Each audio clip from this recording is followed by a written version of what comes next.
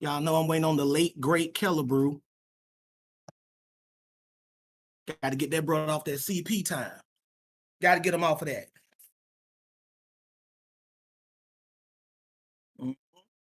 Or should I say KP time? That stands for Kellabrew, by the way, y'all. KP time is Kellabrew time. Right? I haven't heard anything from Kevin J, so I'm assuming that, he won't be able to. I already know the routine with him anyway, what's going on with him. So, if I don't hear from him, I know what's going on. I know what the issue is. Let me go get my, charger for my laptop. Kellabrew said Kev of the J? Oh, snap. Let me bring you up, bro. I just brought you up. Y'all know y'all better give it up for the legendary Kev of the Jack. Go ahead, bro. Do your thing while I go get my charger and stuff. Hey, he put me to work right away. Hey, shalom, family. Shalom, family. You've been missing work. Come on, put in the work. You've been missing work, bro. I have, brother. I have. Hey, man, what's up, everybody? Shalom. What's up, Gideon? What's up, ABT? I missed y'all, man. Man, we had a great BRC. Thank everybody for coming out, man. That was awesome. Man, y'all just don't know how much my day is already made, literally, by just being amongst y'all. I've missed you guys. Obviously, I'm going through some things, man, but I asked the Lord to just allow me to be able to just come in here, and I had to read. I didn't realize how much I would miss reading. I didn't realize how much I miss BRC and all those folks, man. I really did miss it. And I could tell, like, it's like a lot of my spirit, it seemed like my spirit was just missing something. I know what it was, but I couldn't do nothing about it. But hey, man, thanks each and every person for praying for me, man. I love you guys for that. I love you guys for just loving me as a brother. As imperfect as I am, I appreciate y'all and loving me as a brother and just praying for me. I know y'all, a lot of people been praying for me. Josh told me he's been checking in on me literally like every other day, if not every day at times. And it means so much, because obviously I'm doing a lot of things by myself with my mom, having to feed her, having to make sure that she's good. But man, hey, the Lord has brought me here on this Shabbat. And I just couldn't be more thankful, man. So thank you all so very, very much, man. I appreciate y'all. Everybody who show up and even the debate, we had a debate, the mock debate this morning. It was just, the Lord just blessed me. What was that about? What was that about? Day. Oh, we had Brother Deuce. It was Brother Deuce versus Brother Ruben. It was on if you can speak if you need the Holy Ghost to speak in tongues, if I'm not mistaken. I could be wrong with that. Slap me if I'm wrong. But it was a good debate. It was a very great way to start my Shabbat, man. So yeah, man, we've been in all day, man. And then BRC was great too. We broke down a debate video. I think it was a Christian.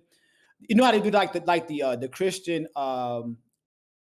Christian conservative versus 20 liberals.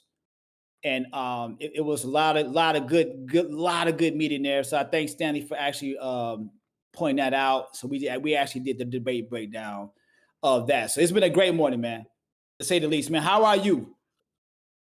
Oh man, I am blessed. You follow what I'm saying? You know I am, man. I'm even more blessed because I didn't expect you to be here. You follow what I'm saying? I'm more blessed to know. You know what I'm saying? That my brother is here. You know what I'm saying? Ready to get it in. You know what I'm saying? And you are here for a nice little class that we're gonna be dealing with today. You know what I'm saying? I'm here for it. I got my Stanley Sylvain amen finger up. I'm ready, brother. My index finger is up. I'm ready to go. Oh man. You know when the index finger goes up, it is time to get down. You know that. Yeah, buddy. You definitely know that. Let me get Kellabrew better late than ever. Oh, there you go. Better late than never. Hella brew up here. You know what I'm saying? What's up, Kellabrew? Hella brew. Shalom, Israel. Shalom. Shabbat shalom, I should say. You know what I'm saying? We here, man. We here. Praise God. Yes, indeed. I got the charger. Y'all know how we do this. What do y'all think this one gonna be about right here?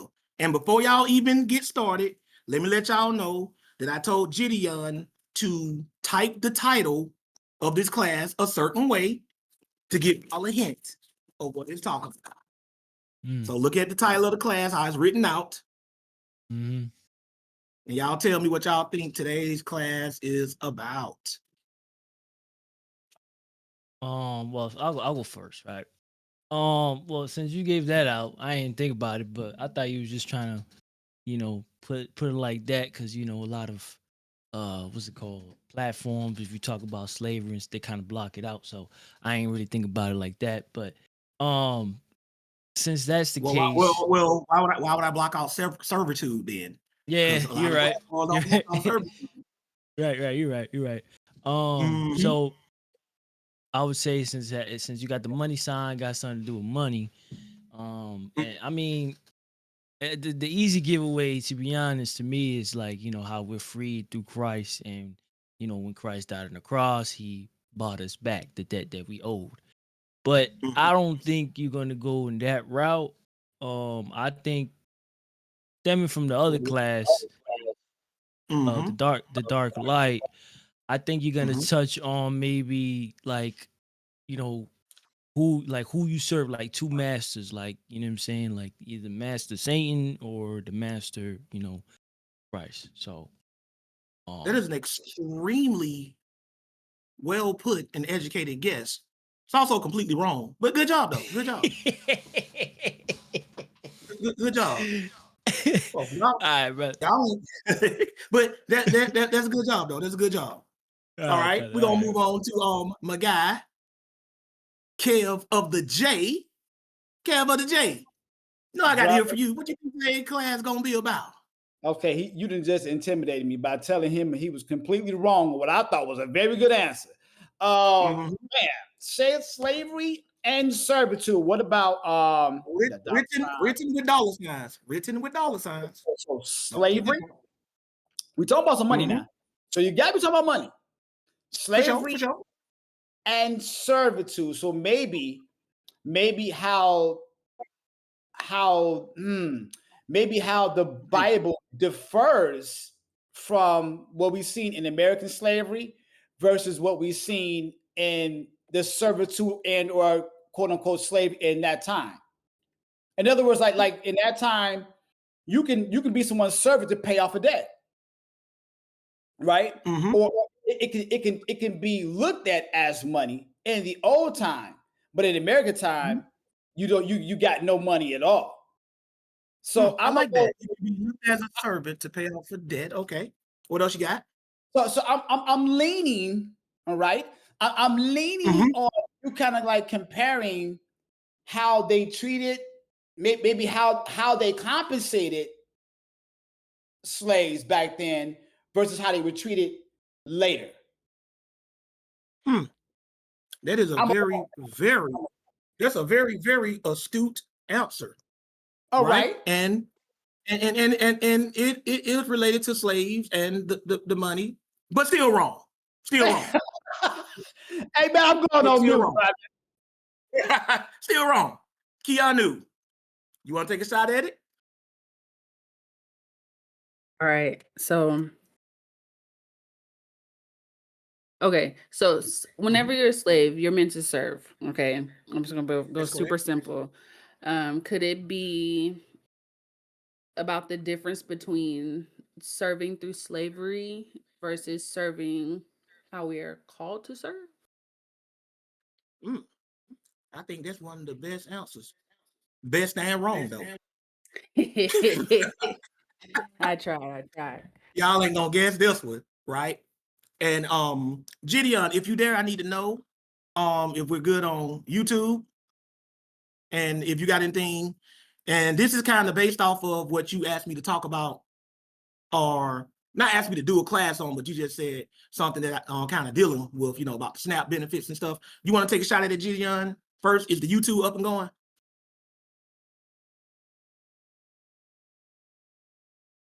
Yo, if you're talking, Gideon, we can't hear you.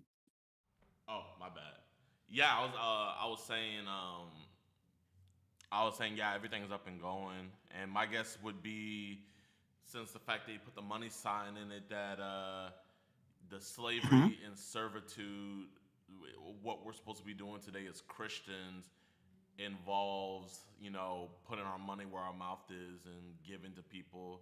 So I think that's why you put the money sign in there. That's what it's dealing with. Actually giving. Probably wrong, but that's my Mm. guess. Giving is involved in it. And he knew that because, that's what we talked about last night. But because I knew that you would know that, Gideon, I drastically departed from the original concept, even though a bit of that is left in there because that's what you asked for. But no, that's not what this is. That's kind of in there, but no. I only left a bit in there because that's what we talked about. It's gonna be enough for you to see what I mean. But no, you know what I'm saying? I'm looking at people's comments in the chat. I can see y'all making some pretty good guesses, good and wrong, right? Still good. It's not bad if the guess is something that the Bible actually teaches. I'm just saying you're wrong about what I'm gonna do. But your guesses, like what Keanu said, Kevin J, Kellebrew, they're all good because the Bible does teach that stuff.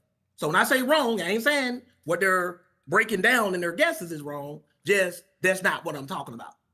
Everybody got that? So let me see if y'all can see me, and then we finna get this party started. Can I be seen in all of my unglory? Can I be seen? We got Way you. back. Yes, sir.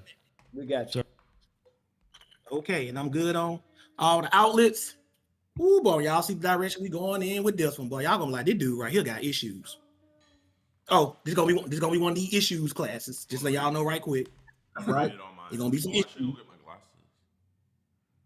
Right? You got a hot mic, Gideon. He be cold when he hot and hot when he cold. Okay. We got 64 people listening in right now. Let's get this thing started. Good afternoon, everybody, and welcome to another edition of The Absolute Truth. This, of course, is the Bible study that focuses on the truth, the whole truth, and nothing but the truth concerning the Word of God, while leaving out all personal opinions, speculations, and beliefs. I'm Brother Joshua, and today, reading for us after a lengthy absence and a very much missed president is the man himself, the man who don't take any mess from nobody, who jacked up, the man who really needs no introduction, but I'm gonna give him one anyway. This is my spiritual big brother, the guy who always have my back, the guy who's always there for me when I need him. Y'all know y'all better give it up for the one, the only, the legendary Kev of the J, Kevin J. Go ahead, dear brother. Hey, Shabbat Shalom, everyone. I did not deserve that intro, but I appreciate it. Love you. Love ABT, man. Good to see y'all family, man. Good to see y'all, man. Love y'all. Praise God, praise God. It's good to have you back, dear brother. And, we appreciate everything you've been doing. Our prayers go out to you and your mother and your family. And we look forward to any and all input that you will have about today's class. And you're going to have something to say about this one, I almost guaranteed.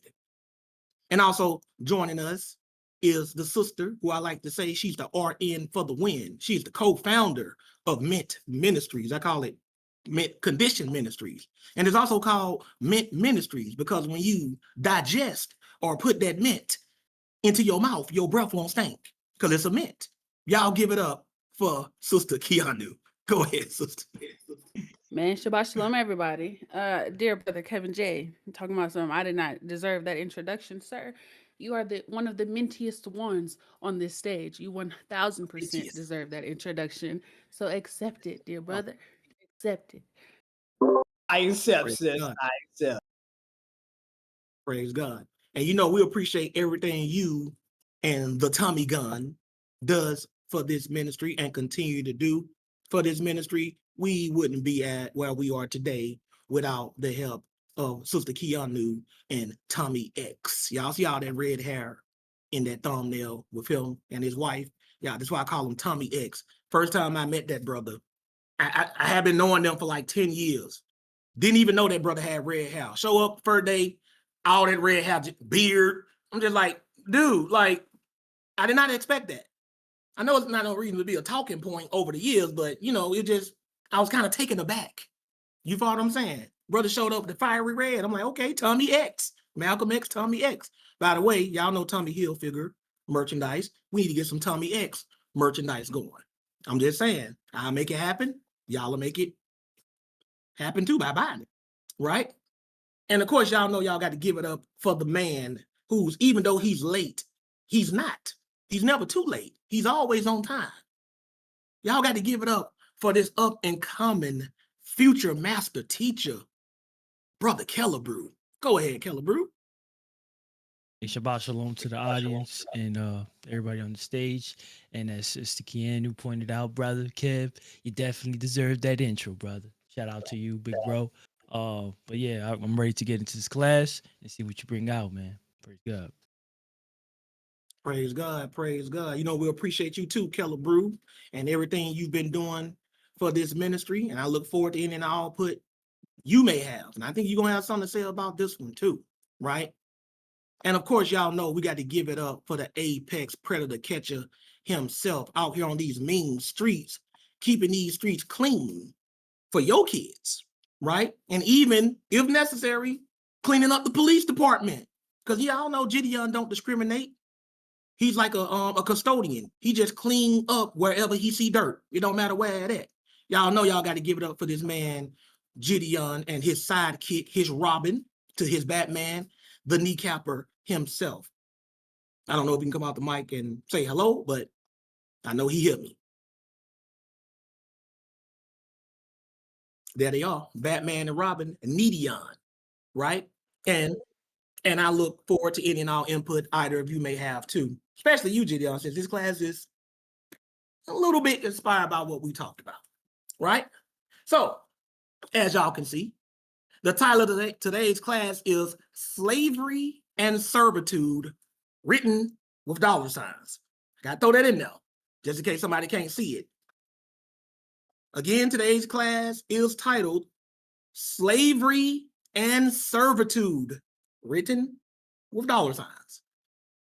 And as y'all heard me say, I decided to do this particular class because Gideon contacted me last night and he shared this TikTok video with me of this lady who was basically calling up random churches, pretending like she was a single mother with a starving baby and she was running low on baby formula. So what she would do is she'd call random churches up that she looked up online and she'd ask them for baby formula. And she didn't even say like, I need a whole month supply. And I ain't gonna lie, I went and I looked it up. Y'all know that baby formula? That stuff be like $65 a can. I don't remember baby formula being that expensive when Johnny was a baby. I'm glad it wasn't. You follow what I'm saying? But she was asking for the churches to give her a small can of baby formula because she ran out and she had like a baby sound effect crying, you know, to add, you know, for the sympathy factor, right? And the majority of the churches she called up told her no. And that just really just broke my heart. I mean, they just straight up told her no. They didn't even try to suggest a way to help her. And she even said, I'll come and pick it up. Y'all could just leave it somewhere and I'll come and pick it up. And they was like, no. And she was calling some mega churches too. Now there's one church that she called and it was like this old pastor, he answered. And this guy, he just got the golden boy award because he was like, yo, I'll get in my truck. I'll go get it right now. Just tell me where to bring it. You follow what I'm saying? And the way she did it too was if the church did donate to her, like, you know, to get the baby formula, she'd post the link of that church all over her TikTok so people can donate online to the church that was willing to give. So people would flood. I don't know how big her following is, but I'm guessing she got a nice little following on TikTok. So people would flood these websites of the few that said they would give to her, the few churches that would give to her, and they just donate. Atheists were in the chat saying, I'm not even an atheist. And this guy, he moved my generosity. I just sent $50 to his church. Now, y'all know if they would have called me, Brother Josh, if she would have called me and asked me that, I'm not anywhere near where she could pick it up unless she would have pretended like she was in Georgia. But I don't do nightly rendezvous with strangers. Because, I'm not going to just let anybody just call me up and be like, hey, I need some baby formula. You could be walking right into a lick, right? But what I would have done is I would have asked her to give me her mailing address, and I would have keyed that into my either my DoorDash, my Uber Eats, or my Walmart's app. Because you can take somebody else's address and you can have stuff sent to their address and they won't know where you at. They only know what you look like, right? Now, I would have done it that way, right? And I would have made sure it would have got delivered right to her. And I think all of y'all can agree that would have been a pretty satisfactory way, you know what I'm saying, to handle that business. I think y'all agree with that, like, Gideon. Mm-hmm. Mm-hmm.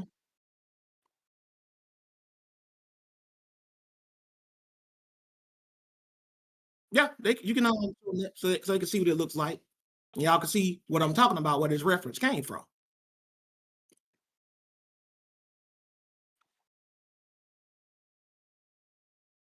So he can show y'all where this concept came from. And boy, was she embarrassing some churches. Let me tell y'all. Woo, boy. Let me know when you're sharing it, Gideon. Also put the link in the chat if you can too, Gideon, so people can also see her whole series, because she got a whole series. See, Gideon sent me the one, and then I clicked on it and went to her homepage, and she got a whole series where she's showing this at. But I've been told y'all about these pastors. Go ahead.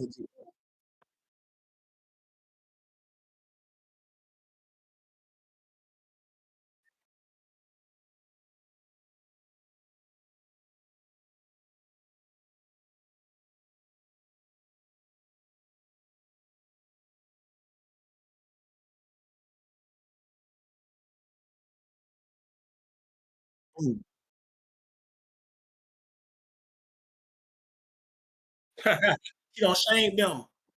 She don't shame them into being willing to give.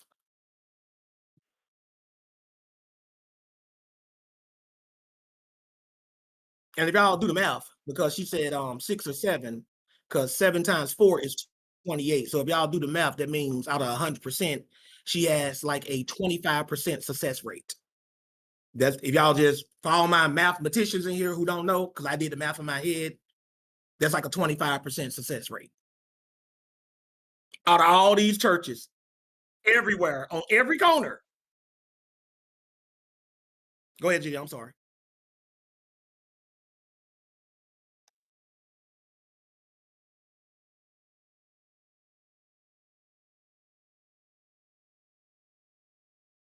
They said they can't hear it, Gideon. I had turned it up on mine.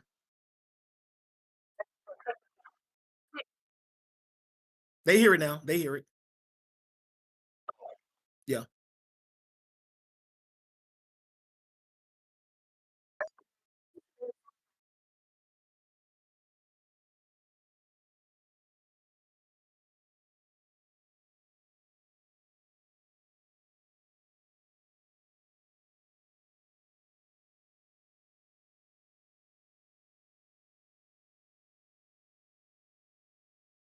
Small can, y'all.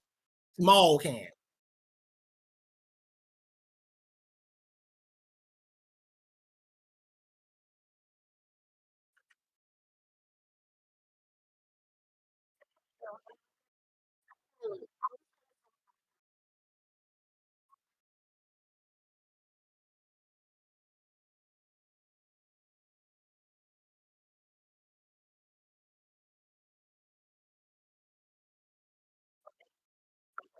No diapers. She threw in all other things.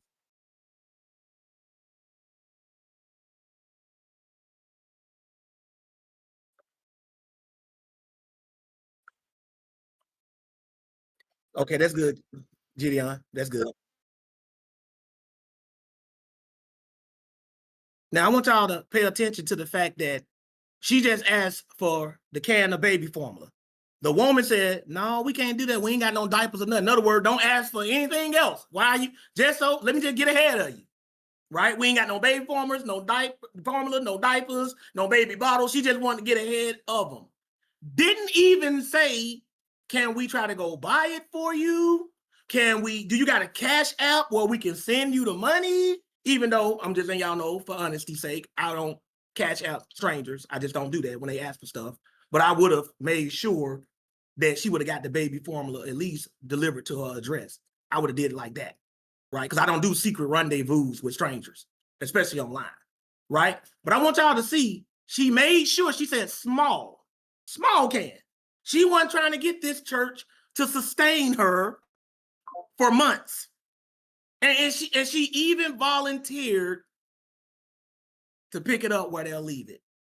And y'all can hear the baby sound effect that she had crying in the background, which would have broken my heart. I already told y'all, man, I'm a sucker for babies. You follow what I'm saying?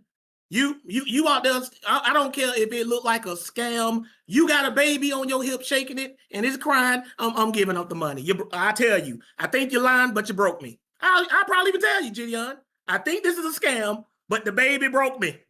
So just in case it ain't, I know the baby gonna be all right? But I want y'all to see that this woman, and Gideon, if you haven't, please put her link in the chat so y'all can spread this awareness. She's calling up random churches, and y'all know how many churches are on different corners. Y'all know I always talk about this. Hashtag fire your pastor, right? I'm always showing y'all this. Y'all know that if we're talking about ratio wise, you should not even be able to walk 5 miles without knocking on a church door and asking for something and being able to get it. And they taking up tithes every week. She didn't even say, maybe I can send you the names to some people in our congregation and you can reach out to them. Just shut it down. I want y'all to understand that. But y'all know they racking up, right? Y'all send me donations too. But ask anybody who know me and ever reached out to me who needed help if I ever told them no. Ask anybody who ever seen me walking up and down the street, like I pass somebody homeless and they look like, they homeless, like you can see it. And they ask me to get them something to eat. Ask them if I ever said no. If I can't get it myself and I'm in a hurry, I just shell out the money. Here you go, $5. Go get you something to eat, right? If they lying, God is going to punish them. But if I got it and I don't try to help, God is going to punish me. And I appreciate Gideon for bringing that to my attention last night, because this is related to the class, yet it's real far off in the distance. And y'all gonna see, it's gonna circle back to what Gideon gave me, and the only reason why I didn't even make it specifically about what me and Gideon was talking about is because he seemed kind of non-committal about it. He was kind of like, you can do it or you can't do it, whatever. You know what I'm saying? It wasn't like the other class he requested. But Gideon really want me to do something. He'd be like, hey, could you do this? Blah, blah, blah, please. He requests politely, like, can you do this, whatever? I'm like, yeah, I got you. And then other times he'll be like, if you just get around to something, or it's not really that, but, just something I want you to look into, then I'll get to it when I get to it, or I kind of touch on it. So this kind of fell into the kind of touch on it based on, his level of, enthusiasm about how much he wanted me to hit on it. But y'all saw the video, and it was a damn shame. But I've been telling y'all about how fake these churches are, and now y'all can see for yourselves. And now the world is seeing. So in this class, this led me to partially deal with this class, slavery and servitude, written in $signs. Because what I'm going to show y'all today is that slavery in America still exists. Oh, yes, it still exists. But it doesn't exist in the form of chattel slavery. Putting people on plantations, whipping their backs, putting chains or yokes on their necks, putting shackles on them. It don't exist like that anymore. there's a new kind of slavery that's going on in America, which is really an ancient form of slavery that's always been here, and it relates to money. And what I'm going to show y'all in today's class, and this might unsettle a lot of you, is that number one, you are probably likely, much likely, one of these slaves. And number two, this is a form of volunteer slavery. In other words, you decided to become this slave voluntarily. And that type of slave is, and y'all can look at the dollar signs, is being in financial debt. I'm going to show y'all how this pertains to what we just saw and what's going on with us today. Because a lot of y'all, look at somebody in chat talking, I knew it. It's easy to know it after I say it. Did you guess it before I said it? You know what I'm saying? Right? That's what I want to know. Okay, cool. He called it good. Good job, Melik. And Melik should know because me and Melik kind of talked about this. Very good, Melik. I didn't know that was you, Melik, because I don't see your name popping up. But very good, Melik. Right? And I'm going to show y'all in this class that the Bible tells us that being a slave is not a sin. Any form of slavery, being that, is not a sin. But it can be a punishment for sin. This is a self-inflicted slavery that most Americans put on themselves. And then we turn around while we're struggling financially. We turn around and we pray to God, we're like, oh God, please do this, please do that to improve my situation. But this is something that we did to ourselves. Because let me ask y'all a question. What is the biggest financial decision an adult male or female can make? Any one of y'all can answer that on the stage or in the chat. Buying a house? Nope. Not buying a house. The biggest financial decision. Making a baby. Kids. Yeah, they're expensive. Children are the biggest financial. It outweighs marriage. It outweighs buying a house. Children. That's the biggest financial decision you can make. If you laying up in there with your husband or wife, or if you're laying up in there with your boyfriend or girlfriend, sin, or if you just laying up in there with a one-night stand. We are all adults. We know how babies are made. We all know. I don't got to give y'all the birds and the bees speech, do I? Kevin J, do you need the birds and the bees speech? Or you good? You good? You good Okay. on that one. Right? We all know this. Even though this is the biggest financial decision somebody can make, don't get it twisted, marriage and buying a house are close seconds, right? Children is the biggest financial decision we can make. Yet, how many Americans make the decision, because yes, it's a decision, whether it's planned or not, if you're having unprotected sex and you don't care what happens, y'all know what I mean when I say that, I ain't got to get graphic. That is a financial decision you're making at that moment. And most people who make that financial decision cannot afford it. This is the reason why, and Gideon asked me about this class because he said, since I did the class talking about SNAP benefits last week, so that's touching on this a little bit here too. This is the reason why there are so many people on SNAP and on EBT. It's not that life happens. People say life happens. No, life doesn't just happen. If you want to use that phrase, life happens, that refers to Brother Josh walking across the street, a car don't see me coming, I don't see the car, I got hit. That's life happens. But if a guy say, I'm looking for Brother Josh, and if I see him, I'm gonna run him over, that's deliberate. So people will make conscious decisions to do stuff that end tragically and then say, life happens. In other words, it ain't my fault. It ain't my fault that I decided to get naked, have unprotected sex, and don't care what happens. Of course it's your fault. You made a decision to do that, unless you as a woman were assaulted which less than 1% of women, statistically, who bring babies into this world are. Same thing with a man. We all make this decision, and then we end up in financial poverty. And when you're in financial poverty, sooner or later, you're going to have to get in debt. You're going to take out a loan. When you take out a loan, now you are in debt. I'm going to show y'all how this relates to slavery in the Bible, and I'm going to show y'all how it relates to slavery today, because a lot of us are slaves. If you are in debt, if you owe any financial institution,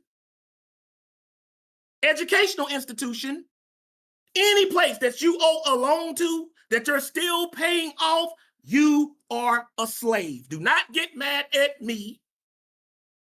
I'm just showing you that it's not a sin to be a slave. Oh, he's saying, no, it's not a sin. But it is voluntary servitude. And I'm going to show y'all how bad this is. You have lost and given up, surrendered, if you will, a lot of your autonomy when you are a slave. But I want to give you something first, Keanu. This is a link that I'm going to put in your chat. And I'm going to show y'all, this ain't something that I'm saying. This is from an article. I'm going to let y'all see this. And I hope my young people are listening, because, ooh, they get y'all early. They get y'all early. And watch what it says in the title of this article. I just sent it to you, Keanu. I'm going to show y'all some stuff. Y'all, we're going to open up some stuff today. Woo, boy, you will never, ever hear this in the modern day church, because they end on it too. So when you're ready, Keanu, pull that up. I'm switching over right now. Because I want y'all to see that the reason why I put dollar signs in the title of this class for slavery and servitude is because that debt is what's making you a slave. That's what's making you a slave. And when y'all see how this system is set up, it's gonna make y'all laugh. And it don't discriminate by race, right? The Bible been telling us this. The Bible warns us about this. The Bible warns us to stay out of debt. Did y'all know that? Keanu, Jeff, Yeah. not Jeff, but Kevin J, Gideon, Yellowbrew. Yes, yep. The Bible warns us to stay out of debt. It tells you if you go into debt, you are a slave. Now, if you don't mind being a slave, and slaves have limited options, right? If you don't mind being a slave, go right ahead. Now, what's the title of that article, by the way? And give us, the date and who was written by. What's the title of that article, Keanu? This is How Debt is Becoming a New Form of Modern Slavery by Armstrong Williams, written on July 30th, 2019. So this is July 30th, 2019. So this ain't recent. But did y'all see what this says? This article is 6 years old, almost 7, going on 7. It says how debt is becoming a new form of modern slavery. I'm not the only one who saw this. I saw this a long time ago, by the way. I'm just now getting around to doing the class on it. And the reason why I saw it a long time ago, because I know that's what the Bible says it is. They just now catching up. Now, let me ask y'all a question, and I'm not trying to shame any of y'all. How many of y'all listening in the chat right now is in some kind of financial debt that you're still paying off and will not be paying off anytime soon? Be honest. Don't be ashamed. That would be me too, my brother. My hand is raised. Right? I just want people to see this, right? It's become the new modern slavery. And it's what the Bible tells y'all, right? Now, go ahead and read down into that, Sister Keanu, because he finna get into it. Debt is quickly becoming a new form of modern slavery. in this country, with people becoming increasingly more willing to spend on consumer items and lifestyle enhancements before they actually earn money, debt is increasingly common. It said debt is quickly becoming a new form of modern slavery in this country, talking about America, with people becoming increasingly more willing to spend on consumer items. By the way, that's called consumer debt, and lifestyle enhancements. They mean buying expensive stuff that they really can't afford. Before they actually earn the money, debt is increasingly common. To be clear, it says, I'll read this part, Keanu. To be clear, there is both good and bad debt. So not all debt is bad. But do y'all see how it's saying that it's increasingly becoming a new form of modern slavery? And y'all gonna see why it's saying debt is slavery. Because it is, right? But scroll down and keep reading, please, sister. Good debt is the use of leverage to invest in a business or acquire new skills that can increase one's earning capacity well beyond the cost of borrowing. See, that's good debt. When you borrow money to invest in a business or acquire a new skill, like if you need to borrow money to go to a school where you're going to actually acquire a new skill, because we're going to deal with how this college is a scam, y'all. If you're paying off student loans long after you graduate, you are a slave. I'm gonna show y'all that. I'm not trying to offend anybody. This is what your Bible say. It's time to raise some awareness, y'all, especially to my young people, right? So if you're gonna invest in a business or a skill, then once you get that business or that skill, it should earn you enough money that goes beyond what you borrowed. So you pay the money back and you're living good. It was a good investment. But what's bad debt, Keanu? Read. Bad debt is using borrowed money to fund current expenses and lifestyle choices like vacations, clothing, and nights out on the town, and declining assets like cars and home appliances. Right. Now it says bad debt is using borrowed money, not money you got, borrowed money to fund current expenses and lifestyle choices like vacations, clothing, and nights out on the town, and declining assets like cars and home appliances. How many people do y'all know, including you yourselves, who like to go on vacations, buy expensive name brand clothing, and love to go out, and your account can barely sustain between $1 and being in the negative? How many of y'all know people like that? Y'all tell me in the chat. Y'all can post it in the chat. How many of y'all know people like that? Right? I do. All of this stuff is a form of modern slavery. And it's not really modern slavery because it's always been the case. Whoever wrote this article is just now figuring it out. If you are in debt, you are a slave. You're not a chattel slave. Nobody's whipping you across your back. Nobody's making you work on a plantation. But if you are in debt, you are a slave. No, it's not a Ponzi scheme, Lino. It can be. You can become in debt to a Ponzi scheme, through a Ponzi scheme. It's just normal debt. That's it. That's all it is. Right? And until you pay it off, you are a slave. I'm going to show y'all that, though, but keep reading. Since the Great Recession, many Americans should have been forced to cut back on their lifestyle spending because they were earning less income. It says, since the Great Recession, many Americans should have been forced to cut back on their lifestyle spending because they were earning less income. You would have think that that's what they would have did, but what did they do? But instead of tightening their belts, all too many people have chosen instead to finance lifestyle with debt. See, a lot of these people who y'all see living these lavish lifestyles, especially on social media, they're actually in debt. They're slaves. I always say, if you're walking around with a $1,000 wardrobe on, fellas, If a man is walking around with a wardrobe from head to toe that adds up to $1,000 or more, bruh, you better at least have a house. But how many brothers y'all know who walk around with expensive clothing and they don't even own a car?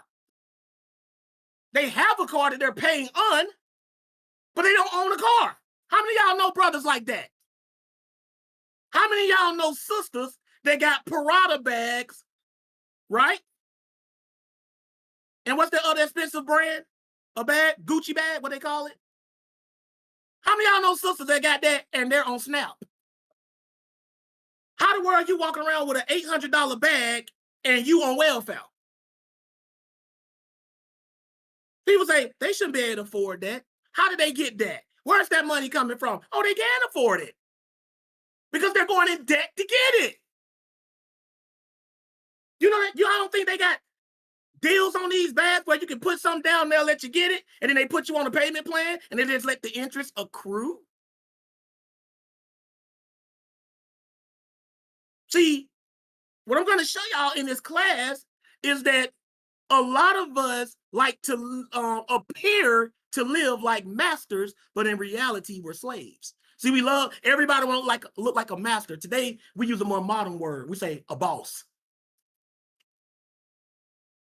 That's why you hear this. I'm a boss. I'm a boss chick. How much debt you in? How much on that student loan that you owe? Oh, I owe $25,000. I owe $30,000. You are a slave.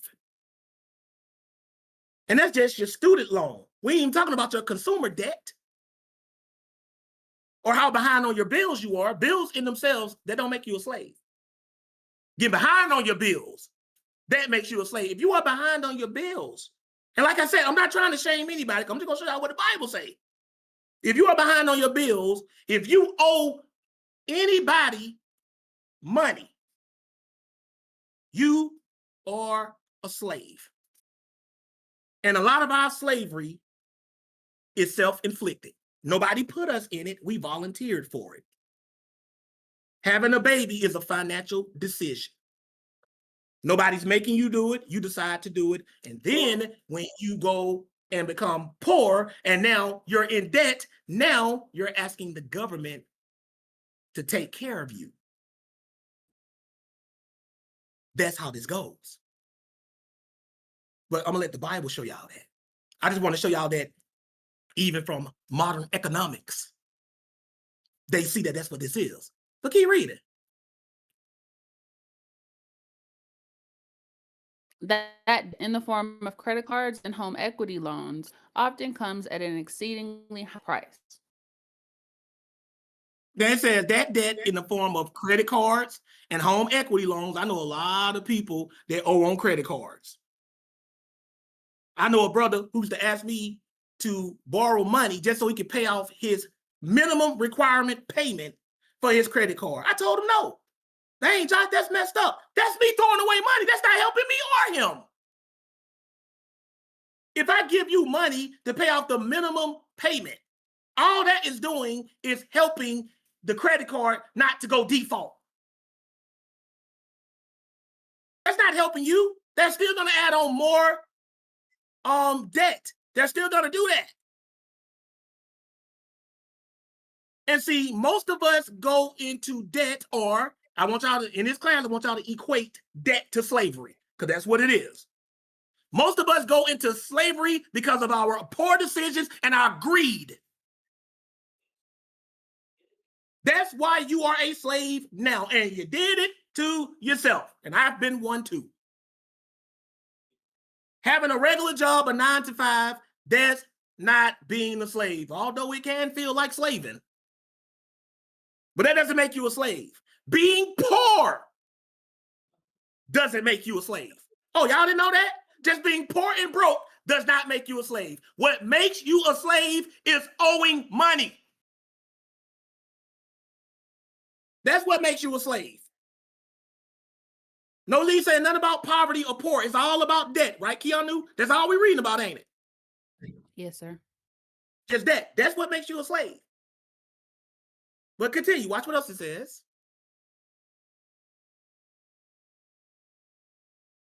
Even borrowing for educational purposes has become a victim of lifestyle extravagance.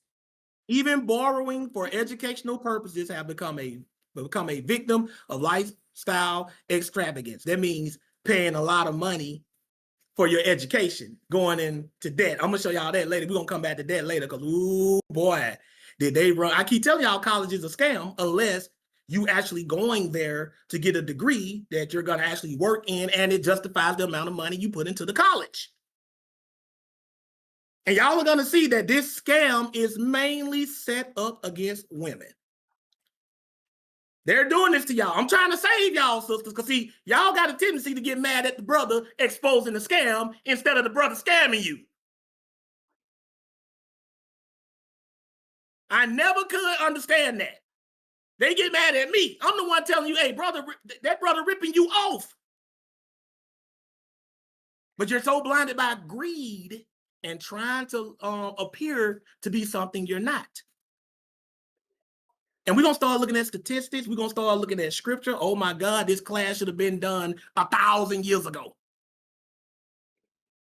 Because they getting all of us.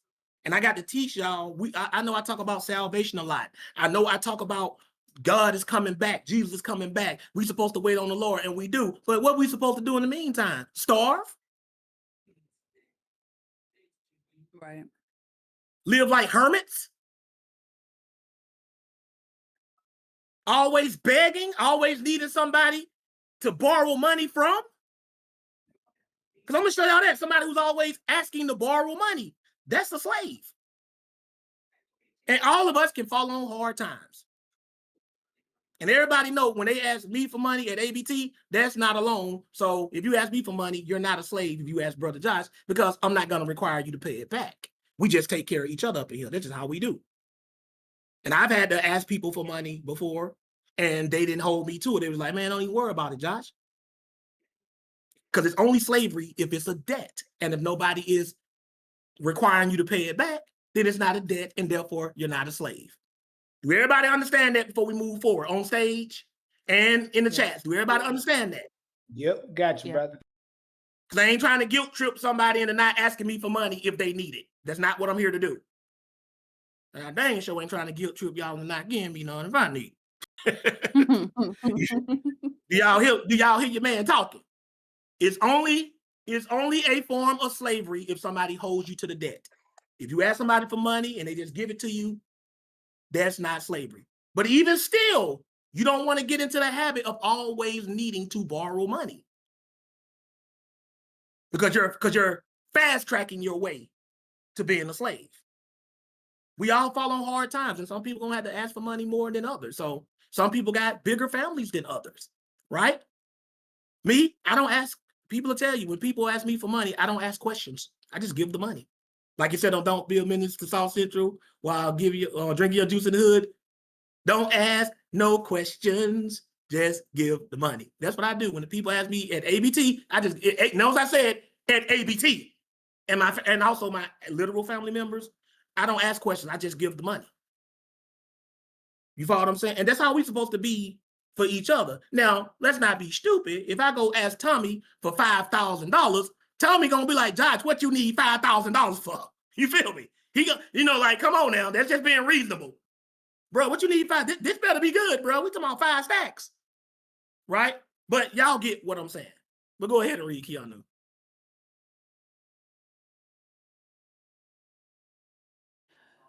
Student loan debt eclipsed all forms of debt except for mortgage debt for the first time in 2018.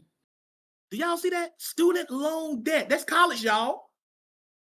Eclipsed all other forms of debt except for mortgage debt for the first time in 2018. That means this student debt is what's enslaving the majority of us over here in America. That's what's getting us. How many of y'all were told when you were children, go to college? Don't be shy. Raise your hand. Tell me. Say, give me a W. Keanu, Gideon. All of us was told that. Every last one of us. So how many of y'all were told to learn a trade when you were in school?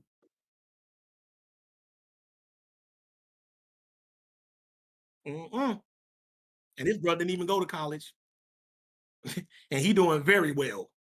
Do y'all see what I'm saying? That's all part of the game. Guess how much it costs to go to trade school?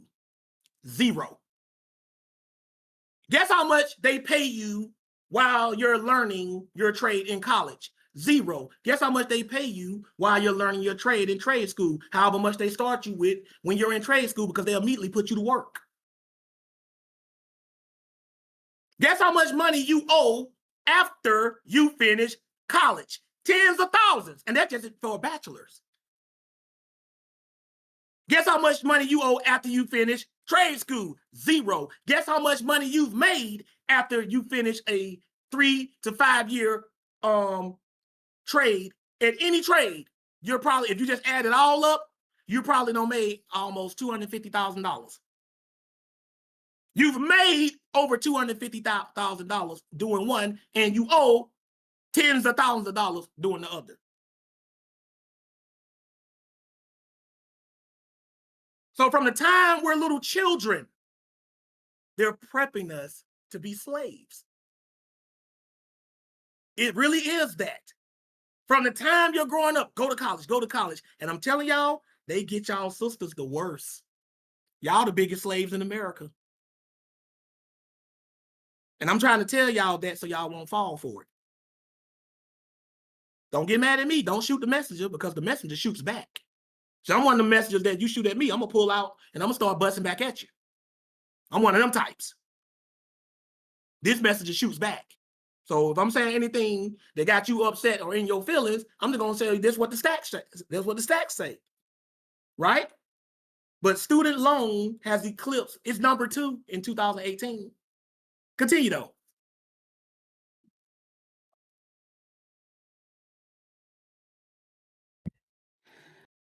According to Bloomberg, student loans surpass home equity, revolving debt, car loans, and even credit card debt in the aftermath of the Great Recession.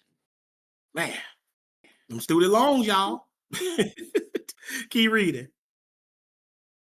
The reasons for this are myriad, but can mostly be attributed to the fact that other traditional forms of debt have become highly regulated, whereas student loan debt, most of it in the form of government subsidized and or guaranteed loans, has become the new credit card. Yep. That's that education, y'all. I keep telling y'all college is a scam. Not only is it a scam, it's designed to put you in slavery. See, I want to use a word that really resonates with y'all because it's offensive. It's hurtful if somebody tell you you're a damn slave. Don't it, Keanu? Y'all tell me, Kevin J, Kellebrew, that's offensive if somebody tell you that, isn't it? Yep. That don't them's fighting words. Right. Right? But that's what you are. And they've been prepping you for slavery since you were born. You got parents encouraging their children to go to college, and the parent is still paying off their student loans. Don't y'all understand that?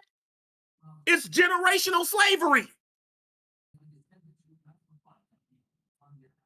And they prey on the women the most because they try to sell y'all on not needing a man, and they trick you into going into slavery.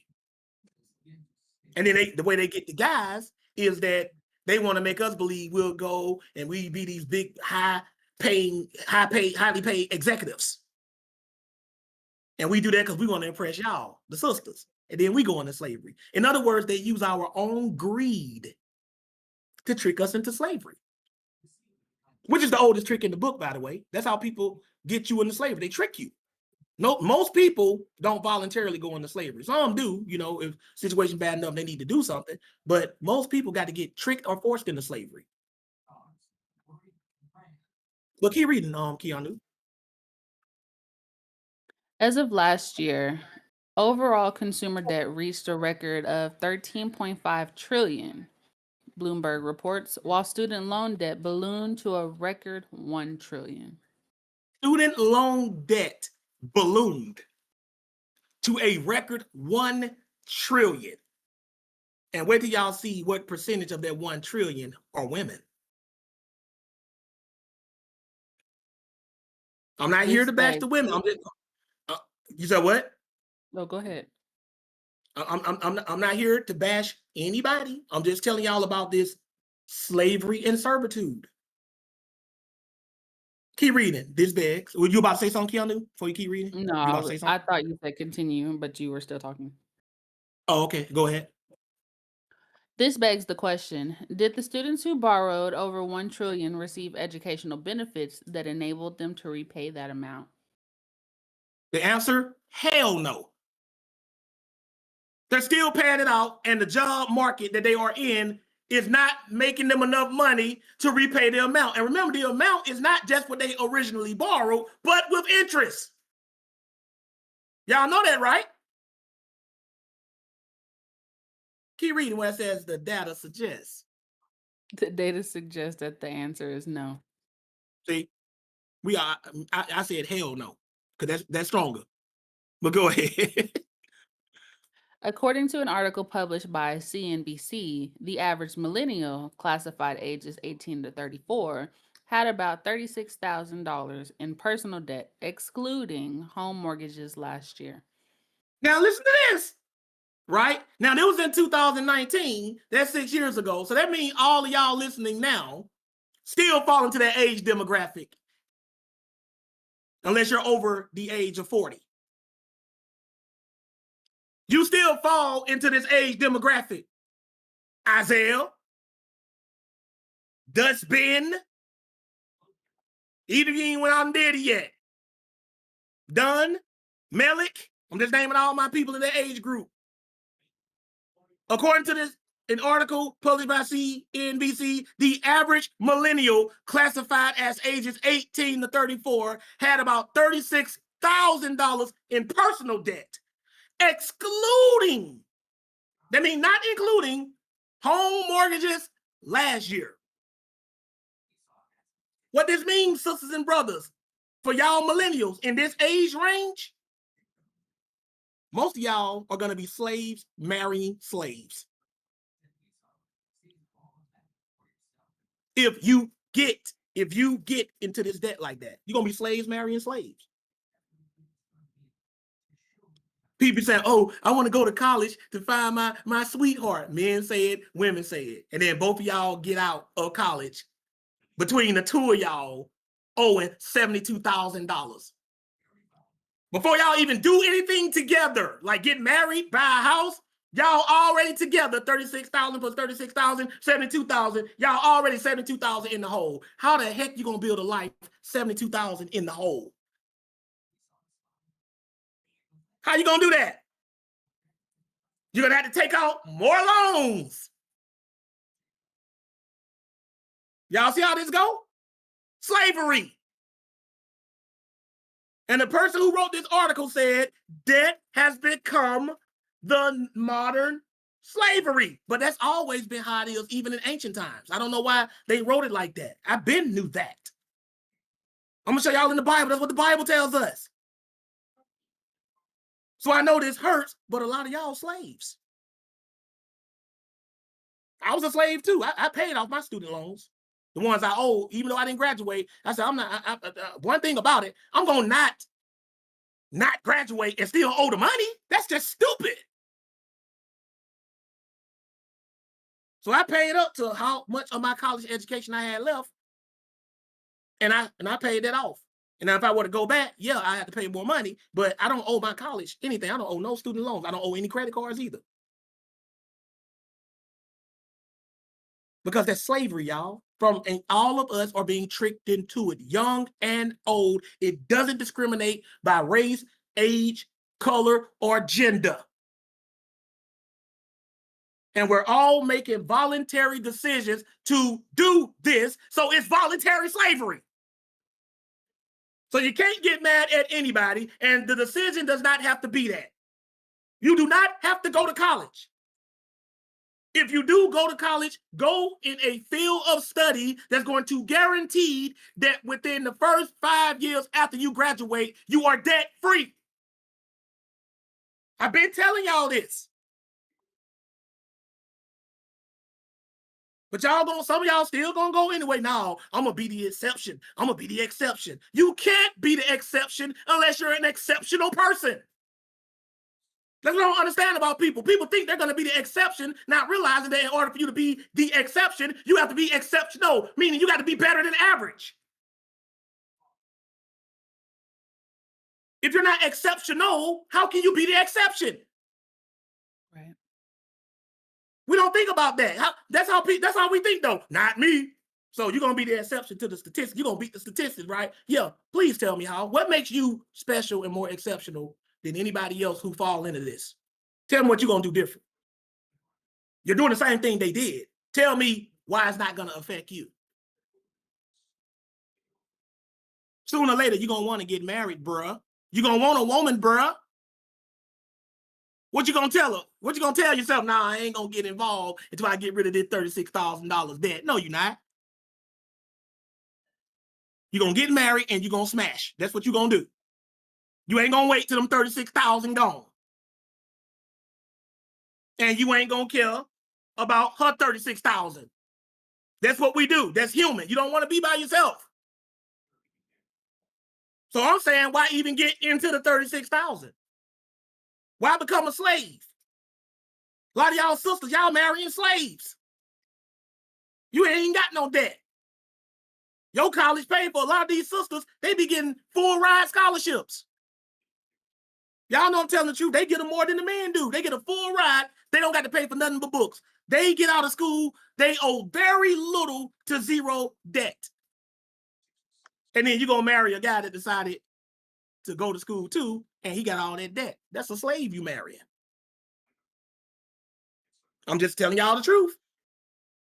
Don't get mad at me. I'm just telling the truth. Y'all know that's all I do, don't I? You got a hot mic on Clubhouse, Nicole. Got to mute yourself.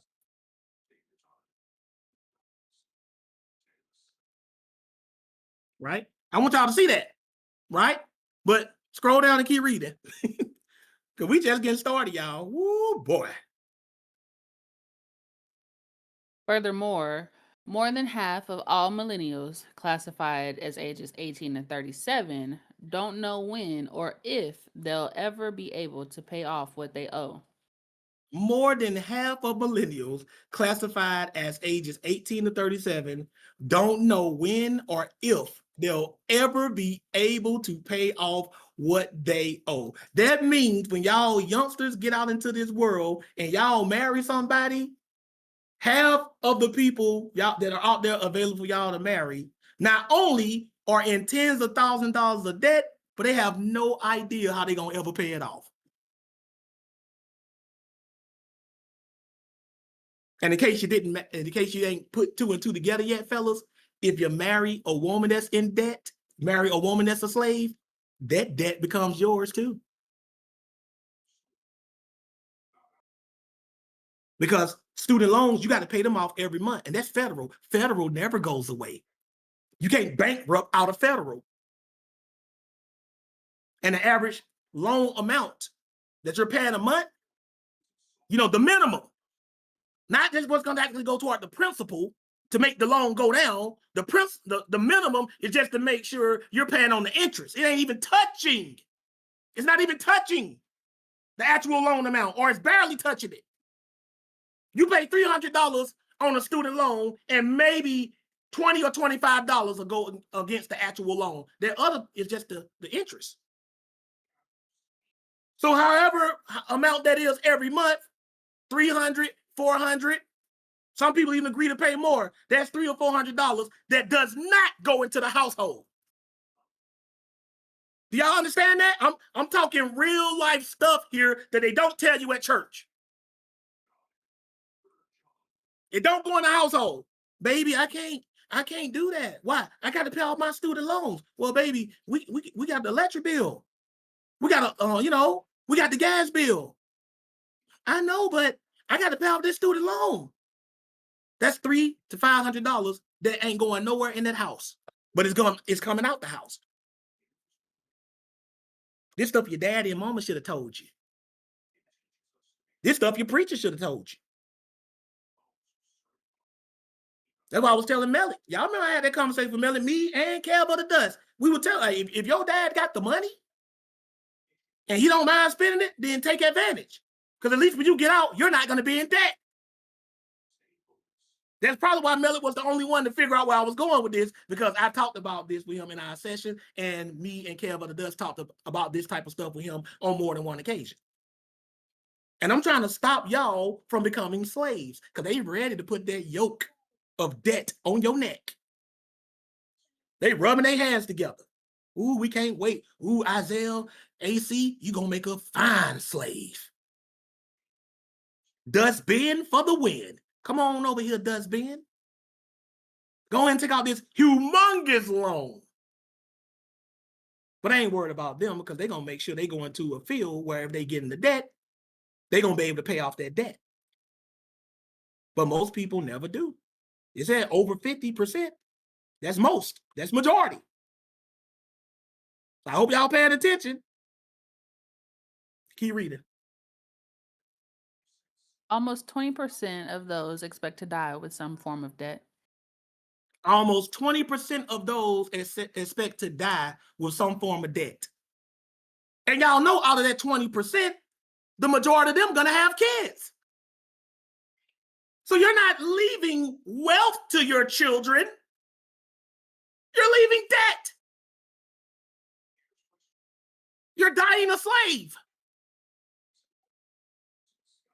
That's how that goes. Can you read it? For them, debt has become a death sentence. But it doesn't have to be this way. In fact, it should not be this way. It says for them, debt is a death sentence. And that's sadly what it is for most of us today. A lot of us around my age group, we cooked. We already know it. We ain't gonna ever pay it off. Slaves for life. But we still got Jesus and salvation, and we still got food and raiment. It's not all bad, but we pick slavery. That's what we picked. I'm trying to make sure y'all don't do it. And look at brother in the chat saying, imagine co-signing the loan. Oh, we're going to deal with that too. Co-signing. That's in this too. In the Bible. Right? We're going to talk about you being free, dealing with other people like friends, family, and spouses. You free, they slaves. You mess around with them, they turn you into a slave too. Right? Scroll down. Let me see if that's where I'm going to stop at.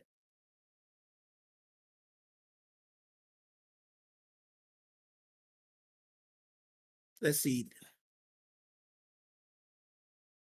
Okay, that's good. That's good. I was going to read a little bit more of that, but y'all get the point. Now, let's go to the scriptures.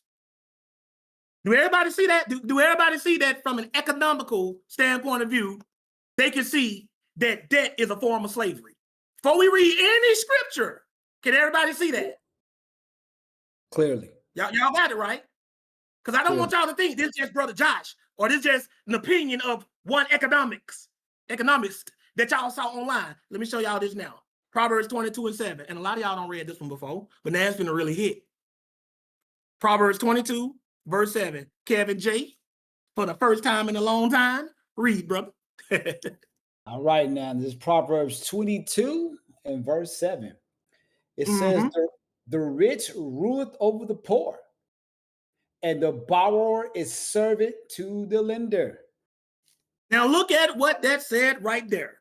It said, the rich ruleth over the poor, and the borrower is servant to the lender. Now, I could just break this down and tell y'all what it means, but before I do, read the same thing in that Good News Bible, Kevin J. Then we're going to break it down so it can hit a little bit harder. Proverbs 22:7 in that Good News. Because I want y'all to really get what this Bible is saying. Go ahead and read.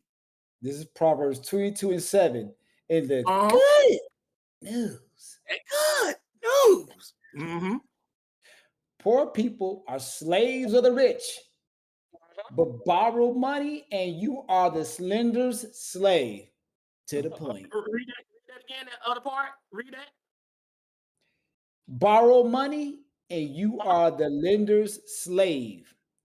Read that again. Borrow money and you are the lender's slave. Slow this time for the people in the back. Read that. Got it. For the brothers in the back. Uh-huh. Uh-huh. Borrow money Uh-huh. and you Uh-huh. are the lender's slave. The what? The Spell lenders. slave. Spell slave slowly. Spell it. That'd be Uh-huh. S-L-A-V. Uh-huh. Uh-huh. Slave. Spell the word. Slave. Slave. Borrow money and you are the lender's slave. This is saying that if you borrow money or owe money to somebody, whoever you owe the money to, you are their slave. And when you owe money, that means you're in debt. If you are in debt, you are a slave. That's what your Bible say, and that's what we just saw in modern times. That's the class right there. I can stop the class right here. Class over. But y'all know how I do. And some of us have multiple masters because we owe money to multiple institutions and people. That's right. So some of y'all are super slaves. Oh. That is what they're trying to set you up to be. The servant is subject to the lender. You are a slave to whoever you're borrowing money from. They could be a personal loan, a business loan, it don't matter. It doesn't mean you're sinning, but what it does mean is your lifestyle is about to change. Why would you do that to yourself? Why make life hard? And this is with these women on SNAP benefits. Having babies are financial decisions, huge financial decisions and commitments. Right. And they go up and they have all these babies. Now they have to go to somebody else. In other words, if you are receiving SNAP benefits, the government is your master. Mm-hmm. That doesn't mean you're sinning. That's just the truth. Because a slave is not his own master. A slave has to depend on somebody else to take care of them. What y'all don't understand about slavery is that slavery ain't just about making somebody work for you for nothing or for less to nothing. You also have to take care of them. The slave depends on his master to survive. A slave cannot survive without his master. Not a volunteer, not a volunteer one. They're giving that up. So you got to if you already know, if you have a bunch of kids early that you cannot afford, you already know it's going to be sooner or later before you start borrowing money. Either in the form of credit cards, friends, family, you're going to start borrowing money. So the quickest step, sisters and brothers, especially to the sisters, because y'all be the ones left holding the bag. The quickest way to become a slave is to have a baby out of wedlock. Mm. That's the quickest way to become a slave, sisters. Yeah. I'm just letting y'all know that's the quickest way. And y'all wonder why I be so big on this stuff. I don't just tell y'all spiritual things. Jesus even told Nicodemus, if I have told you earthly things and you don't understand, how will you understand if I try to tell you heavenly things? And a lot of us are lacking common sense in earthly things. And you expect me to come in here and drop some deep heavenly stuff on y'all? We are voluntarily going into slavery. Ain't nobody made you lay up and have all them kids. Now you need money. You don't got it. You're going to start borrowing. You're going to start begging. If you're begging and borrowing, welcome to slavery. Mm-hmm. Facts. And you volunteered for it. But you don't want people to know that you're a slave. So what do? You get into even more debt to try to look like you're a master, or as we say today, a boss. This is the reason why the poorest people wear the richest clothes. This is why everybody want to look like money, because money represents mastery. It represents you being free. It represents you being in charge. You know in the back of your mind that you really are a slave because you got all that debt. You're not really your own boss. You can't really expand like you want to. You know that. But you don't want the world to see you as that slave that you really are. So you go into more debt to try to dress expensively. That's why you see some of the richest people in the world, just by looking at how they dress, like on a regular, I ain't talking about them going to a special event, just on a regular, you'll never know. They don't drive elaborate cars and stuff like that. And that's what these rap videos, I'm telling y'all, man, society, especially in Black communities, all of this stuff is rigged for you to become a slave. You go on social media, all these people are selling you a lifestyle that they know you can't afford. And if you try to imitate it, you will go into slavery. It's all a setup. These rap videos got all these guys trying to chase after something that you can't get unless you actually are a rapper and make that kind of money. So you can't get it, so you're going to try to fake it. Just recently, there was this rapper. His name's 2K Baby, and he had like a hit song back in, I think it was either 2020, 2021, and obviously he blew up, got signed by a label and everything. Was living the lifestyle. I even met him before. And he was a cool guy, but then someone was at McDonald's and they saw him, and the rapper was doing DoorDash. And the guy Wow. that caught him was like making a video clowning him, but the rapper he owned it up. He went on his TikTok and he was like, "Yeah, man, I wasn't smart with my money," and he was like, "I don't do DoorDash full time, but he's like, I just got to make ends meet." And people respected it so much where they were like, "You know what? I'm gonna start listening to his music again." And now his streams are back up and everything, but he was even saying that he was trying to live that lifestyle, and then his money ran low, and it's to where he's over here having to do DoorDash, and but at least he was man enough to like not try to keep on pretending and or doing illegal stuff to keep the facade up. He went and did something to get money honestly. And that's what it is, a facade. That's exactly what it is. Right? With other people. It's a facade. But a lot of these people y'all see online, and when y'all start looking at the statistics, y'all gonna start being able to put 2 and 2 together. Y'all gonna be able to do the math like, you know what? It's a bunch of slaves pretending to be masters out here. I already showed y'all that we did that other class. When I showed y'all about the SNAP benefits and stuff and how a lot of these women are broke. A lot of these brothers are broke. Got all this debt. I keep telling y'all that, man. And this system is rigged against all of us, not just Black people. Because I'm getting tired of Black people saying this system is rigged against just them. No, it's not. Let me tell y'all something about greed. Kevin J, can I tell you something about greed? You want me to tell you something about greed? Enlighten me, brother. Let me tell y'all something about greed. Greed is the most impartial, non-prejudiced, non-racist thing on this planet. Greed don't care who it's stealing from. Yep. Greed want all the money. You think this system just rigged against Black people to be financial slaves? No. Black people ain't the only people told to go to college, and Black people ain't the only people in college. Facts.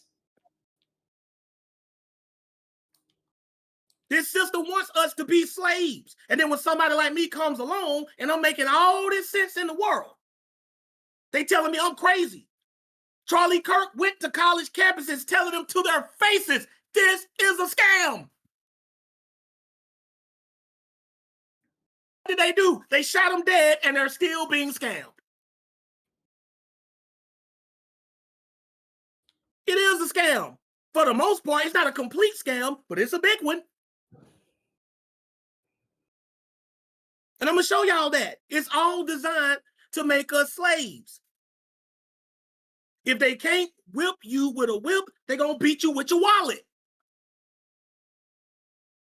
That's how it goes. And one thing trickles another. And we volunteer for this. We walk through life thinking we're free. You're not free. The government, God himself actually showed us just how deep in the slavery we are when they shut down this EBT. Look at all these people freaking out. Slaves without a master. Slaves with nobody to take care of them.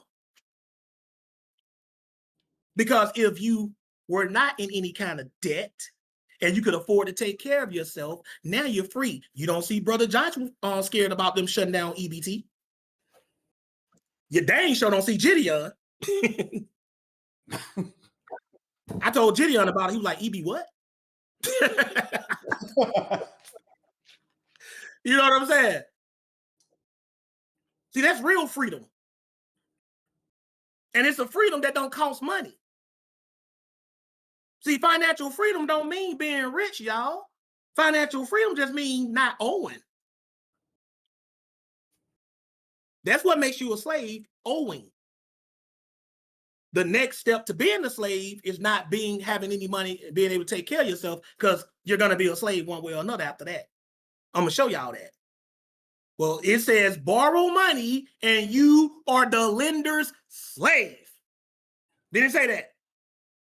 Right? That's what the book say. Right? That's what it say. Let's move on. Let's go to Deuteronomy 28. Because I'm going to show you that God told the children of Israel this even on a national level. They're not teaching y'all this. Church be the first person to tell you to go to college. Correct. The black church, the white church, the Asian church. Yeah, go on to college. Yeah, go on and get into debt, which most people never pay off. That means you're a slave for life.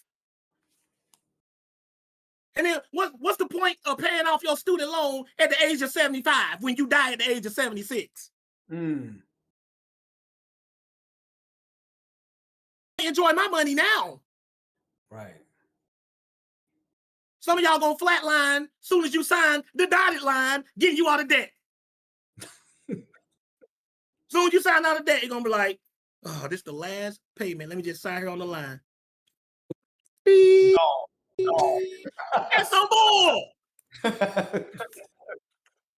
know that's some bull. Come on, man.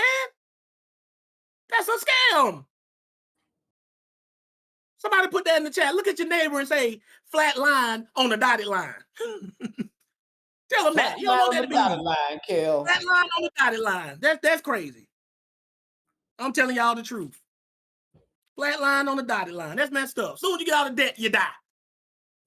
Don't even get to enjoy a single day of financial freedom. That's terrible. That's bad. First, we're gonna see what God told the children of Israel about these curses, and watch what it says. Deuteronomy 28 and verse 15. Read that, please. But it shall come to pass, thou wilt not hearken unto the voice of the Lord thy God, to observe to do all his commandments and his statutes, which I command thee this day, that all these curses shall come upon thee and overtake thee. Now we know whatever we're about to read from this point on falls under the category of a curse. Everybody agree with that? Yep. Let me ask y'all a question. Are curses bad or good? That's bad, brother. They're bad. Everybody see? They're bad. Okay. Skip all the way down, right? And read verses 43 to 44. This is Watch what it says.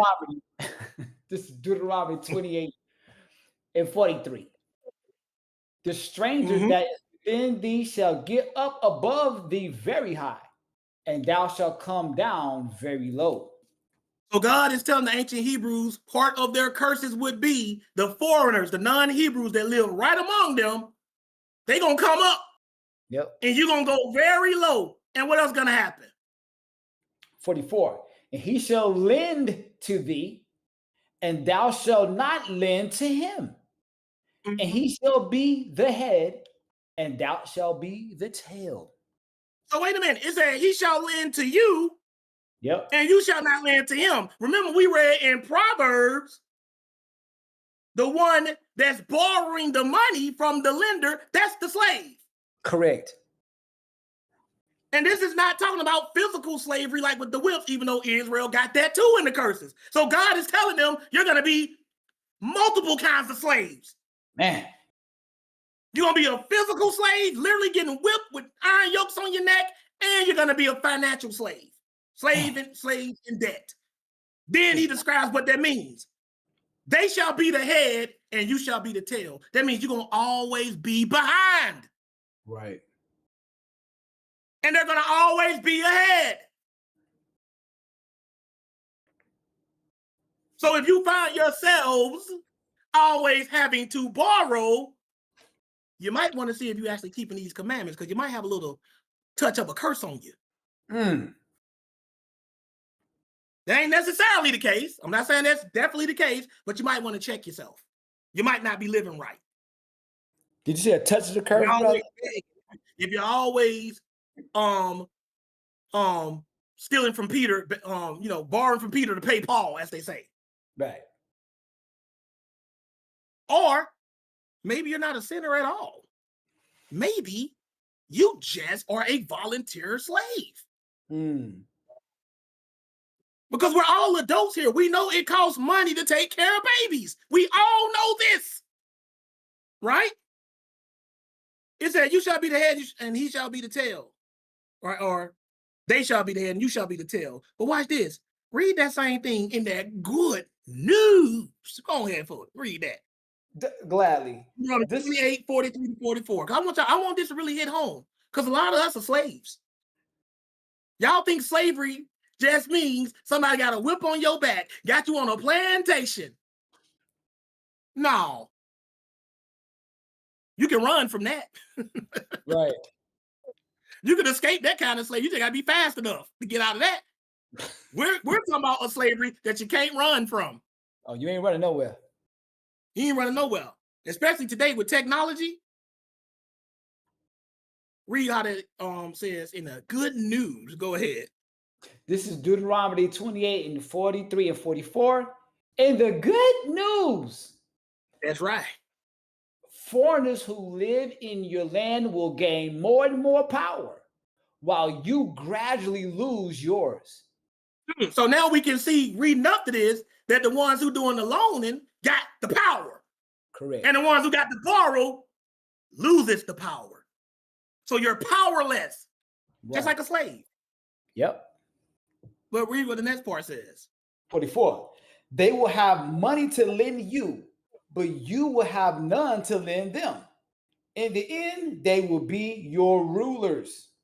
In the end, they will be your rulers. Yeah. Slavery. Or your slave masters. Yep, slavery. Notice that the Bible is equating money to either being a master or a slave, depending on if you're in debt or not. That's right. And what do we do? From the time we're little kids, they're telling us to go to college as if college is free. The average household cannot pay for college out of pocket, even a two-parent household. So they tell you to go into all that debt, right? Then the ones who don't go to college, ain't gonna go to college, then they go out and they have the babies out of wedlock. Going into debt. I keep telling y'all, man, having babies out of wedlock, that's the quickest way to become a slave, especially for the women, because y'all are the ones left holding the bag most of the time. And I'm going to show y'all later on in this class, brothers, there is a 2 out of 3 chance that the woman you marry is going to be a slave. I'm going to show y'all that to my younger brothers. I'm going to show y'all that. And when you marry a slave, you get everything that comes with the slave, including the slave's debt. That's tough. And then if you want to stack on the slave's debt and she got kids,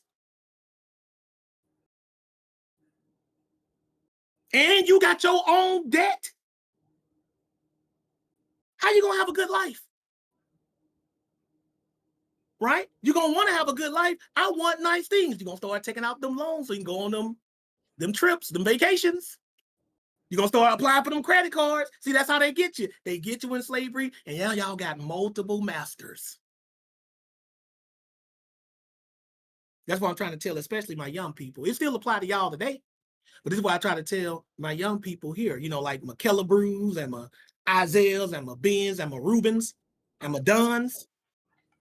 I'm trying to tell y'all now, y'all being set up, just like they set your parents up, just like they set Kevin J up, me up, Keanu, Tommy, they got all of us. But I'm here to break the cycle. I'm here to grab the merry-go-round with one hand and just make it stop, and y'all just go flying off of it. Cause we got to break this cycle. I ain't gonna try to gradually wait for it to slow down. No, because I get Kevin J to do it. He can do it with a pinky. You know what I'm saying? Yeah, please. Oh, and it could be going fast too. Kevin J go out there, it'll just stop. Everybody go flying. we got to break this cycle. Hey, Josh, what they used to tell me? Obviously, I'm slightly older than most people, slightly. But they used to tell me back, like, I remember when I was in high school, and obviously I went to predominantly Black church. This is like earlier. They tell me, yeah, you go to college, you'll be free. The white people can't rule you if you go to college. They used to tell me that back in the day. Yep. That's what they always say. How wrong was that? They'll say education is the way out. Right, exactly, and that's what they would. They had freedom. Right, they had a good thought. I know where they were coming from. This sounded great. Oh man, I get to go to college and be my own man and be free. Basically, you're not. So in other words, you go and you like. They meant it more like you're more in control of your own destiny. That's kind of how they meant it. They meant well, but how? Not like now. Look at all these years later. How wrong is that? I'm just saying. Right? I'm just saying. We set up from the beginning. And the white people, they were slaves first in this department. And Black people looked at them, ooh, I want to go to college. That's facts. They was already getting scammed first. See, what y'all got to understand, and this ain't a race issue, but I'm just giving y'all the order of events. The scams are done to white people first. Then we get scammed too. Yep. That's what happens. Black people saw all these white people going to college. Ooh, I want to go to college too. And the white folks like, yeah, come on and get in debt with us. Get in debt with us. Because they had to pay for their education too. They ain't just charge Black folks for college. And that's what we do. I remember historically, you can look this up. Like after slavery, a lot of Black churches had written on the walls in the church, education equals freedom. Yep. That is true. Education do equal freedom, but education ain't free. Right. They didn't put that part down. Right. Education ain't free. Now education no longer equals freedom. Education equals slavery. Because you go to college to get the education and you pay for it and you pay for it and you get in debt. Now education equals slavery. Y'all see how Satan flipped it on us again. Big time. And then y'all walking around here slaves, talking about you a boss chick. You a boss chick and you owe $50,000. You a boss. When I just say boss, I'm just talking about the men. You a boss. You got on $1,000 wardrobe. I add up every item you're wearing from your shoes to your cap. It's over $1,000. And you don't even own a car. You're paying a car note. How you walking around with a $1,000 wardrobe on and you paying a car note? That is stupid. If you got $1,000 to throw on your wardrobe, your car, just your car, should at least be paid for. Mm-hmm. Because we all want to look like masters. We all want to look like bosses, but we don't really want to be free. Everybody want to look free. But y'all slaves. And we keep getting deeper and deeper into slavery. Right?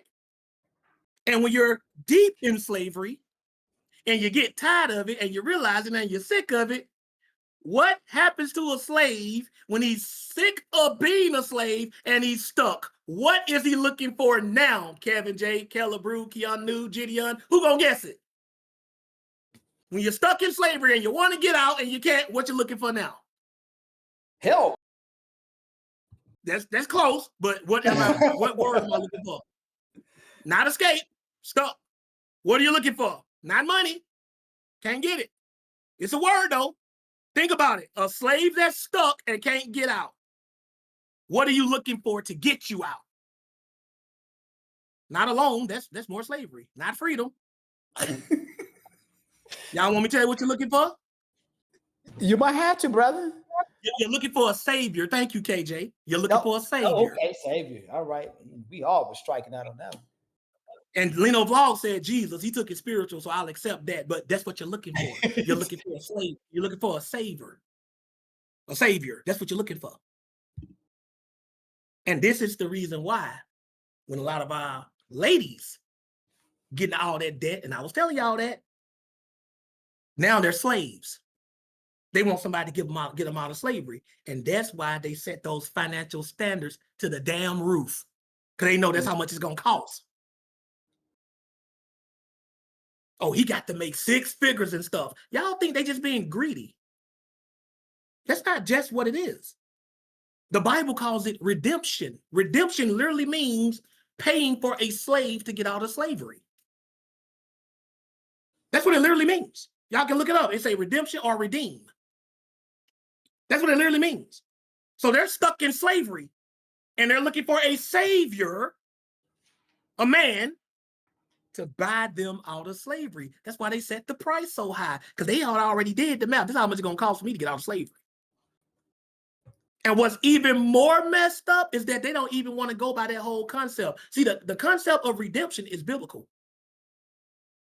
There's nothing wrong, brothers, with saving a woman from slavery.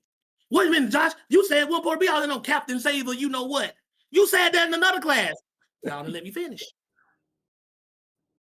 The thing about it, when you redeem somebody from slavery, you become their new master. That's the part that women don't like. See, when Jesus redeemed us from our sins, it said we were, Paul and Kev of the Dust breaks this down real good. We were slaves to sin. Right. Don't Paul say that? Then Jesus Christ redeemed us. That means he paid a price to get us out of slavery. What was that price? His life, his blood. Right. But once he did that, he became our new master. Our old master was sin. So once somebody redeems you from slavery, they become your new master. Women, modern women, they want us to redeem them from slavery, financial slavery. Nothing wrong with that. But they don't want us to be their master. So you want me to buy you out of slavery, but you ain't gonna submit to me. You ain't gonna do what I tell you to do. You want to be equal to me. How you equal to me and I bought you out of slavery? That's what the problem is. So I'm not mad at a woman. I don't care how she got there. I don't care if she got there through a bunch of bastard kids with multiple baby daddies. I don't care if she just made bad financial decisions. I don't care, because Jesus didn't care. Jesus didn't care what particular sin we were slaves to, did he? He just wanted to get us away from that sin, right? That's how we're supposed to be looking at it, fellas. You got to tell her, baby, I will get you out of this. I will get you. I will save you. from this slavery, but I become your new master. And that's why if you go in the Bible, it says Sarah obeyed Abraham by calling him Lord. If you look at that word Lord in the Greek, it's kurios, and it means master.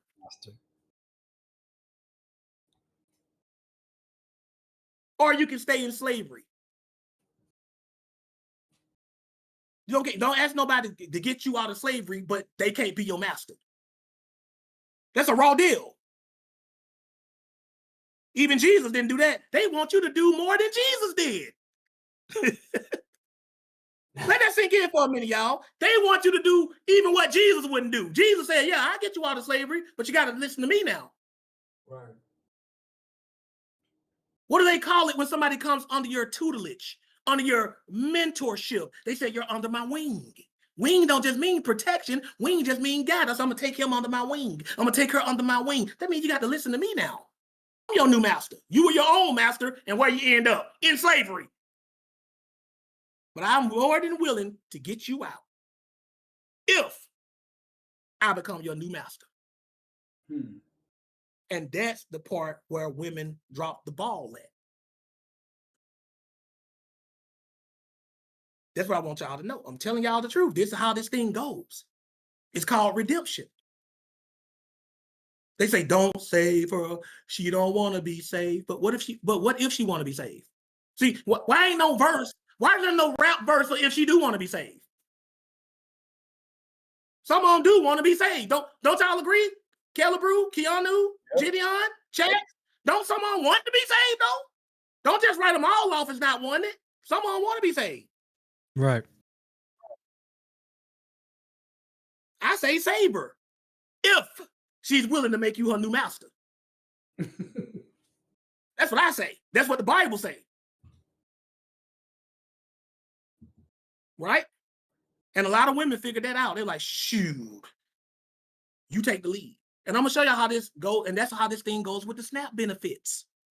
Because remember, all this started from a conversation me and Gideon had last night about the SNAP benefits and that video he sent me. Because their debt is what made them have to get on SNAP benefits in the first place. They can't afford to take care of their kids. They need help. And I will go in. I don't care if you already got a baby. I will go in and I will help you. But I'm the master now. That means everything I say go. That means I come first. Don't you get with no woman, she be like, my children come before any man. Well, let's see if your children get you out of slavery. Mm-hmm. That's what you tell them. Your children come first, let them get you out of slavery. Let them pay the bills. Ooh, your little boy ain't number one. He is a bill. In fact, that's what you named him. You named him William. We call him Bill for short. Right. You know what I'm saying? But let's move on. I'm keep telling it's that deep, right? Let's go to 2 Kings. Speaking of women. Because we dealt with this last time. This ain't a bad one about women. It's just showing you what they do, how they exploit women. Keep telling y'all, man, you can't be your own master if you a slave. It just don't go like that.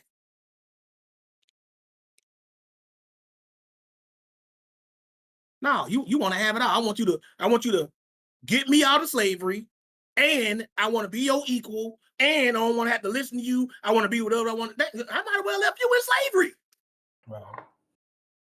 Can you imagine back in the day when Harriet Tubman, her nickname was Moses. She was stealing so many slaves, they started calling her Moses, leading the Israelites to the promised land. Can you imagine her going on the plantation and one of the sisters or brothers there be like, well, Harriet, you can lead us out of here, man, but we ain't listening to you nowhere along the way. We don't care about no Underground Railroad. We leading this whole operation. But you got to get us up out of here. Harriet Tubman would have been like, you know what? You good right where you are. You stay right there. And you can read in her story, because I read it when I was in middle school. You have people get halfway there, they get scared, want to go back. Harriet Tubman pull out that pistol. You want to go back where? You ain't going back. You try to go back, I'm going to shoot you dead right here. Because if you go back, you might snitch on us. And it says she never had to use the pistol once. And it was the men who was used the first one to break. I don't know, man. You know, I'm scared now. We ain't gonna be able to Harry Tubman pull out that pistol. What? You waving it? You gonna go back to who?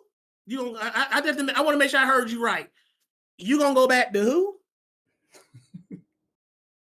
Read her story. It'll tell you that's what she did. Either you keep moving or you die right here and now.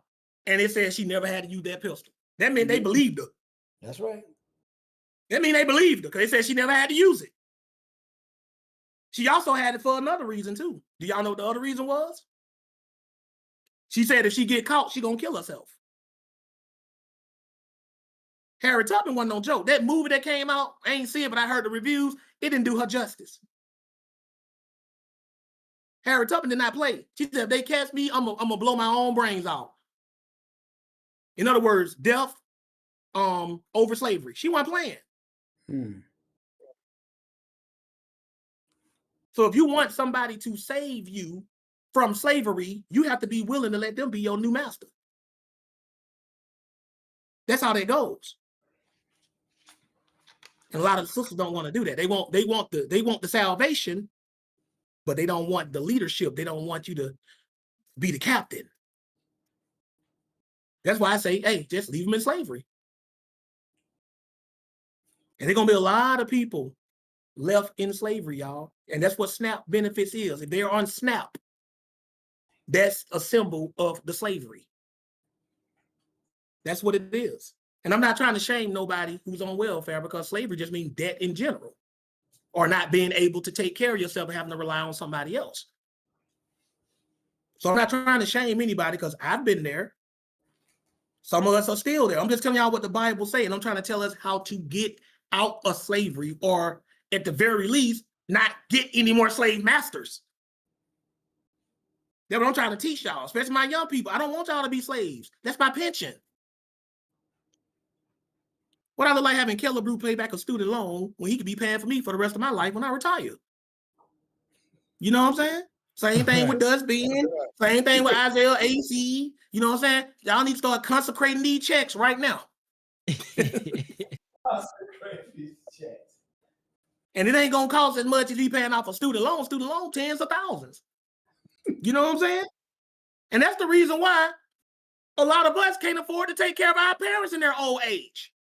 Yeah. That's who your money supposed to be going towards. You can't even afford to take care of mom and dad because you're too busy paying off Georgia State University, Morehouse. I'm speaking real now, boy. I'm just telling y'all the truth. I just wish I had more money, you know, to set mama up somewhere nice or to set dad somewhere up nice. You would if you want a damn slave. I ain't trying to guilt trip nobody. I'm just hitting us with some long overdue reality. I'm just telling y'all the truth, boy. It's rough, ain't it? This is 2 Kings chapter 4, verse 1. We're just gonna read verse 1. Woo! I felt that one right there, my dang self right there. Kevin J.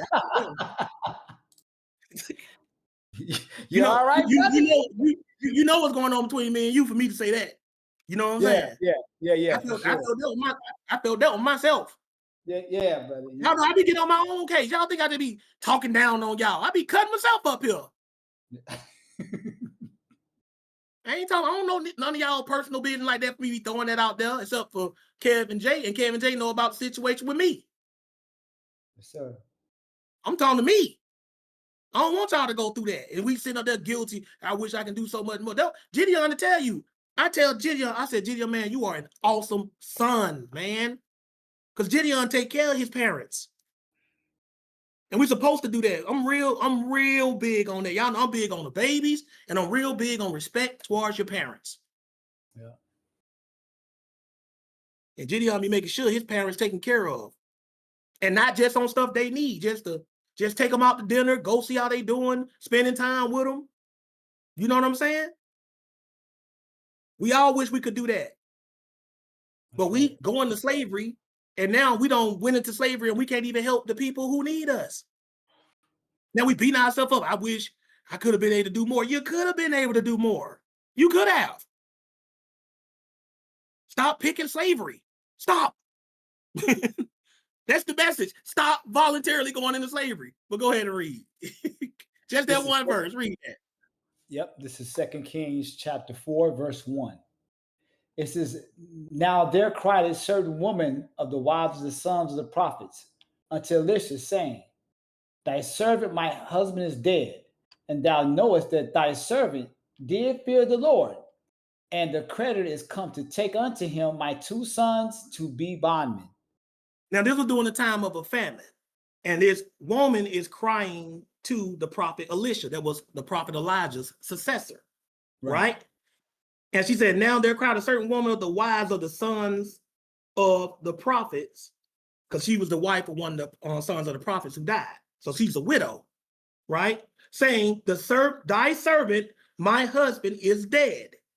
And thou knowest that thy servant did fear the Lord. In other words, my husband was a good man, right? But as good as he was, y'all know back in the day, you remove the husband, the widow, and the children in trouble.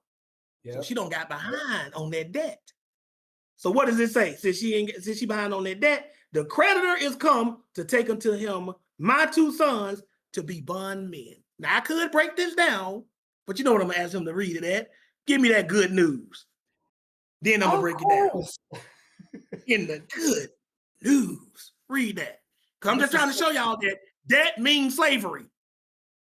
In the old times, go ahead and read that. This is 2 Kings 4 and 1. In the good news. That's right. The widow of a member of a group of prophets went to Elisha and said, Sir, my husband has died. As you know, he is a God-fearing man.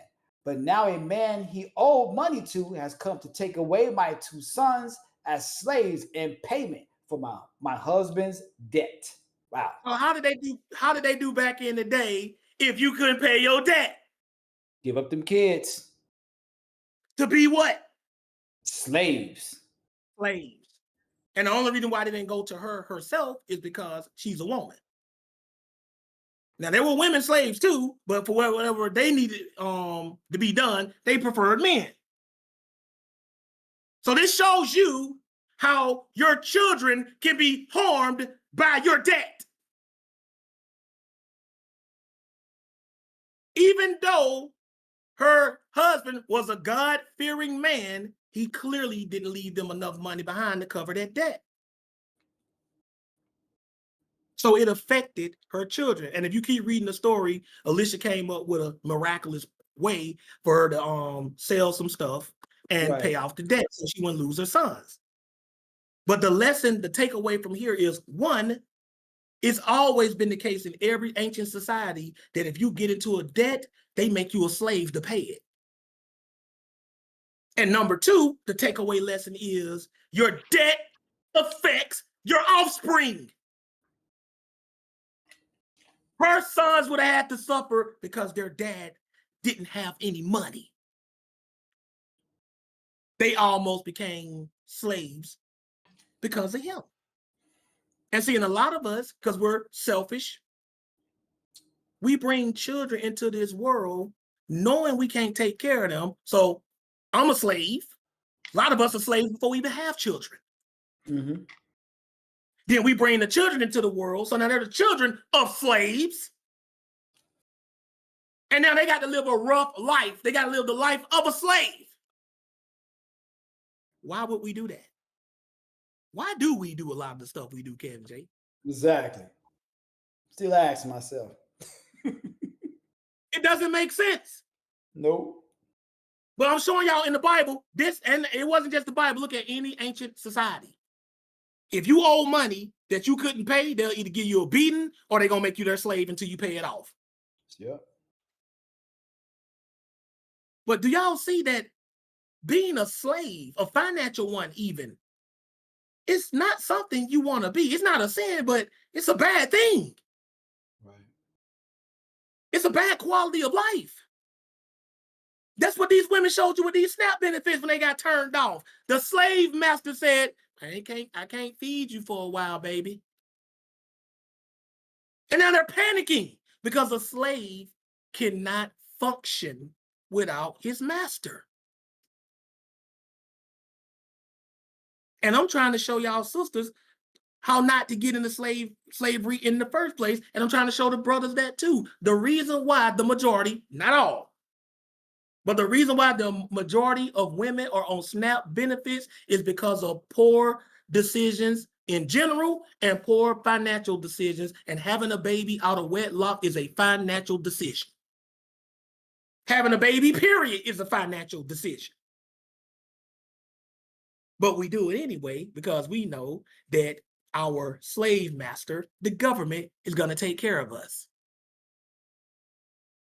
So a lot of women and men are making a subconscious decision to become slaves by voluntarily getting in debt or by voluntarily setting themselves up to be needed, to be taken care of.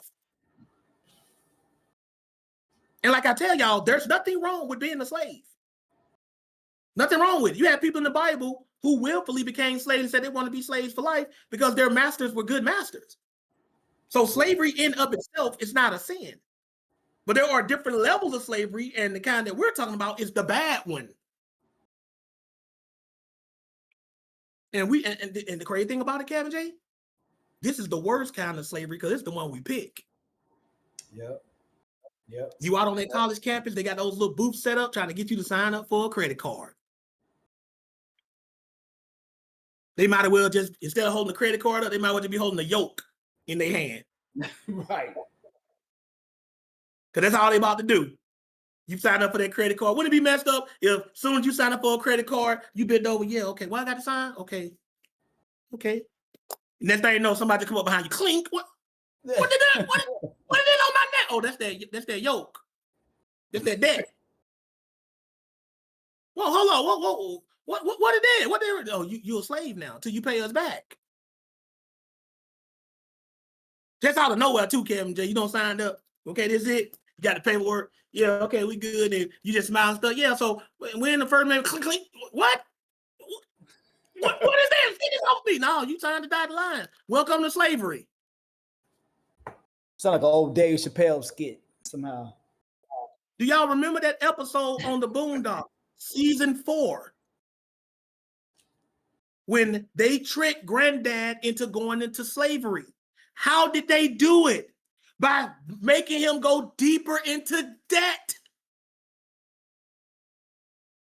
They had made a bet, Uncle Ruckus and Ed Wansler II. They made a bet that they could trick Granddad into going into slavery. Granddad was already in debt. So they tricked him into signing himself into slavery for them to pay off his debt. And they became his new slave masters. They let you know, even the Boondocks know that debt represents slavery. Everybody don't know this but the Christians. And the Christians are supposed to be the authority on this because it comes from the Bible. And we are the most in debt. Look at the statistics, y'all. All of these people claim some kind of Christianity. We're supposed to be the most free. But we love it, don't we? We love slavery. Not me. Not me. I don't ever want to go to jail. Jail is slavery. I don't want to be in debt. Debt is slavery. Yeah.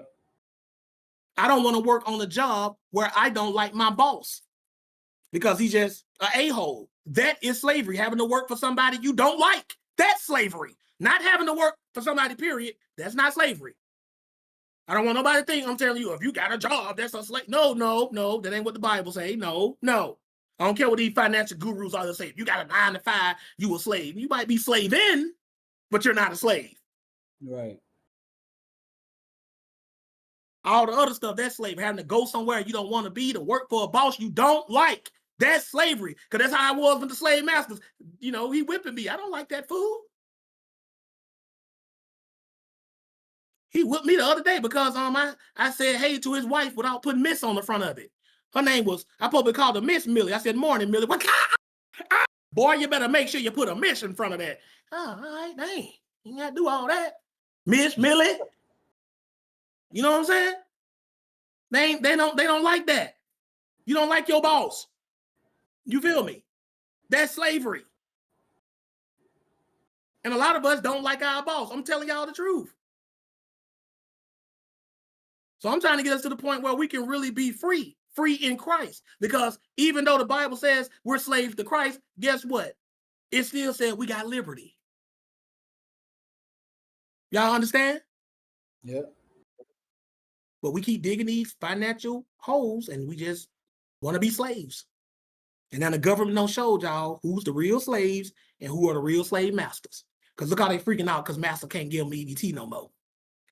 Look how they freaking out. Ain't trying to hurt nobody's feelings, just calling it like it is. And if you happen to just be so pissed at me, stop being a damn slave then. It's a choice. Maybe now y'all can understand what Kanye meant on some levels when he said slavery is a choice. Mm-hmm. I forgot which one of y'all asked me that a while ago when they said, was Kanye right? And I told y'all he kind of was, but remember I said that? I forgot who asked me that, but I ain't really answer it in much detail. Maybe now this kind of explains some stuff. Just telling y'all the truth. Let's move on. Let's go to Nehemiah chapter 5, aka the book of Kevin J. But them hands, you know, he like Nehemiah. He'll put hands on you. You stop, man. Yep. Kevin J put the hands on you. Them physicalities, if you will.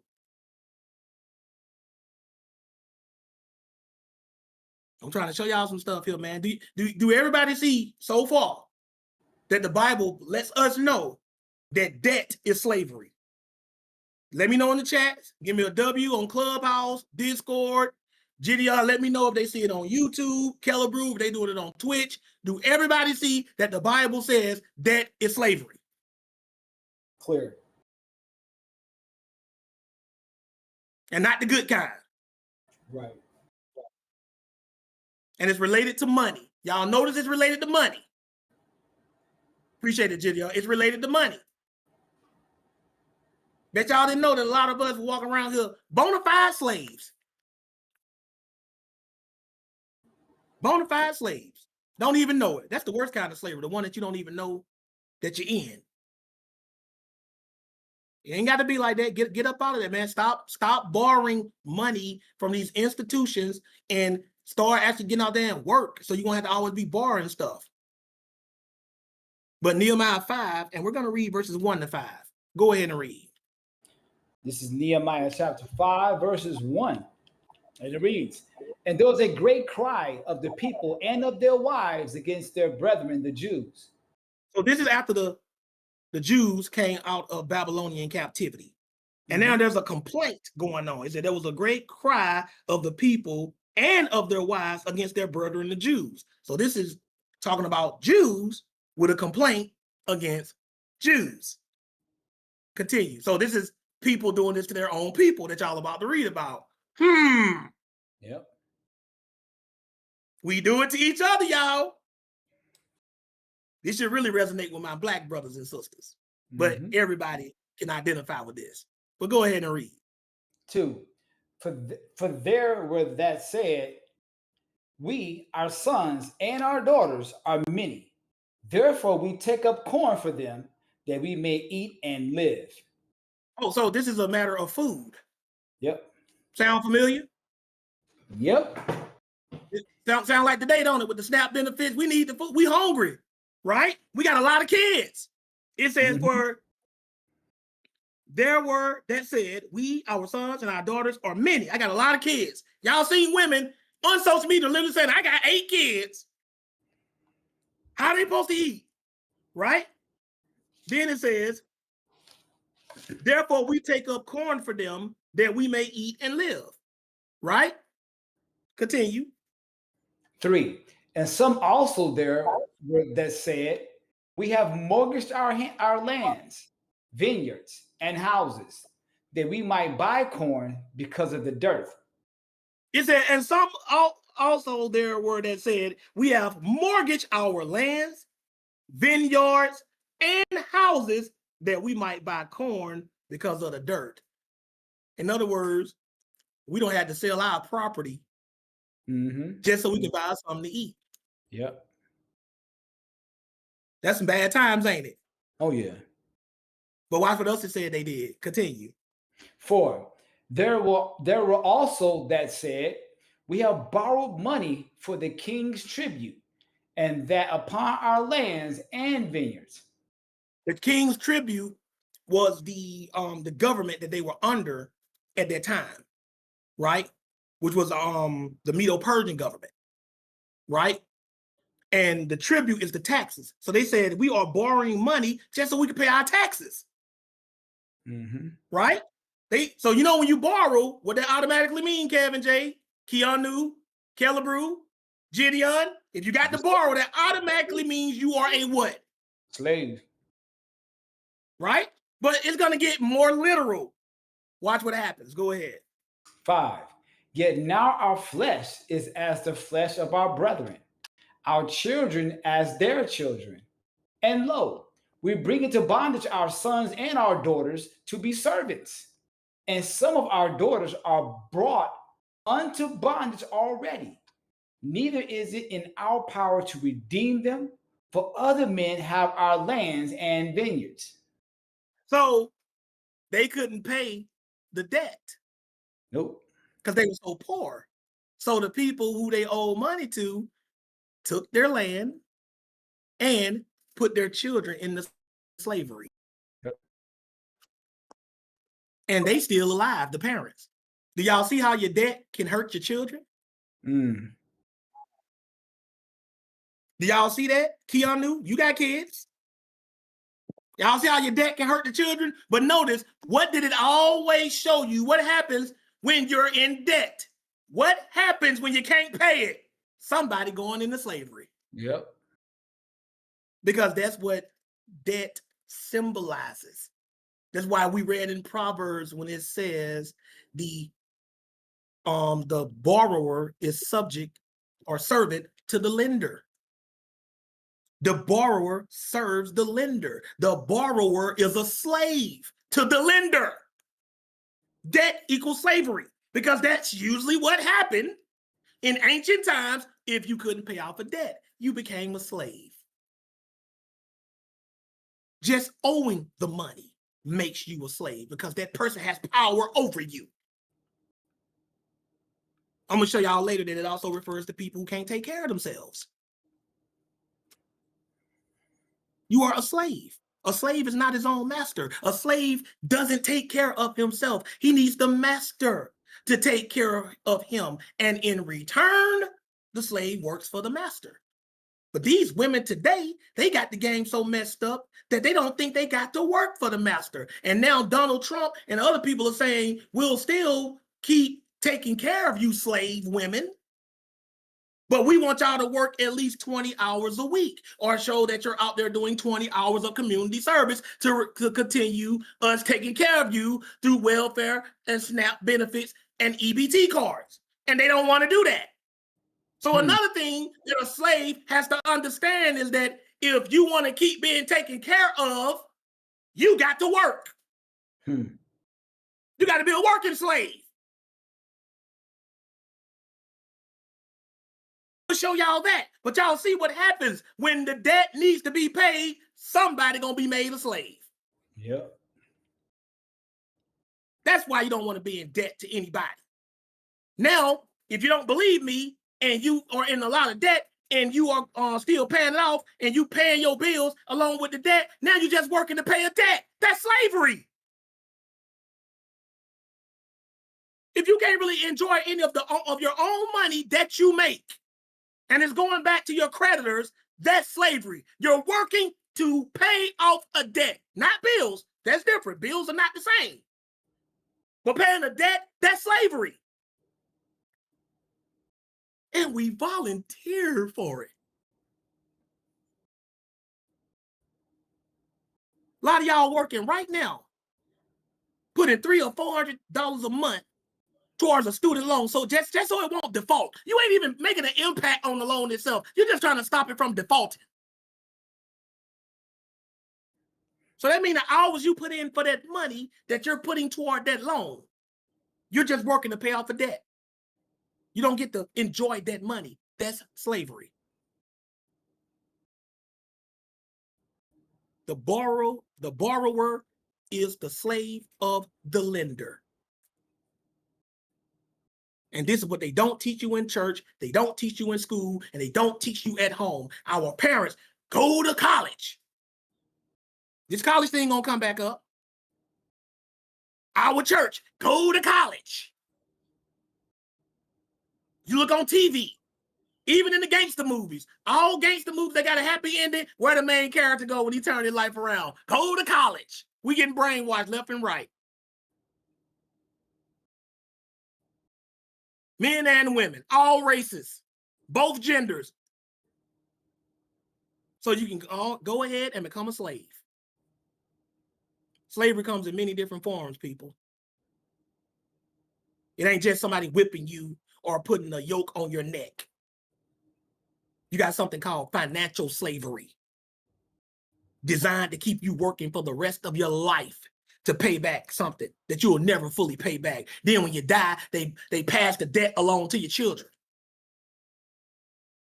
The Bible says a good man leaves wealth to his children's children. We're supposed to be leaving money to our grandkids. Not just our kids, we're supposed to have money stored away to leave to our grandkids. We don't even leave wills no more, we leave wants. But you won't get nothing. Right. You know what I'm saying? We got the game messed up. We do. Y'all don't tell the truth. Tell me I'm lying. Stop me when I'm lying. I know, you ain't lying. That was funny, though. Won't. You know what I'm saying? We got to pay to put our loved ones in the ground. Our loved ones, and I'm not trying to knock anybody. I'm just telling you how things are supposed to be. We're supposed to have enough money at least to bury ourselves. Right. You know how many funerals I done went to in the hood where they had to do a GoFundMe to bury somebody, mama, or somebody aunt, or somebody grandma? That woman died when she was 75 years old. How she ain't got enough? The average funeral costs $8,000 to $9,000. You 75 years old and you ain't got $8,000 or $9,000 saved up by now? What the hell you been doing for 75 years? You clearly don't have life insurance. We got to get a GoFundMe? Seriously?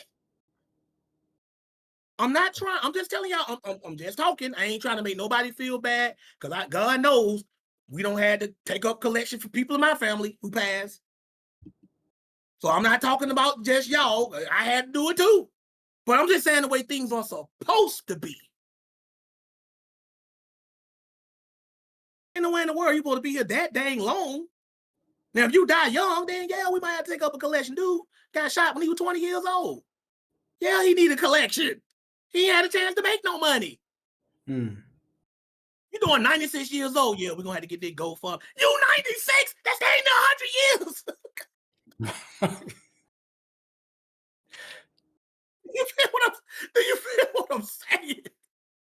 You 96, dude. You could come up with $7,000, $8,000 in 96 years. What have you been doing with your life? You know, unless like, you were handicapped your whole life or something like that. You know what I'm saying? But my God, I'm telling y'all, but it's self-inflicted. We do it to ourselves. We do. And we get deeper and deeper in debt, even when we don't have to. It takes discipline to not become a slave, y'all. It takes discipline. I know a lot of y'all like, oh man, I want that right there. And ain't nothing wrong with going in debt. I want y'all to understand that. Ain't nothing wrong with going in debt because that's just the world. You can't afford something right now, you take out a loan. I'm not speaking against taking out loans in general. I'm talking about taking out loans that you know you'll never be able to pay back. That's what I'm talking about. And college is one of the main ones. And these credit card bills. People have to take out second mortgages on their houses because somebody else in the family done made a stupid financial decision. Oh, look, Kevin J. Jr. went he on trial, so we got to come up with this money to pay for his lawyer. Well, I'm gonna take out a second mortgage on my house. So now I'm becoming a slave to save my stupid son who won't even listen to me in the first place. Oh, we're gonna talk about that too. Is all this stuff hitting home to y'all? Am I preaching or am I really talking real? Oh no, you real, brother. I'm telling y'all the truth. Somebody need to tell y'all that. Slaves for slaves. No. I'm telling y'all how this stuff be. They ain't gonna ever tell y'all this. They want y'all to be slaves. All of us, black, white, Asian, everything in between. They want us to be slaves. Yeah. They get desperate. When they see people not taking out loans, they start advertising, we're lowering our interest rates. They want you. Yeah, exactly. Yep. They want you bad. Mm-hmm. They can't stand it when you are truly free. They cannot stand that. And when I say they, I don't just mean the people that want you to be slaves. I'm talking about the people who are still slaves. You're going to have a lot of haters. That's why a lot of people can't stand Gideon. Gideon content is hilarious. He's a nice guy. Why would anybody have a problem with him? He helps people. Where all the hate coming from? Because Gideon not a slave. They can see it. A lot of people, when they see a lot of people are jealous of you, not because you have money, not because they don't have money. They're jealous because you're not in debt and they are. Because when you're not in debt, you start making moves like you're free. See, when you're not in debt and you just been stacking and making your money, you can just call up your girl at the drop of a hat and be like, "Yo, let's go to Italy. Let's go. Just clear your schedule. Let's go." See, that's freedom, right? You ain't worried about no debt. And even if you ain't got the money right then and there, you be like, "Baby, let's go to Italy. I'm gonna save up some of my check. You save up some of yours." She ain't gonna be, "Well, I gotta put this toward this student loan, so I can't really do it." And you ain't gonna be saying the same thing. Y'all just save up for a couple of months, bam, y'all go. Ain't no debt, ain't no credit cards, or you can use the credit card, just get your credit up. Y'all know about that type of stuff, and then pay it right back, right? But the point is, you can actually afford it. And when a lot of people see you moving like that, and now you on Instagram, like Gideon, just showing, he ain't flexing, he just showing, Gideon documents everything he doing where he at. If he happen to be in Italy with me, that's what he gonna document. It ain't a flex. I document y'all when I'm in Texas at home, right? But they see that man out there like that, and they're not mad because he got the money, and they don't. Because you don't got to be rich to go to Italy. Y'all know that. They're mad because their debt and their lifestyle choices is preventing them from doing that. In other words, sisters and brothers, you don't got to be rich to have haters. You just got to be free. That's facts. You just got to be free. Freedom will get you more hate than money will. Did y'all know that? Freedom will get you more haters than money will. When somebody see that you could just move the way you want to move, you can have somebody who's rich. He could be a CEO making $250,000 a year. But if he look out that window and see you ain't got to report to somebody like he does, even though you're probably making half or even a quarter of the money he makes, you get up when you want to get up. You go to sleep when you want to go to sleep. You move when you want to move. He's making all that money, but he's always on somebody else's clock. He always got to move when they say move and stay when they say stay. He look out that window and he see your freedom. He'll envy you and he make more money. So it's not always money. People envy freedom more than money. Y'all put that in the chat so you won't forget. Put that in your notes. People envy freedom more than money. And this is the reason why a lot of people think it takes money, because money most of the time gives them that freedom, most of the time. But that's what people are really jealous of, that you got that freedom, that you don't have to report to anybody. You on your own clock, you make your own time. That's, if y'all really want to know the truth, that's what I admire about Gideon the most. It ain't really his bad. It's the fact that he moves the way he wants to move. he wants to do something, he gets up and do it. He ain't got to ask nobody permission. He ain't got to be on somebody else's schedule. That's what I admire about him the most. That's what I want to emulate the most about him, that movement. And some of y'all got it the same way. And when you are a slave, by definition, you can't move the way you want to move. How you gonna move with a yoke on your neck, chained on your neck, Kevin J? You ain't You going ain't gonna nowhere. get why is it? No, Well, I no. think I'm about, you got that yoke on your neck. I think I'm about to just clock out for the stack your butt right there on that plantation. It limits movement. Mm-hmm. That's what it do, don't it? Yep. Now, how would that feel? Me and Gideon, we on the same plantation. And this used to happen, by the way, in real life. Check your history books. You had slaves and you had white indentured servants working right next to them. An indentured servant was somebody who came over there, just like we have today, just a regular job. He got paid. He'll come on the job, he'd be working right next to the slaves, right? But he got paid a wage. He doing the same work with them, working right next to them. And then when it was time for him to go home, he got to get up and just walk away. You know how many slaves watched that man just walk off the plantation? The slave master didn't talk to him the same way he talked to the slaves. So what's the difference? They both busting their butt. They both putting in work. So what was the main difference that made the slave envy the indentured servant? Because the indentured servant, he got to walk away. He had freedom. And that's what people really hate about people who are financially secure. It's not really the money per se. It's the freedom. And slaves always envy those who are free. And if you keep volunteering to be a slave through debt, you're going to find yourself envying a lot of free people. And it's going to make you bitter. That's why you see when a lot of sisters come online, they say, I got my husband, I got married. All the other sisters be hating hard. Y'all know why? Because they can see that freedom, they can see that redemption that their husband gave their wife. She ain't out here slaving no more. So they start hating because they can see that freedom. I'm telling y'all the truth. It's all psychological, it's economic. This is economics, by the way. Y'all see how we don't jump to yet another subject. It's economics y'all learning right now. Money management, life decisions that comes with money. Y'all see this? We give it to y'all all. I don't care what it is. If y'all need to hear it, I'm gonna teach y'all that.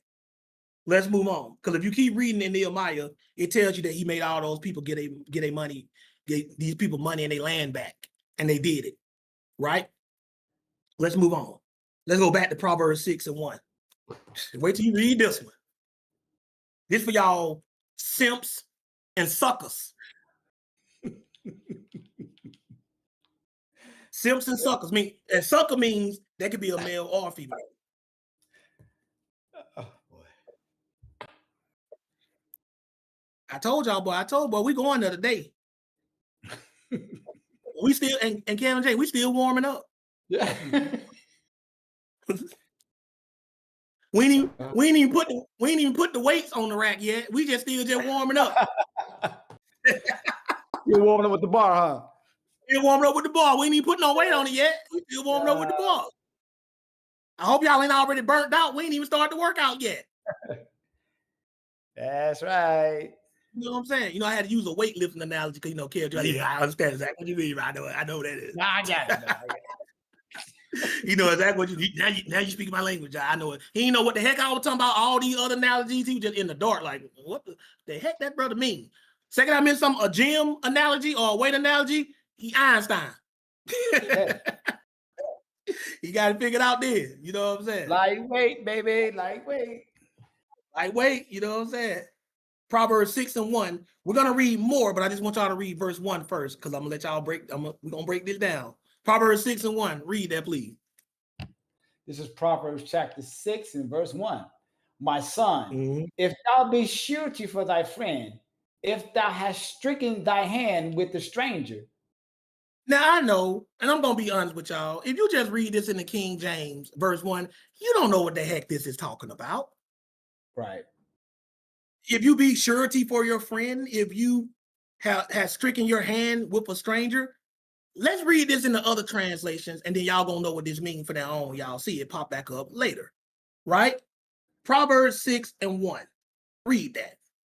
In the good news. This is Proverbs 6:1 in a good news. Mm-hmm. My child, you have promised to be responsible for someone. Have you? Oh, have you? I'm you? sorry. My bad. Let me start over. My child, have you promised to be responsible for someone else's debt? Now look at how I open it up. That's what it means to be surety for a friend. That means becoming responsible for somebody else's debt. You can also say you're a co-signer. Yeah. Read the same thing in the ERV, the easy to read version. This is Proverbs 6:1 in the ERV. Mm-hmm. My son, don't make yourself responsible for debts of others. Don't make such deals with friends or strangers. Man. Now this, you see, do y'all see what it means now? This says, be a surety for your friend. Mm-hmm. What it means is you co-signing that loan. Yep. You co-signing that credit card. Now, people do this for friends and they do this for spouses. That woman you marry have that debt. They also do it for their adult children. That woman you marry have that debt. You all googly-eyed in love. You just so whipped.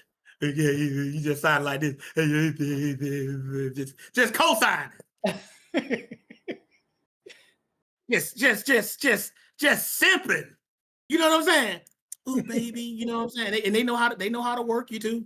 Y'all know I ain't lying. These women, boy, they good. Ooh, baby, ooh, I want to apply for this car, but my credit bad. But if you co-sign, baby, it says right here that it costs $50,000, and that if you don't pay it off, it's gonna really mess up your debt. Yeah, but they said if you co-sign it, I can get the car, right? But don't co-sign mean that if you don't be able to pay it, they're gonna come looking for me. They can mess up my credit. I know, baby, but I really want to. Oh no. Then that's thing she get the kissing on the neck. Please, baby. She start rubbing on that chin, and that thing day. Just sign. Y'all know I'm telling the truth. Y'all know I'm telling the truth. Leave me alone, y'all. Don't mute. Tell me I'm lying. Tell me I'm lying. Y'all know I'm telling the truth. You ain't lying, brother. You ain't lying, brother. Y'all don't think I'll reverse it? Oh, I know about these sisters. These dudes be coming. Yeah, baby, you know what I'm saying? When you get your tax refund, I can take this and I can flip this.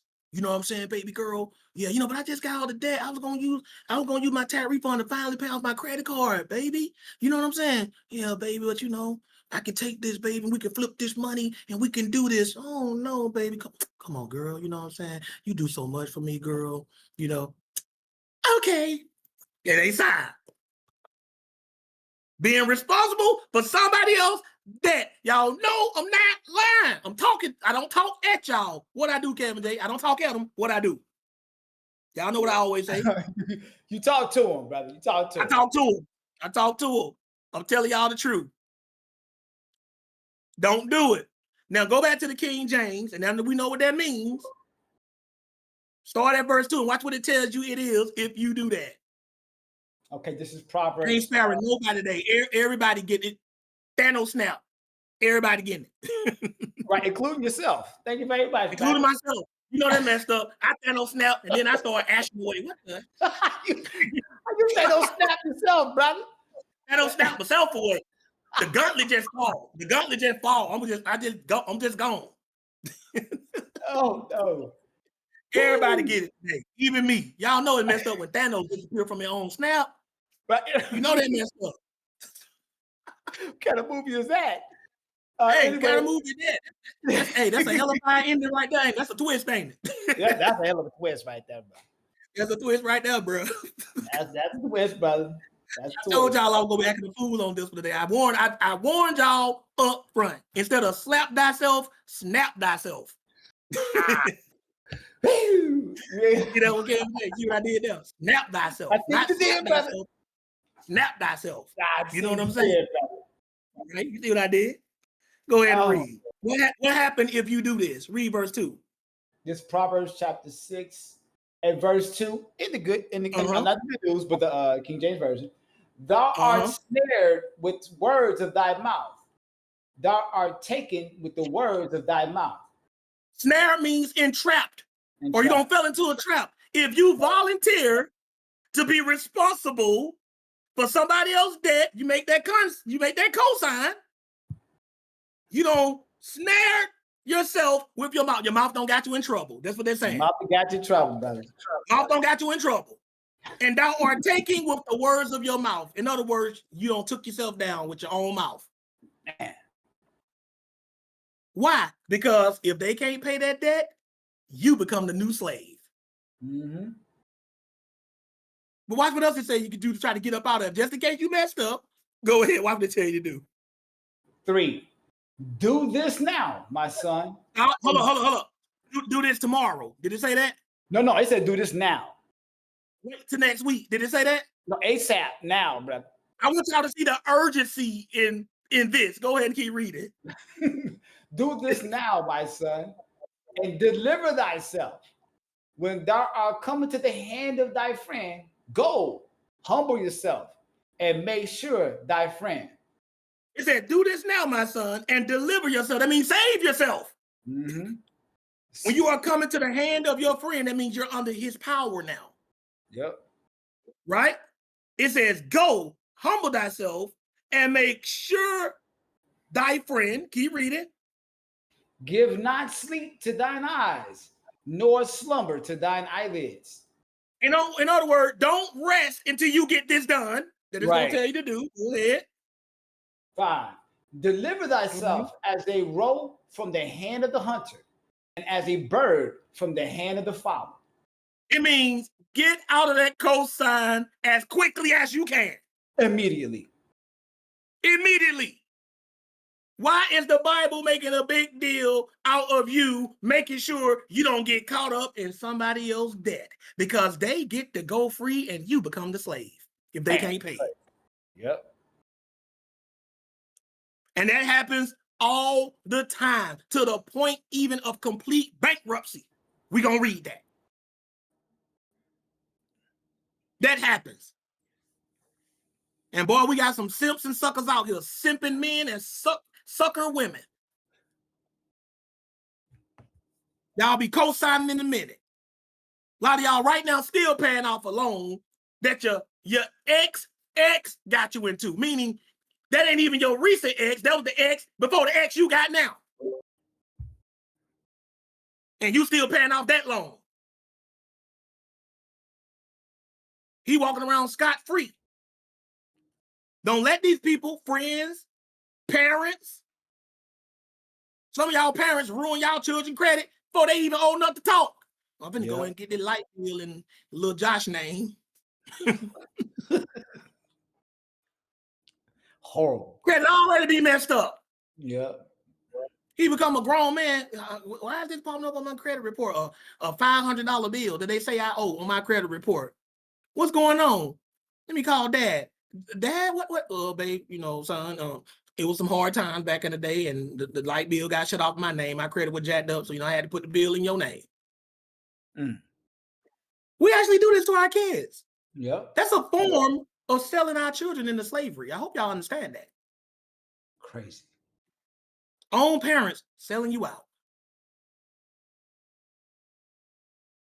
Women get married to men, run up the credit card bill.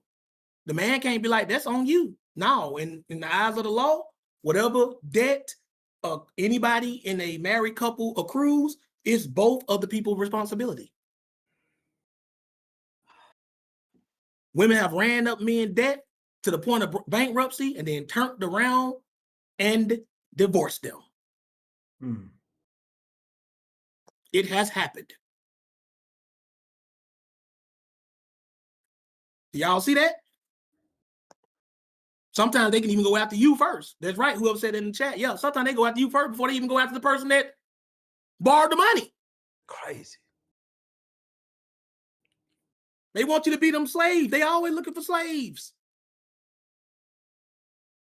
I want y'all to understand this. Is this making sense? Is this talking to y'all?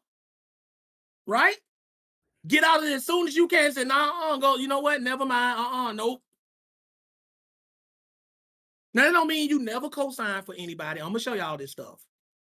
So you know it's talking about people who likely ain't good for it.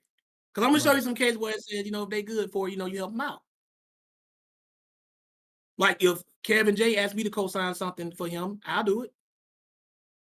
Same thing with Tommy, people at ABT, you know what I'm saying? I'll do it. Because I trust y'all. And then if it don't work out, I just have to take that hit.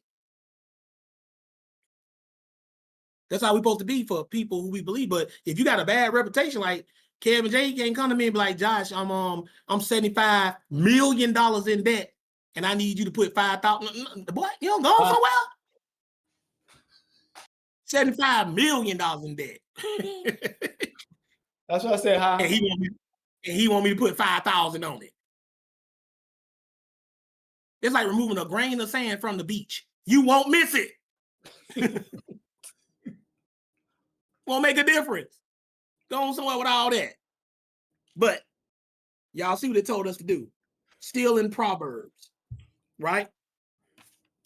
Go to chapter 14. I'm sorry, chapter 7. Hold on, let me make sure I got this right, because my, kind of fading away. Make sure that's 17. I think that's 17. 17? Yeah. Proverbs 17. All right. Yeah, it's 17. Let me write this back in because it faded a little bit. There we go. Proverbs 17 and verse 18. Watch what it says. And we're going to read this in the good news too. Go ahead and read. This is Proverbs 17 and verses 18. And it reads, A man void of understanding striketh hands and becometh surety in the presence of his friend. Now we know what it means to become surety. That means become responsible for a loan or a debt, right? Yep. It said a man void of understanding does this. I like the way it reads in the good news. Give it to me in the good news. Proverbs 17 to 18.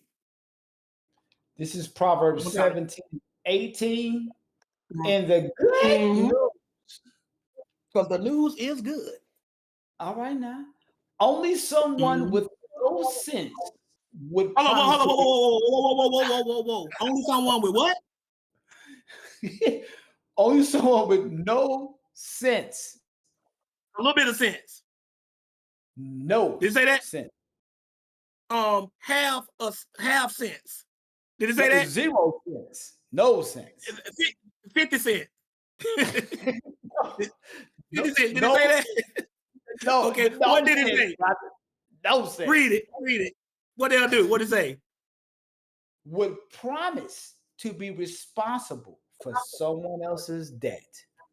Only someone with no sense would promise to be responsible for somebody else's debts. Why is it such a big deal for him to say something like that? Because that debt equals slavery.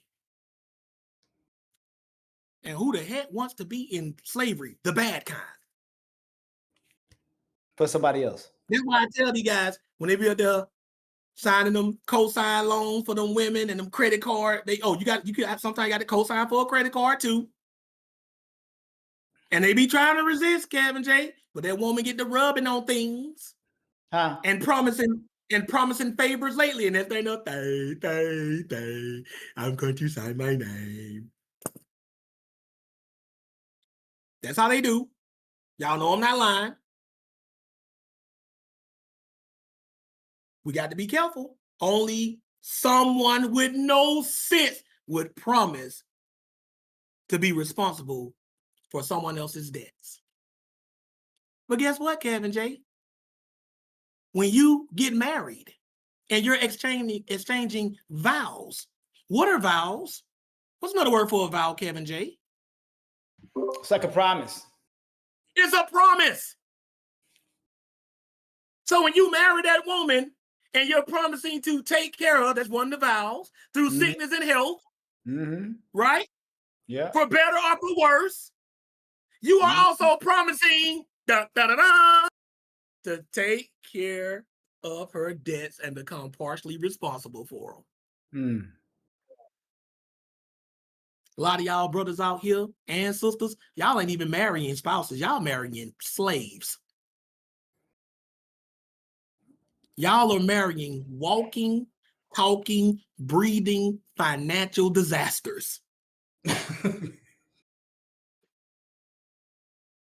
That's the truth. Yep. See, back in the day, girl had to bring boy to meet dad. Right. Dad examine boy up and down, turn around. But what you do for a living? How you gonna take care of my daughter? Are the questions the dad would ask. Y'all don't just marry broke dudes. Y'all marry dudes in debt. Y'all marry slaves. How's a slave gonna give you that free life you want? And sisters love to live in luxury. That's not a mystery. That's not a secret. Y'all love luxury. It's in woman's nature. Women like comfort. They like soft and easy life. That's because they're soft. Right? And y'all go out here and y'all marry these hardened slaves. And then come back after he leave you with a baby and be like, what did I do wrong? Are you kidding me? If you could get a visual representation of some of the people we marry, some of y'all, men and women, will like something straight out of that movie, 12 Years a Slave. Or Roots. Some of y'all look exactly like that. If our financial status matched how we actually presented ourselves, a lot of us will be walking around with no shoes on and tattered clothes. You walking around with a Gucci bag and your bank account is in the negative. Something is wrong with that. Something wrong with that. You walking around with Parada on and you don't even know how you're going to pay your rent this month. Something is wrong. You got on the latest Jordans, brother. $450 for a single pair. Huh? And you ain't even got a car. I'd rather look bad driving than to look good walking. You never lie. See, we don't really know how to be financially free. We like to look like bosses, but live like slaves. And the smart people, they look like slaves and live like bosses. Yep. That's how they do it. I'm just telling y'all the truth. And this is what social media, this is what TV, this is what the movies, this is what mom, this is what dad, this is what pastor, this is what teacher, they're all in on it. This one of these classes where you can't trust nobody. Man. That's messed up. Everybody trying to push you into slavery. This one of these classes, can you really blame anybody, Kevin J? If everybody is against you, how the heck you gonna win? Exactly. Mom say go to college. Dad say go to college. Pastor say go to college. Teacher say go to college. Everybody who's got any kind of influence over you are telling you to go into slavery. It's amazing if you're not a slave right now. Exactly. They all in on it. DTA. Don't trust anybody. So then I come out and I pull you to the side and I'm like, man, you see, I got these 2 pills, right? You take the blue one, you go back to sleep, you wake up, you believe whatever you want to. Or you can take this red one and I can show you how deep the rabbit hole really goes. And what's the first thing Morpheus told Neo in that movie when he said, I'm coming to tell you the truth? The first thing he said when Neo said, "What truth?" He said, "The truth is you're a slave." Mm. That's the very first thing he told him. Go back and watch that movie. The very first thing Morpheus told him is that you are a slave. That you are a slave, Neo. And there was a black actor telling a white actor that. See, that's the irony. They threw it right in your face. They will let you know this slavery thing is not a race thing. That's why they deliberately had a black man tell a white man, you are a slave. See, there was some social commentary on the irony on what really makes us slaves. Because you would never expect a black man of all people to be telling a white man he's a slave. That's rich coming from a black man in under today's realistic circumstances. You know, given the history we know. But that movie, The Matrix, was trying to let you know that we're all slaves to a system. Because it's the system that's telling us all to go into debt. That's what's telling us all to do it. Everybody's in on it. Even mom and dad. Who do you trust, Cam and Jay, if you can't even trust mom and dad? Man. Not mom or dad, mom and dad. There is one person left. Found in here. That's right. That's who you trust. And anybody who talking about him in the real way. Because I'm telling y'all, that's all they doing. And this SNAP benefits showed it all. They showed y'all who these slaves is. Look at these slaves out here going crazy without their master to take care of them. That's what they showing us. Do not get mad at me. Just telling y'all the truth. I'm just a free man pissing off slaves. That's how it is. Even during the time of slavery, did y'all know that black people could buy themselves out of slavery? Did y'all know that? Back in the day, Then make enough money. They start making enough money and start buying other family members out of slavery. And see, white people, the racist ones, they got mad about that. Right. So they start coming up with laws because they start hating. Because remember, they don't like you being free. So they start coming up with laws saying that even as a free slave, you got like a 24-hour period to walk around free or we can enslave you again. Crazy. It wasn't like that at first. At first, it was just like, okay, you free, you walk around, whatever. But they didn't like the influence it was having on their slaves. Because, you know, they see me walking around free. The other slaves gonna be like, okay, who is this dude who master don't get the whip on and boss him around and all that stuff? Who is he? You know, this slave man, that's a bad influence. They're gonna start wanting to be free too. You got to get up out of here, boy. I ain't got to go nowhere. I'm free, boss. I got my freedom papers right here. You know, I got to put on the slave dialect to make it more authentic. Yeah, I understand. I got it. And you got to buck them eyes. I don't know why in these movies, y'all talking when they have these slaves talking. Why they make them buck their eyes? I got my freedom papers. Why do they do that? Why do they do I do not know. I do not know why. If somebody That's a good DM me, question. put it in the chat. Come on the stage later. Please tell me why they do that. Every time them slaves be talking, only if they scared. They don't do it when they ain't scared. If they talk about anything like escaping or if you'll get in trouble for that, they could be having a regular conversation. I'm like, Kevin J, he could be like a fellow slave on a plantation.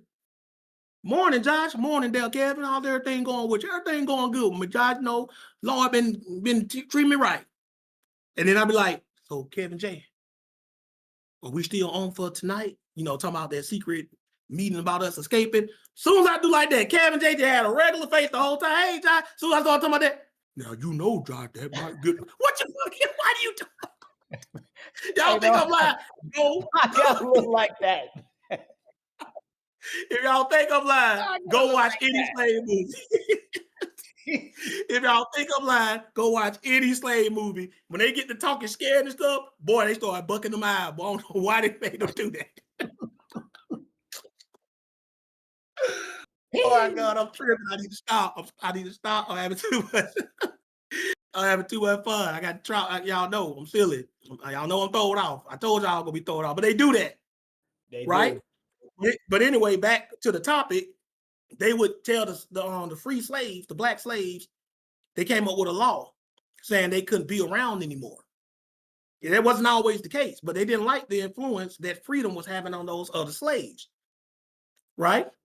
So that's what they would. So that's what they would do, and that's how it is today, y'all. Spiritually, with this debt, they don't like nobody telling y'all about real freedom.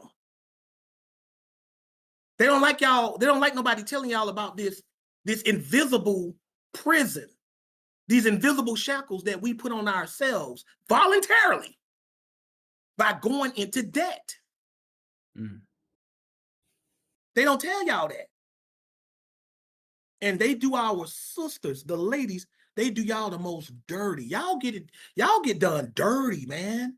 Y'all really do. I be feeling bad for y'all. That's why I be talking to y'all the most, because y'all the ones they doing the most dirty. I'm gonna show y'all that.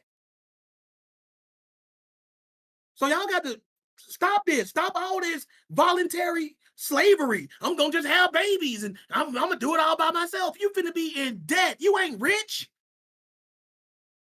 You need help. You're gonna have to borrow some money. You're gonna have to take out some loans. I can do it all by myself. How? Through education. Woo boy. That's how they get y'all. Yeah. But let's move on. Proverbs 22. Woo boy.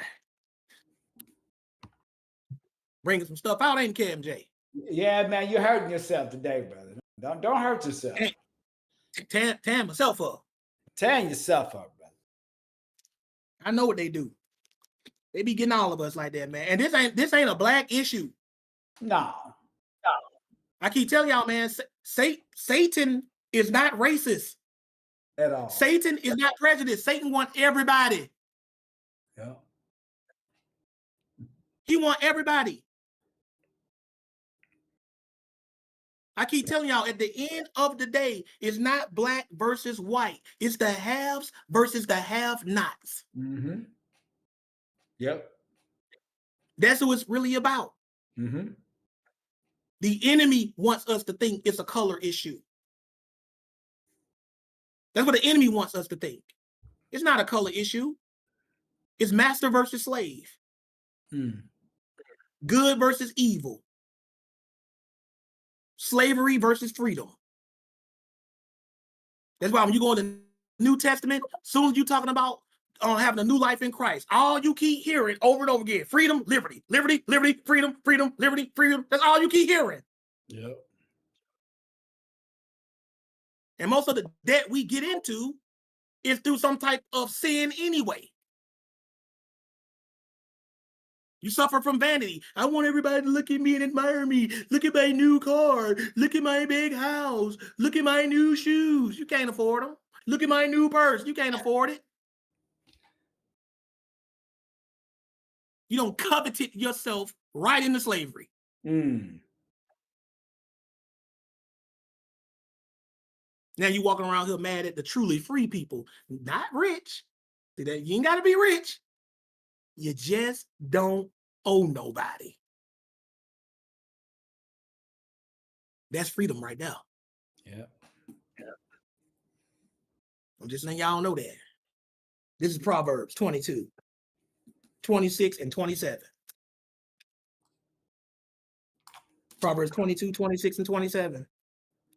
When you get there, read, please, good sir. This is Proverbs 22, verses 26 in the KJV.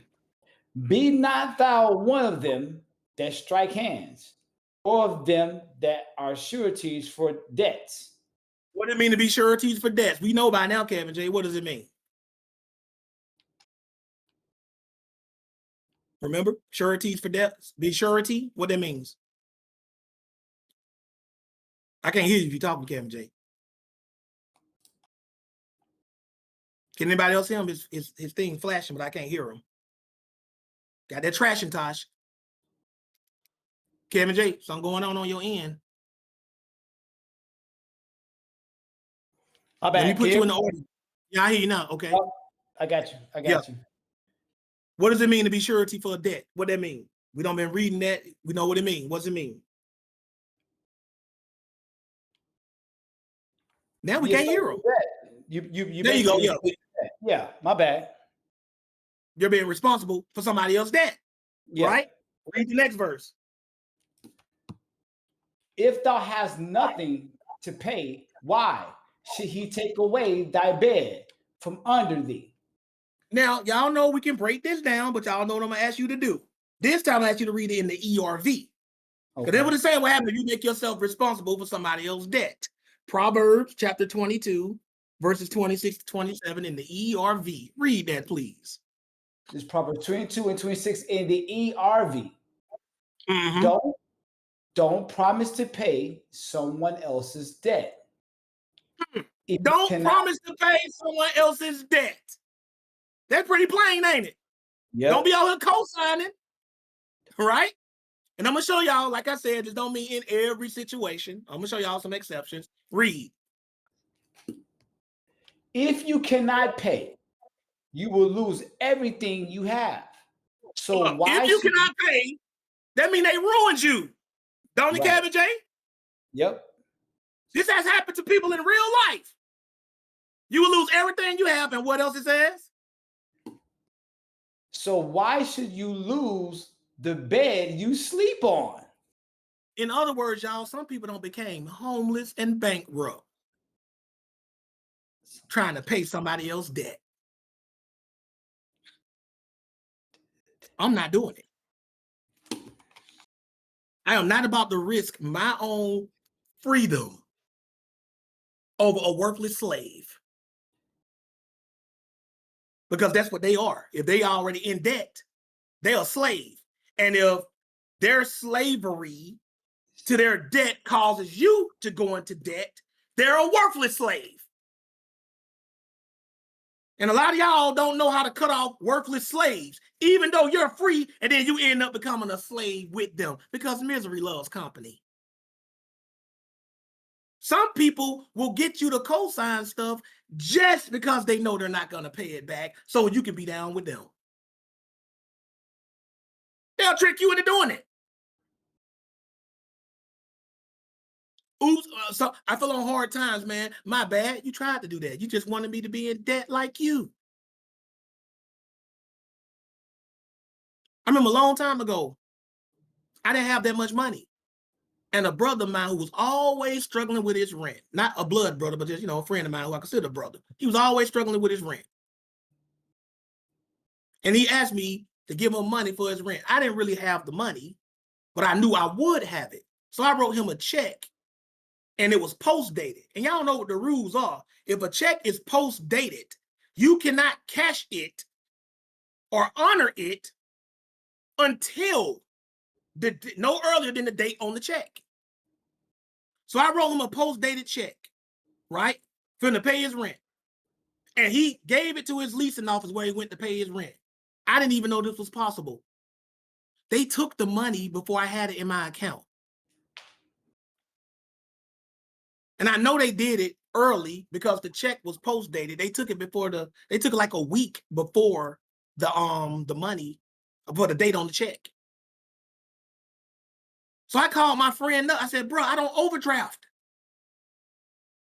because they don't took this money already. I post-dated the check. You promised me that they wouldn't get this money until the date on the check. That's why I post-dated the check. In fact, I think it was his idea for me to post-date it.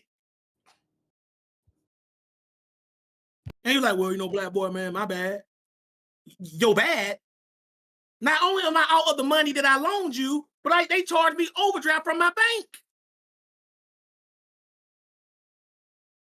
Needless to say, I never gave him money for rent again. And he ended up eventually still getting put out just later. Do y'all see how that went? Kellabrew, Keanu? Kim J, y'all see how that went? This was years ago, though. This was like when I was like, this was before Johnny was even born. But I want y'all to see that. Now, it didn't bankrupt me or nothing, but that hurt me bad. Because then when I get paid, If you got direct deposit, when you get paid, your money goes directly into your account. And they're going to take out the difference of however much your overdraft. So say if you just got $200 and you're already $47 overdraft, you already know going ahead before you even get your check, minus however amount your overdraft on. So it kind of bums you out when payday comes because you already know you ain't going to get your whole check. Y'all see how that goes? Trying to help somebody else. People will break you. That's why you got to be careful. And family and friends and spouses and mates, like boyfriends and girlfriends, they be the main ones that put you in slavery right there with them. And then when you say something to them, this is the best they got for you, Kevin J. That's all they got for you. Just shrug their shoulders. That's all I don't know what to tell you. Damn slaves, man. These slaves, man. That's what y'all got to start saying, because that's what they are. We got to start calling people what it is. The Bible say these people is always in debt, borrowing stuff, they slaves. Y'all think like, man, y'all shake your head and say, man, these slaves, man. You can't trust a slave. You can't depend on a slave unless you his master and you put him to work.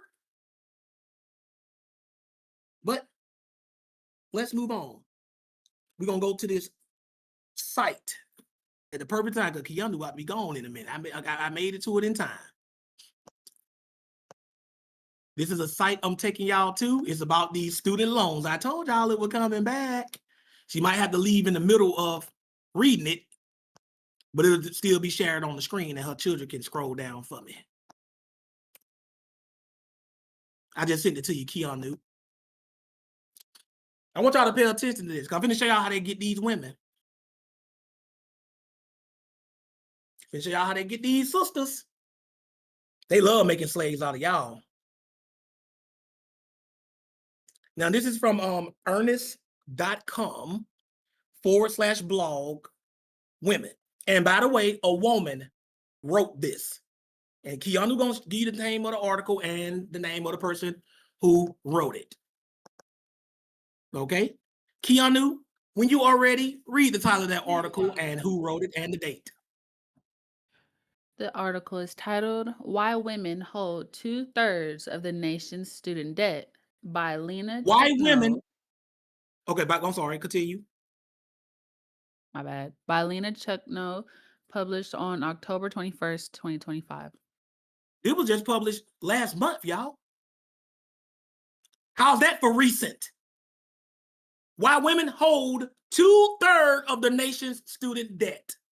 That means 2/3 of the sisters who got student debt, they're slaves. That's 2 out of 3, y'all. For my mathematicians, that's 66%. Scroll down. Let's see what it's saying. It's going to give us the reasons. See, they love going after y'all. I'm trying to help y'all.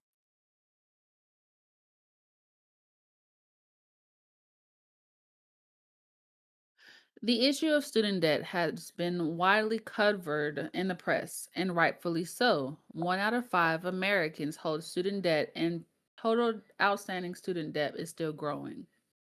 So it says 1 out of 5 Americans hold student debt, and total outstanding student loan debt is still growing. Outstanding means it's not being paid on.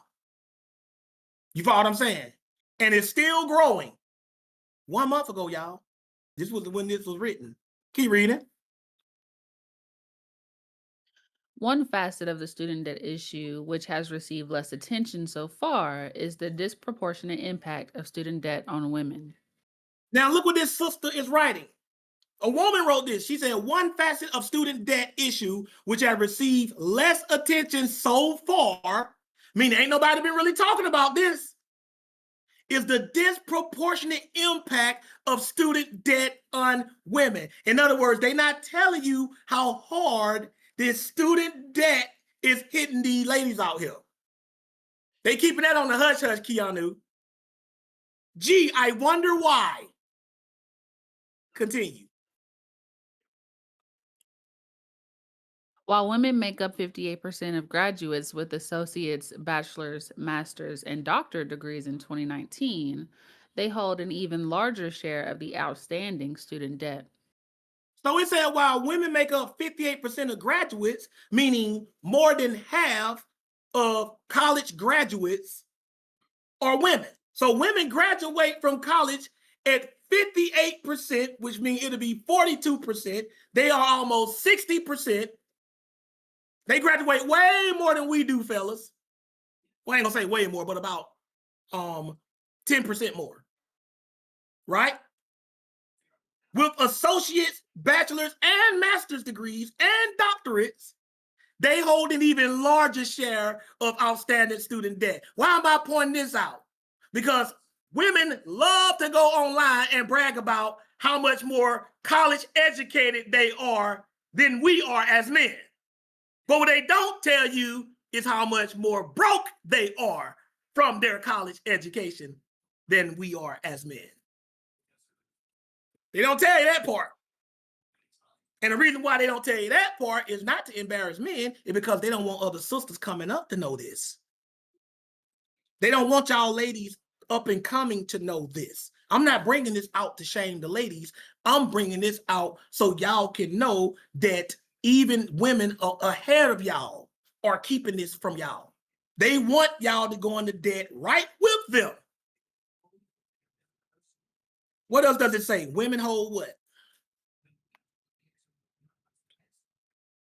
Women hold about 65% of the overwhelming 1.6 trillion in student debt in the U.S. Women hold about 65% of the overwhelming 1.6 trillion in student debt in the U.S. And this is a woman who wrote this. So do y'all know what that means, fellas? My young lions coming up? That means if you meet a girl, even if you're not in college, and she just recently graduated, there is a 65% chance that that girl is in debt. There's a 65% chance that she's in debt, and outstanding debt, meaning she ain't nowhere near paying it off. These are the facts. You're marrying slaves. Because debt equals slavery. Ain't that what we read, Keanu, Kevin J, Kellebrew, Gideon? Ain't that what we read in the Bible? Debt is slavery. Right. That's what they say. I'm not trying to hurt nobody's feelings. And I know women who come online and say, we got college degrees and they can't even get a job at McDonald's. So that means they got their student debt, they ain't got no job, and they got kids. So you know they got to go to the SNAP benefits. They're setting y'all up, sisters. They're setting y'all up. I don't want y'all to go out like that. No other church, school, or organization is going to tell you this. And when you have one guy named Charlie Kirk that was cruising the country telling y'all that college is a scam, somebody got mad and shot him. They don't want you to know this. They're willing to kill. That's what that means, to keep y'all from knowing this stuff. And he got killed on a college campus. How poetic. But keep reading. As a woman and general manager of student loan refinancing at Earnest, I wanted to learn more about the root causes. Why do women carry a disproportionate amount of the nation's student debt? Now y'all got to give props to this sister, because she said I had to start investigating this. She said she's a manager of student loan refinancing at Earnest. So that means she's one of the people that actually work with people who got student loans, right? What else did she say? More importantly, why isn't there a greater public awareness of this issue and a conversation about ways to address it? See, that's the question that I would like Keanu and any of the women in the chat to answer. Why isn't there greater public awareness of this issue and a conversation about ways to address it? Why isn't this, Keanu, why do you think ain't that many people talking about this? Why do you think they're keeping this on the hush-hush? I don't know. Kellebrew, why do you think? Kevin J, Kneecap, she's over there with Gideon. Why do y'all think this not talked about? enough. Now, it's not misogynistic because it's trying to help women. It's the system. Thank you. Let me see who said that in the chat. I see their face. Thank you, Kuma of the Dust. It's the system. They're not talking about this because if they did, women would be like, y'all would wake up and y'all would stop being scammed. That's what's not being talked about. But you know who talked about this before he died? Charlie Kirk. You know who else talked about this before he died? Kevin Samuels. Y'all starting to notice a trend here?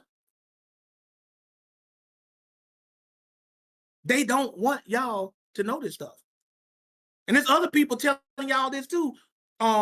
They're trying to scam our women. They want y'all to be slaves. But keep reading. Watch what else it says. And this is written by a woman. So she know. What's one of the reasons? What they say, Keanu? The title to this section is Women Take on More Debt for School. Women take on more debt for school. Continue. The American Association of University Women, or AAUW, reviewed the federal loan data and uncovered that 41% of female undergraduates took on debt in 2015 and 16, the latest figures available, compared to 35% of male undergraduates. So there was like a 6% difference of the debt they took out between men and women. Continue. In addition to more women having student debt, were women also taking out larger loan amounts than men? So it's in addition to more women having student debt, were women also taking out larger loan amounts than men? Watch what she says. As it turns out, yes. As it turns out, yes, because there's something inherently in women when it comes to this education thing to believe that the more money they borrow, the better off they're going to be. So they be racking it up. Continue to read. They don't tell y'all this stuff. That's how people end up on Snap, even college graduates. Continue. Women take on more debt than men at almost every degree level and type, from associate to doctoral degrees and across institution types.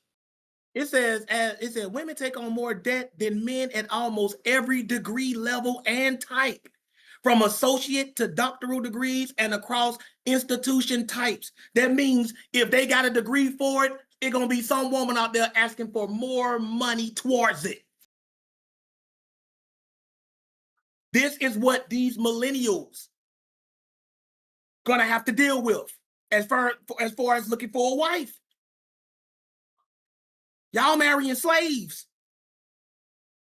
Now, men in this too, don't forget, it said everybody caught up in this, but it's mostly with the women. But why is it that every time something in this world is messed up, why is it that it hurts women the most?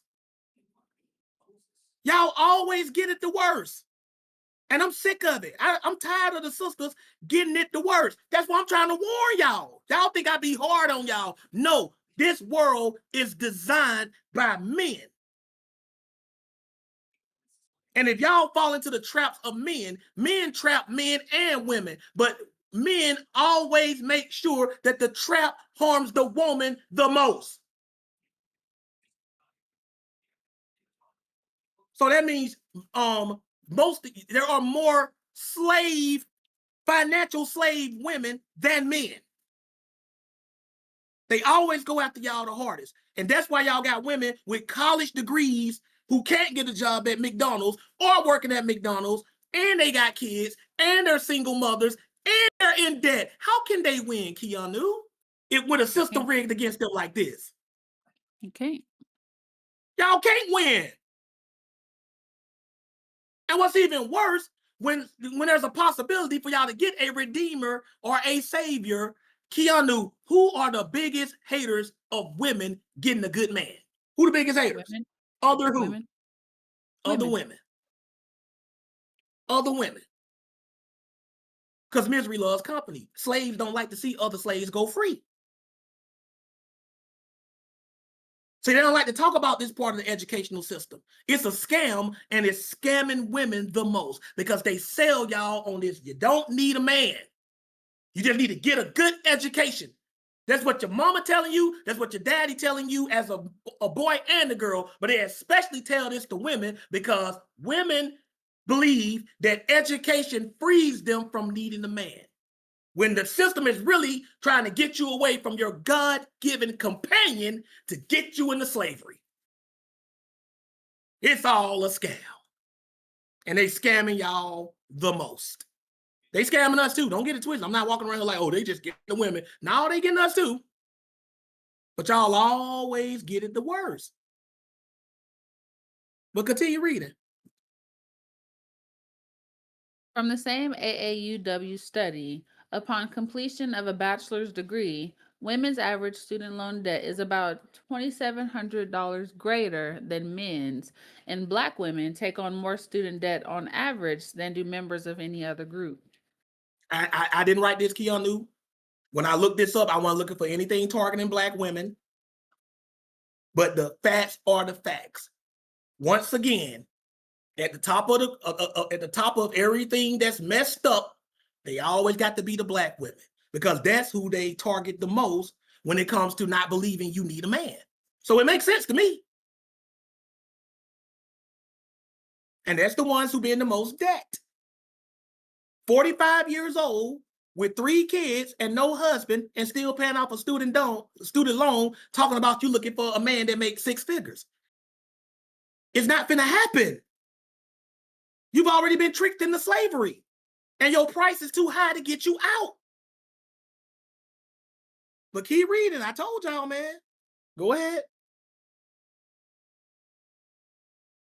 Knowing that women are taking on more debt to earn a college degree is an important insight, but I wanted to find out some clear reasons why this happens. So she said, man, she really going down the rabbit hole. She said, I want to find out some clear, like specific reason this happened. Now she finna get into the specifics. And I know you got to get ready and go in a minute, Keanu, so just let me know. What's one of the reasons? Go ahead. More advanced degrees are awarded to women than men. Now, Keanu. More advanced degrees are awarded to women than men. What does that mean to you, Keanu? Repeat your question. I'm sorry. It says more advanced degrees are awarded to women than men. What does that seem like they're saying to you, Keanu? That men are dumb? No, not men are dumb. It says, in other words, they tempt women with the more advanced degrees, but the more advanced degrees cost more money. That's why I mean to say more advanced degrees are awarded to women than men. Key reading is going to tell you. Not only do more women enroll and finish their undergraduate degree than men, 63% of women completed a bachelor's degree within 6 years, compared to 57% of men, but they also continue their education at a higher rate. So a bachelor degree is not enough for the average woman. Keep in mind, she's already in all kinds of debt just from that bachelor degree. But remember, they always tell women, education, education, education. So they're going to try to further their education.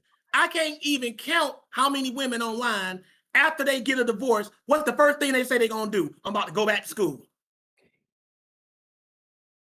They always go running to school whenever they trying to either avoid a man, prove they don't need a man, or just broke up with a man. They go right back to get into more debt. And this system is tricking them. So when they finish that bachelor's, they want to make damn sure they ain't going to ever need a man. So I got to get a more advanced degree. That's how they get y'all. I'm just putting it out here. You'll never hear it this detailed from a scriptural perspective anywhere else. But Keanu, you ready to tag out yet? Just let me know. I can finish this section, I think. Okay, continue. All right. This makes a difference in how student debt is distributed by gender because a significant percentage of outstanding student debt is held by those who pursue graduate degrees. So it said a significant percentage of outstanding student debt is held by those who pursue graduate degrees. In other words, it's not enough to just get that bachelor's. I need a graduate degree. I want to further my education. I want to go deeper in debt. I want to be even more of a slave. That's what this is saying. We've already proven it. Debt equals slavery. And this woman, she was so flabbergasted by all of this, she had to do some research. But the system ain't gonna tell ladies this because the systems want us divided. They want to destroy the nuclear family. They want the woman to believe she don't need the man. So they have her out here chasing all of these fantasies while going deeper and deeper into debt. This system is designed to make good men not desire y'all because a good man ain't gonna take on all that debt. He gonna be like, you must be crazy. So what happens? She can't get a good man, so she gets on welfare. She can't pay off her loans. She can't even pay her bills. So now she got to get on SNAP. So now she's a slave to the system because she relies on the system. But slavery, no matter how you look at it, this kind of slavery is miserable. So what does the system trick her into doing? It tricks her into blaming men. Now she hates men. It's the man's fault. It's the man's fault. I'm gonna snap. No, you got tricked into going into slavery. We did too. It ain't just get you, it got us too. But it got you the worst because you're the most vulnerable of the two. You are the weaker vessel. But continue reading. Watch what else it says. According to the Center for American Progress, graduate programs account for 40% of federal student loans issued each year. That's almost half, Keanu. The graduate program counts for 40% of federal student loans, and the graduate programs are just as expensive, if not more. But watch what else it says. Keep reading. In the most recent year, recorded on graduate degrees awarded, 574,498 master's or doctorate degrees were earned by women compared to 411,538 master's or doctorate degrees earned by men. That is, women earned 40% more of the graduate degrees. Which means they earned all that debt that came with it on top of the debt for their regular degrees. So some of these women, y'all, if they went after their masters, by the time you meet them and they're done with all their schooling, which puts them in their mid to late 30s, they're undesirable for marriage because they don't been in school so long that their marital years, they're not as attractive anymore. And they're in their mid to late 30s and they got all this debt. And most of them get kids on the way. This system is designed to put y'all on SNAP. It's designed to keep y'all dependent on the system, to be slaves to the system, because they know, and we're going to read this later, they know that y'all cannot possibly pay yourselves out of this debt. So y'all be stuck, and then it makes you miserable, and now you get online and you hate men. But they're doing this to us too. That means if we got a common enemy, that should be enough to bring the men and the women together and be like, man, college is some BS unless we're going for actual worthy degrees. That's what we're supposed to do. But did you finish that off, Keanu? That section? Yeah. Yeah. Okay. Okay. At this time, I'm going to take a little break, restroom. Kevin J, do your thing till I come back, and then I'll get somebody else to tag in for the Keanu. I'll be right back. Go ahead, Kevin J, do your thing. All good, all good. I guess I couldn't unmute her first. But sis Kiana, you still there? Yeah. All men are stupid. Hey, I fell out. I was Listen. I was trying to get back off mute. She said, all men are stupid. I mean, it just came so fluidly. Hey, brother Tommy, we'll talk about this later, brother. Don't worry. I hit you up. Hey, hey. All men are stupid? My This bad. is how you said it. You know what I'm Wait, saying? I don't think I said all as an absolute. I think I just said men. Okay. Men are stupid. Okay. Don't sound too much better. But thank you very much, sis. I appreciate you. But no, this is very educating. I honestly didn't know this. I remember Kanye used to talk about having degrees on top of degrees, but didn't have no money. Kanye used to say that in Chicago like years and years ago, right? But I did not know about this with women. I did not know about that. However, it does not surprise me. The reason why I say that is because I've met like women who feel like that is, and maybe I'm wrong, Keanu, or any other women. Like a lot of women feel like they have a higher degree. They're also better than other women, or they consider themselves a higher level woman, even though they might not be making nothing. They consider themselves a higher level woman because of what their degrees are, who they are in terms of their educational background, and they would use that as a way of propping themselves up.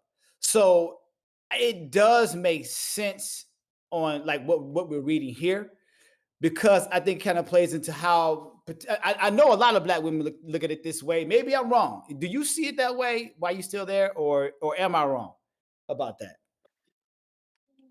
Apologize. I was giving my kid instructions on the computer. Oh, my bad. I forgot you got to go. My apologies. I'm here though, Kevin J. Whatever you were saying. No, I was telling her that I know, like, even like, well, it's been a while ago now, but most black women would go for the higher degree or get more degrees, as Kanye used to say, because it seemed Yep. like they made themselves like a higher level woman. It propped themselves up even over other women. So like this reading, that's why I was telling her it didn't surprise me just from what I know of that. I was just asking her what she felt about that if I was off, since she is a educated sister. But Oh, I knew I see what you're saying. she had to bounce. Well, Oh, you're there? Okay. yeah, well, for me, I'm built different. Okay. So I don't I don't look at it in that standpoint. I look at it more so as far as me getting my education. Mine was literally because I wanted to live out a childhood dream. It had nothing to do with wanting to be better or Okay. feel like I was one-upping the next woman. It was more so an accomplishment for myself that I've always wanted to achieve. Now, it could be like that for other women, which I'm pretty sure it is for a lot of women, because, like we said earlier, women are women's biggest haters. But just for me individually, it's not like that. Makes sense. I was just trying to see if you heard of that, like if that was something that you knew about, like just among other women. I guess I know you're not like that, but I should have asked the question to you differently. But that was my point. That was my point in bringing that up in terms of reading this, just based on what I used to hear. You know what I mean, just amongst what I knew about other black women and how they kind of labeled themselves, and what was a way of them like kind of like promoting themselves. I would put it that way. Yeah, And I mean, it's a college for a lot of people. It seems like as a status thing, even for men, yeah, right? men too. Yeah, men too. But Right? I know I've heard women, but at least back in the day. Maybe it's not like Right. that no more. I know back Oh, in the day. they still talk like that. They be on campus. I'm a college student. I'm educated, right? And I'm like, yes, y'all are the most broke and in debt. Y'all the biggest slaves. They target y'all the most. Let me tell y'all something. Women fall for anything, but men fall for women.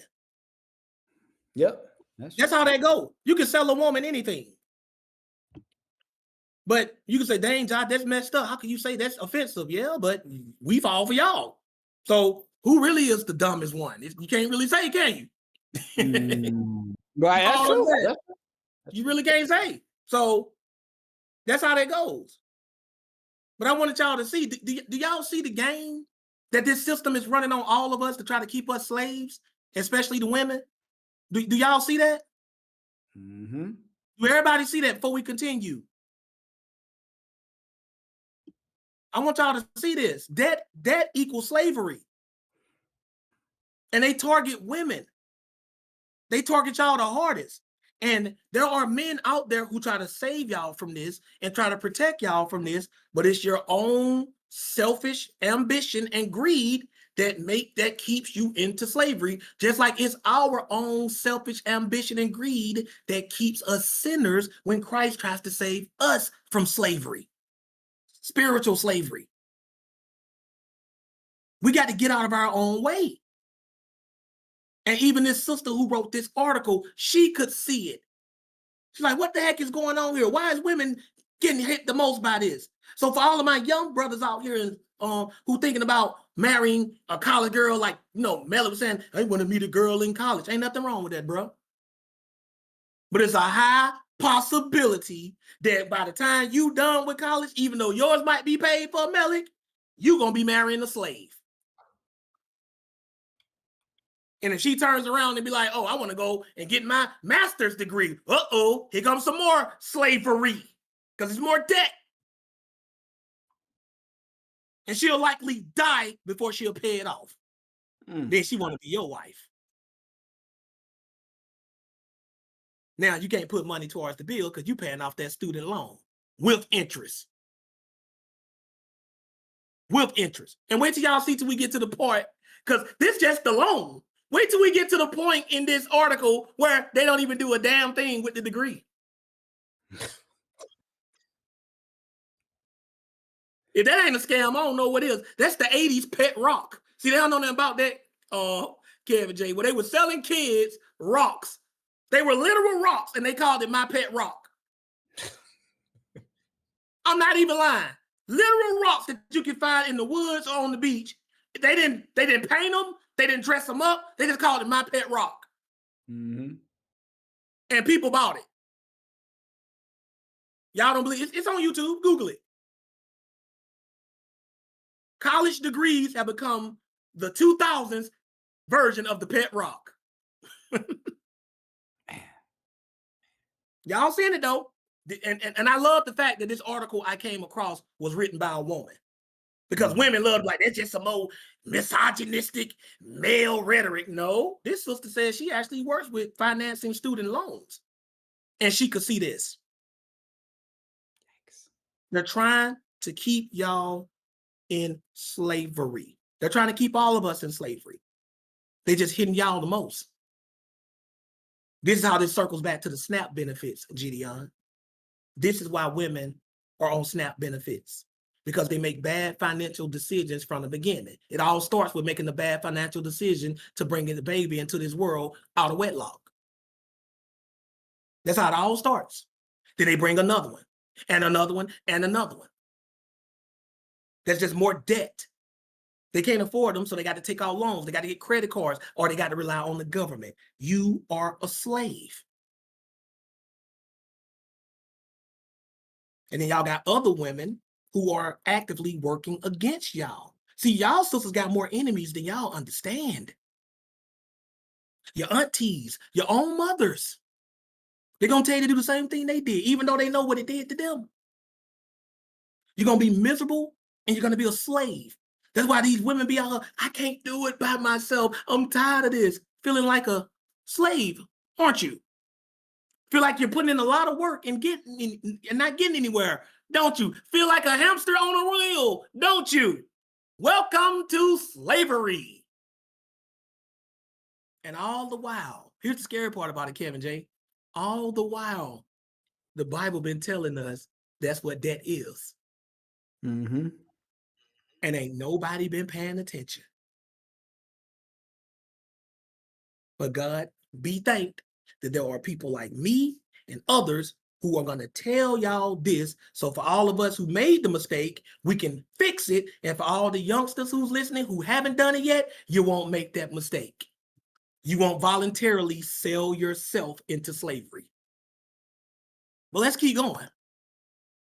Scroll that down a little bit. Keanu's fill in substitute. If you can hear me, scroll it down a little bit. Okay, not that much. Go back up a little bit because I want to be able to get that top in. Keep going until you see the very top of it. There you go. Right? Now I'm going to read it. By the way, can you see it, Kevin J? Because if you can see it, Kevin J, I have you read it. Can you see it? I can see it. I can see it. Okay, go ahead and read. It says one. Let me move my little cursor out the way here. Okay, one of the other reasons is higher enrollment in for-profit institutions. It said one of the other reasons is higher enrollment in for-profit institutions. It's going to tell you what this means. Go ahead. Women represent 63% of for-profit college students and only 55% of public four-year college students. Mm-hmm. And Keep the going. average tuition bill for a for-profit college is 2 times higher than for a public college student. That's 16,000 versus 8,000 respectively. So it said the average tuition bill for a for-profit college is 2 times higher than for a public college. So that's 16,000 versus 8,000 respectively.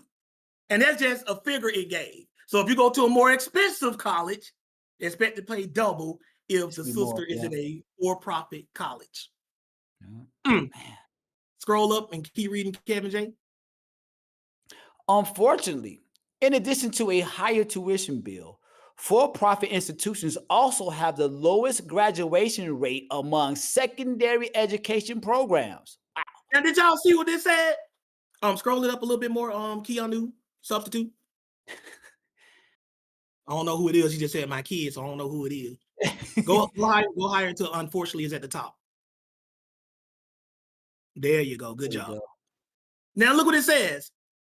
It says, unfortunately, in addition to the higher tuition bill for profit institutions, also have the lowest graduation rate among secondary educational programs. Kevin J, what does it say? What this is saying is they pay more money for this and turn out less graduates, meaning they're not even getting the degree. Man. Crazy. Do y'all see the setup? Sisters, in the chat, I just want to hear from the sisters. Please tell me y'all paying attention. Do y'all see the game they running on y'all? Do y'all see it? Give me a W if you're a sister and y'all paying attention. Do y'all see this game they're running on y'all to try to keep y'all in debt and keep y'all slaves? I hope y'all paying attention. This is what they're doing. Our Bible already done told us. They're trying to cook y'all, boy. And they're doing it to y'all worse. They getting us too. They get men with this too. But they get y'all the worst because the first thing they feed y'all is that you don't need a man. If a woman doesn't need a man, her only logical other alternative is education. So she's going to go after the most expensive education she can because she thinks the more money she spends, the more money she's going to end up making. And that's not the case. Not even close. Nope. So they turn y'all into lifelong slaves, asking for a man to free you when the irony is the man was there before you even started going to school. Now you want him to free you after you've become the worst of slaves. And that's a slave that has tremendous debt. Now you want him to free you. You didn't want him to free you when it was cheap. And we ain't even gonna get into how most of the time, by most of these women are done with their degrees, they got 2 or 3 kids in tow. They're tricking y'all. So if the good men avoid y'all, and you can't go back to school because you're gonna keep just accruing debt, what is your only alternative? Government benefits. Congratulations, you are a slave to the system. You are in debt and you can never get. And the only opportunity that you had was a good man, and you blew that because the feminists made you hate men. They sold you on education. The system put you in slavery, and now you are forever a slave. A lot of these women are going to die slaves. And they did it to themselves. A lot of men gonna die slaves too. Remember, I'm just talking about the women here because it's getting them the hardest. But remember, we read that first article. This everybody. It just hurt the women the most. And I'm tired of y'all getting hurt the most. If everybody messing up, why y'all got to get to hurt the most, ladies? That ain't fair, is it? Did that sound fair to you, Kevin J? If we all making the same mistake, why y'all got to get hurt the most? All right. Why do they target y'all the most? I'm trying to tell y'all, and they get mad at me. You won't believe how many people don't jump to my DM because I'm just telling the truth. You real hard on these sisters, yeah, because I know what they're trying to do to y'all. See, I'm your best friend, ladies, believe it or not. I'm that big brother who telling y'all how the game work. I'm that father figure. I'm that pimp. Oh, You know the pimp? He'll tell the main woman, and I ain't talking about the pimp literally, I'm just giving this as an analogy. He'll tell the bottom, y'all know the bottom B. That's the one he pulled to the side and he tell her what he been doing to the rest of them all along. That's the main one. That's the one he can leave in charge of the other ones. And I tell y'all the truth. Y'all, do you know how many men who would, if they knew what I was telling y'all, would be pissed at me? And I ain't talking about the average man. I'm not talking about like men like me. I'm talking about men who run in this system. They don't want me to tell y'all that y'all are the biggest, y'all women make the best slaves. Y'all some handmaidens up in this piece. What you talking about? I'm not about to serve no man. I ain't finna be cooking and cleaning for no man. And yeah, but you still a slave though.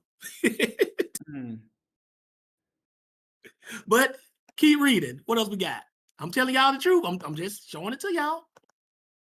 in 2017, the average 6-year graduation rate among for-profit colleges was only 21%, compared to 60% at public institutions and 66% at private non-profit schools.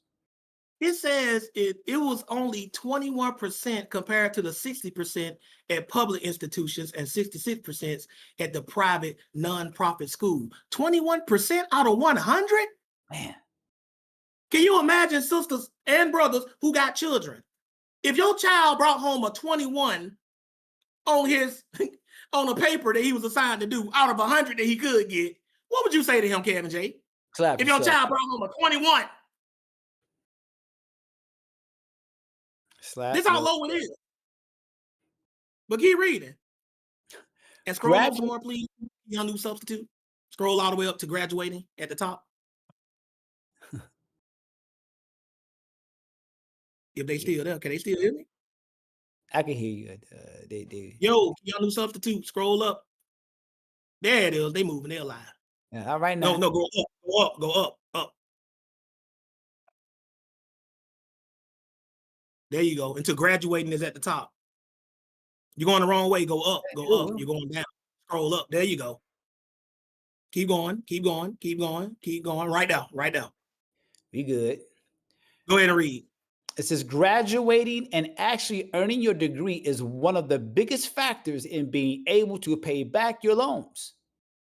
It said graduating and actually earning your degree is one of the biggest factors in being able to pay back your loans. That means, y'all, there's a high percentage of women out there who owe the debt and don't even got the degree. So if you ain't got the degree is the key to you being able to pay back your loans in a timely manner.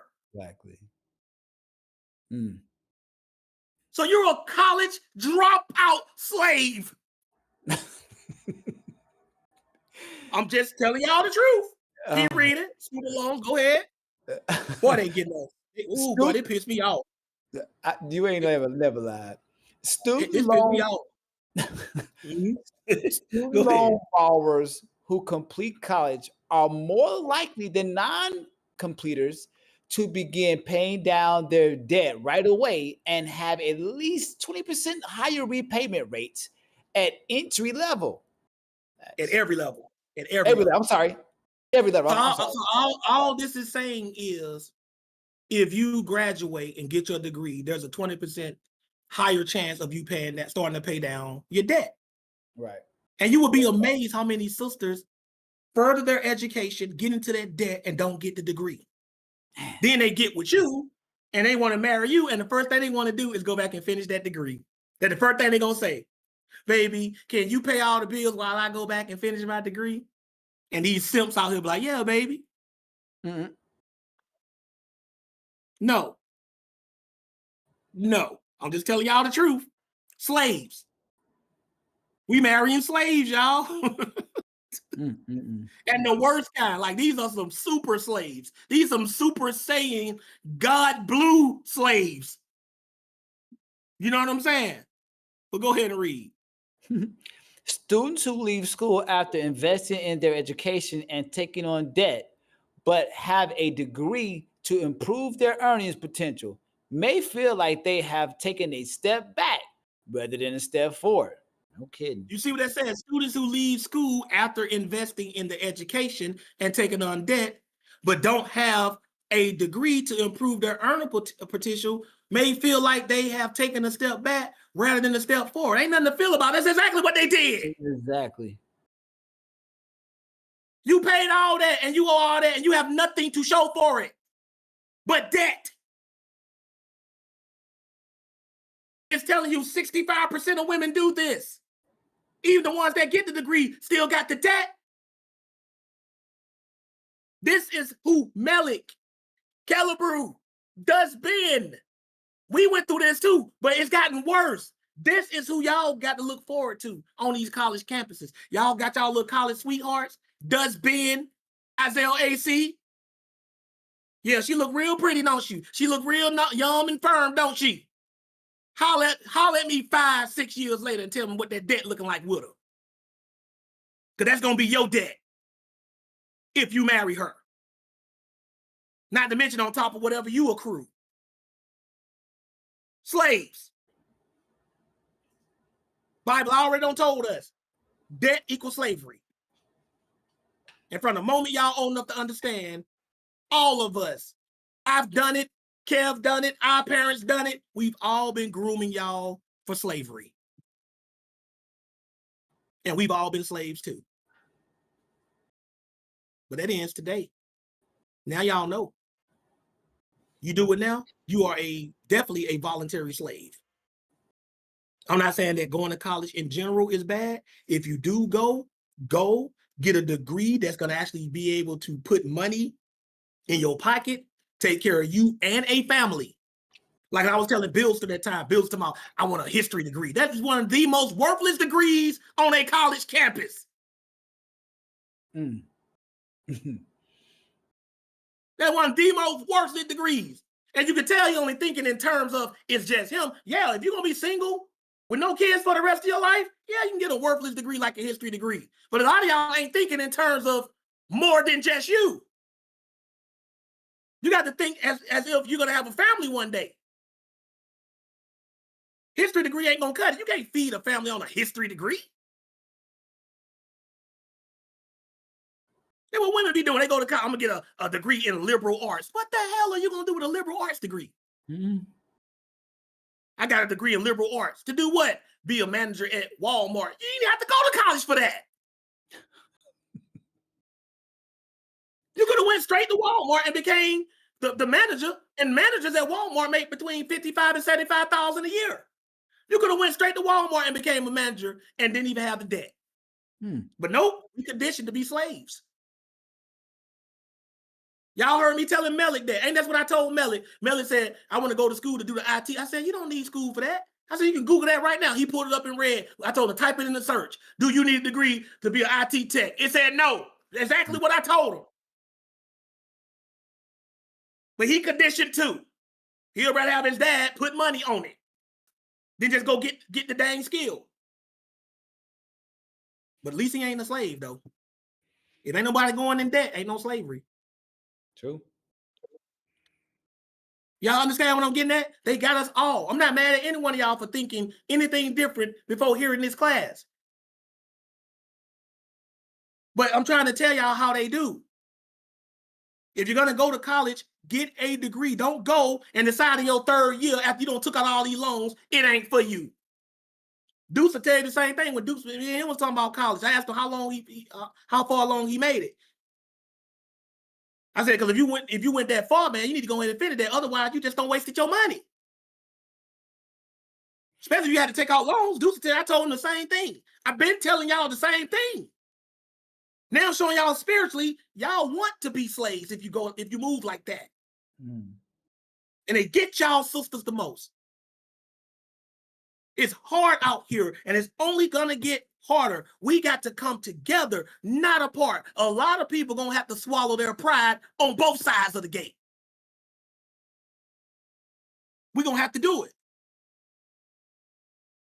Or we can just be slaves for the rest of our lives. I'm not with that. I don't want to be no slave. Y'all can have that. Because the Bible says that is slavery. It's not a sin, but it is slavery. And it can be a punishment for sin. But keep reading, Kevin J. Okay, we're at the end of that. We had to go up. Okay, scroll up, key on new substitute. Look at the other. Oh, I want to be able to read. Oh, I got to be able to read that title. Go back down. Right there. There you go. What's that say, Kevin J? Lower family contribution. This is another reason why women don't get the support that they need. This is how they go in debt. Start reading. It says another factor that leads to higher student debt for women is lower family contribution to their cost of education. In other words, ain't nobody paying for their education out of pocket in a family. Keep reading.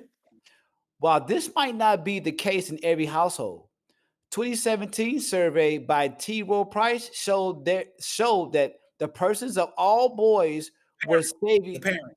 The parents of all boys were saving more and willing to spend more on their kids' college.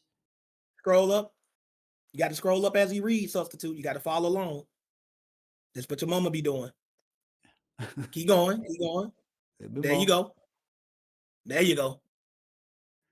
So kids' college education, then parents of all girls, education,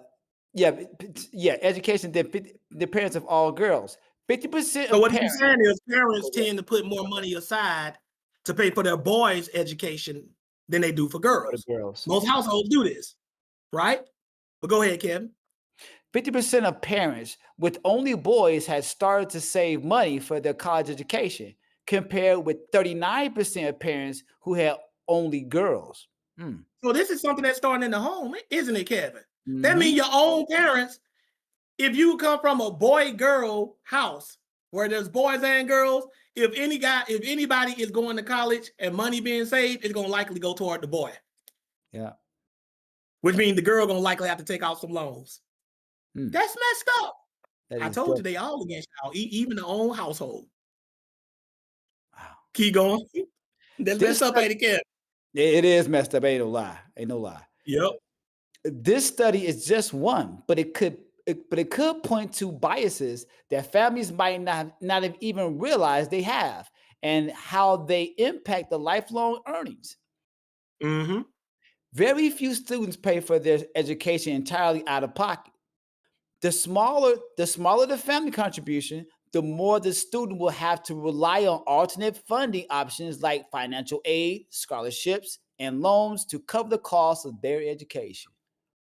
And women get the least amount of family support compared to the boys. Man. So that's your family, that's your own parents working against you.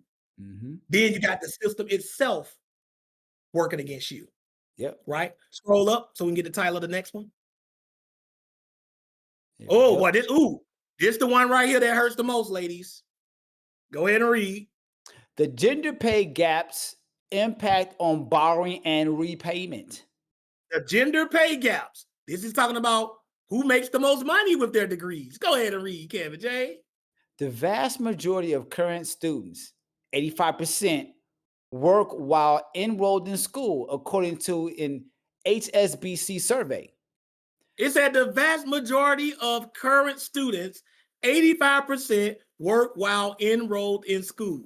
So what that means is, sisters, most women who are in college right now, 85% of them are working and going to school at the same time.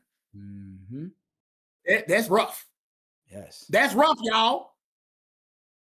So you slaving while going into debt to become a slave. You put it like that. I ain't trying to be funny, but y'all ain't got a hope in hell. It's rough, man. Y'all know, going down this path, y'all ain't got a hope in hell.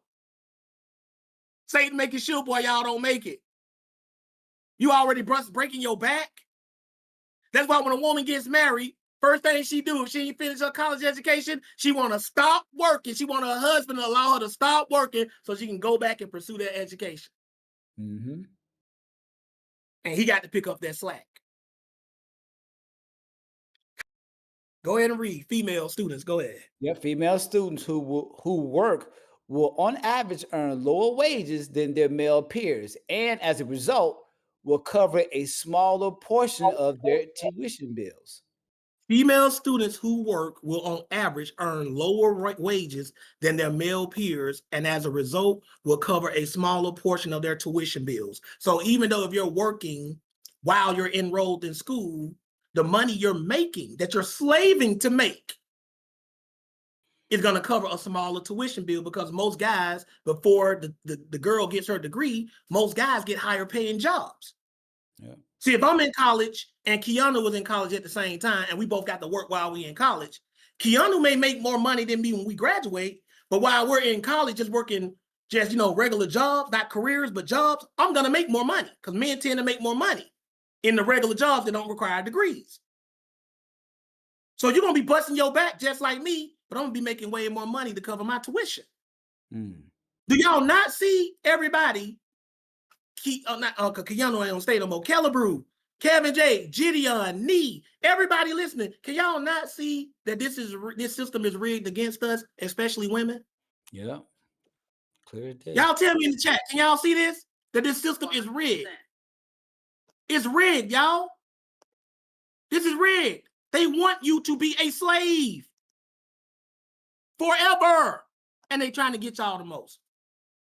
That's why I'm always saying stuff about these women and this SNAP program, because God knows I see what they doing to y'all.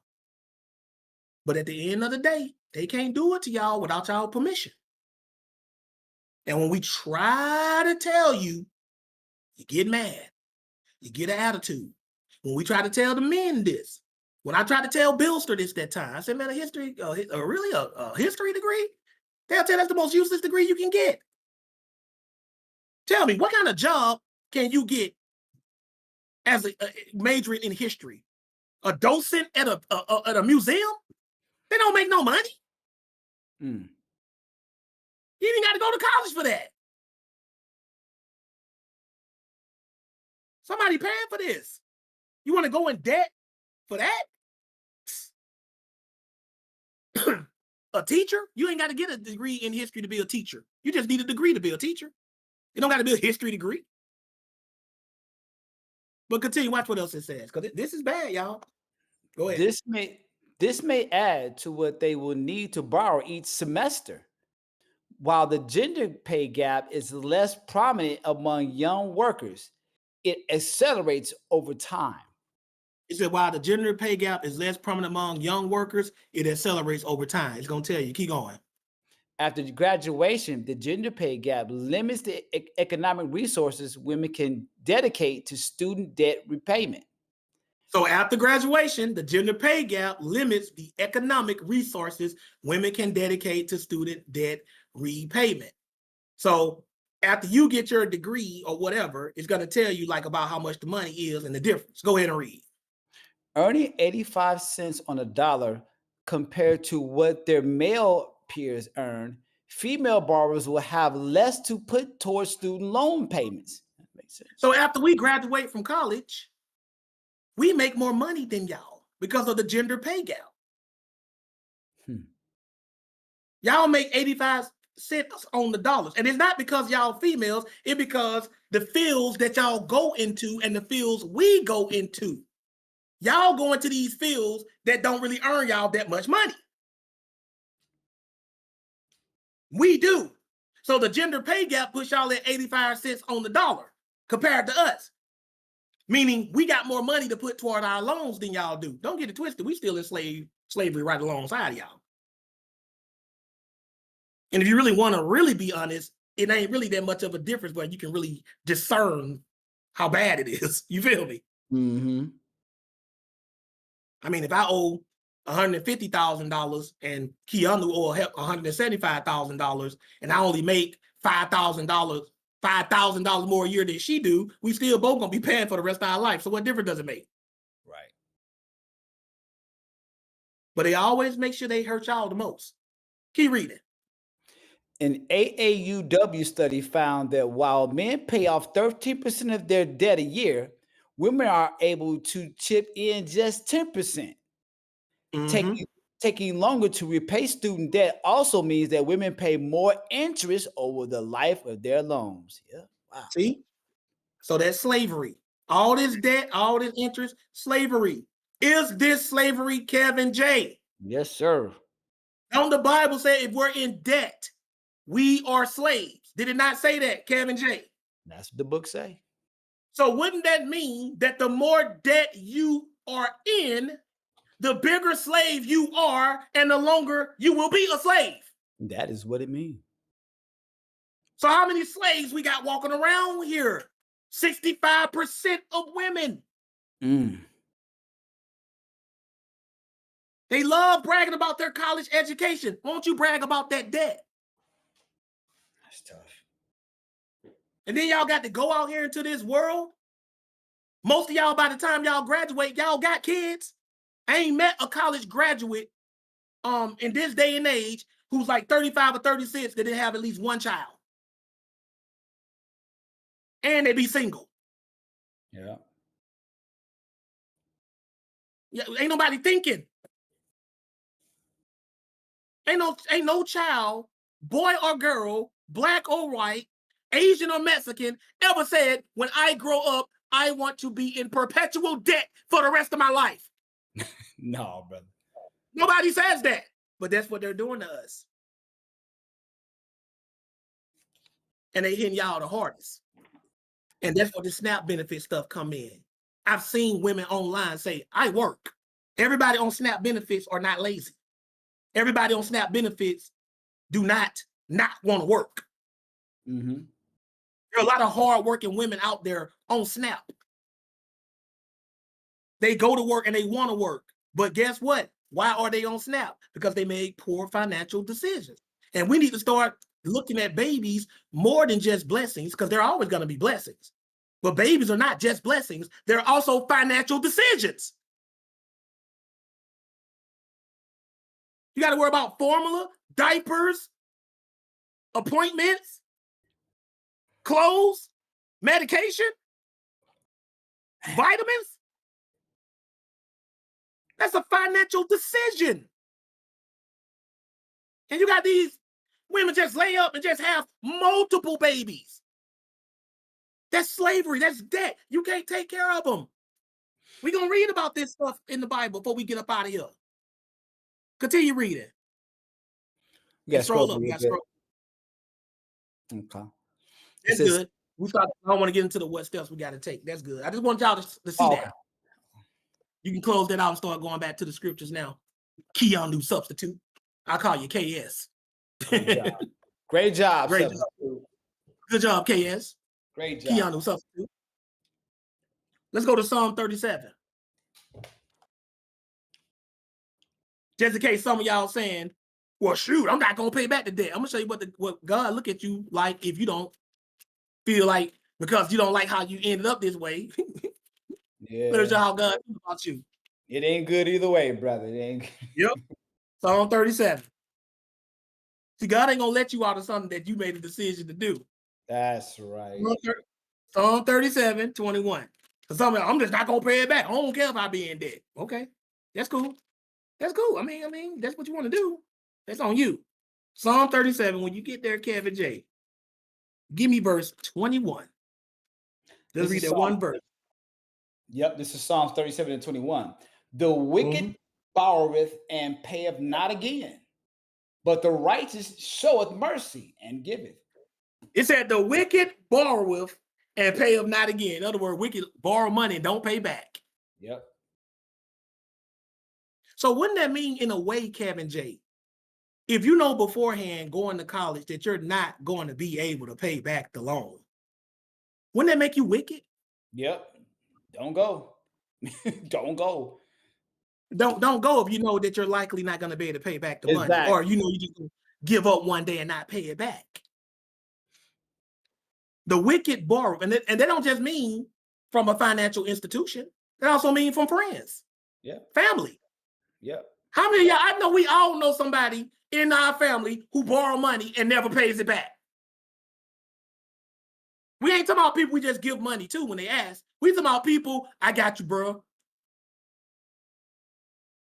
I got you, bro, and they never pay it back. That's somebody who's wicked. Wicked mean you sin that. It is a sin to borrow money and deliberately and consciously say you're not giving it back, or make that up in your mind that you're not going to give it back. But what else did it say? It says, but the righteous showeth mercy and giveth. That means we loan people money and we give people money. That's an act of mercy. We don't supposed to be like that. We also supposed to pay back. I'm going to show y'all that too, but that's implied. So why am I showing y'all this about this? Because some of y'all might be like, man, I got all this student debt. I'm just not going to pay it back then. Whatever. Okay, then you wicked because you borrow and you don't want to pay back.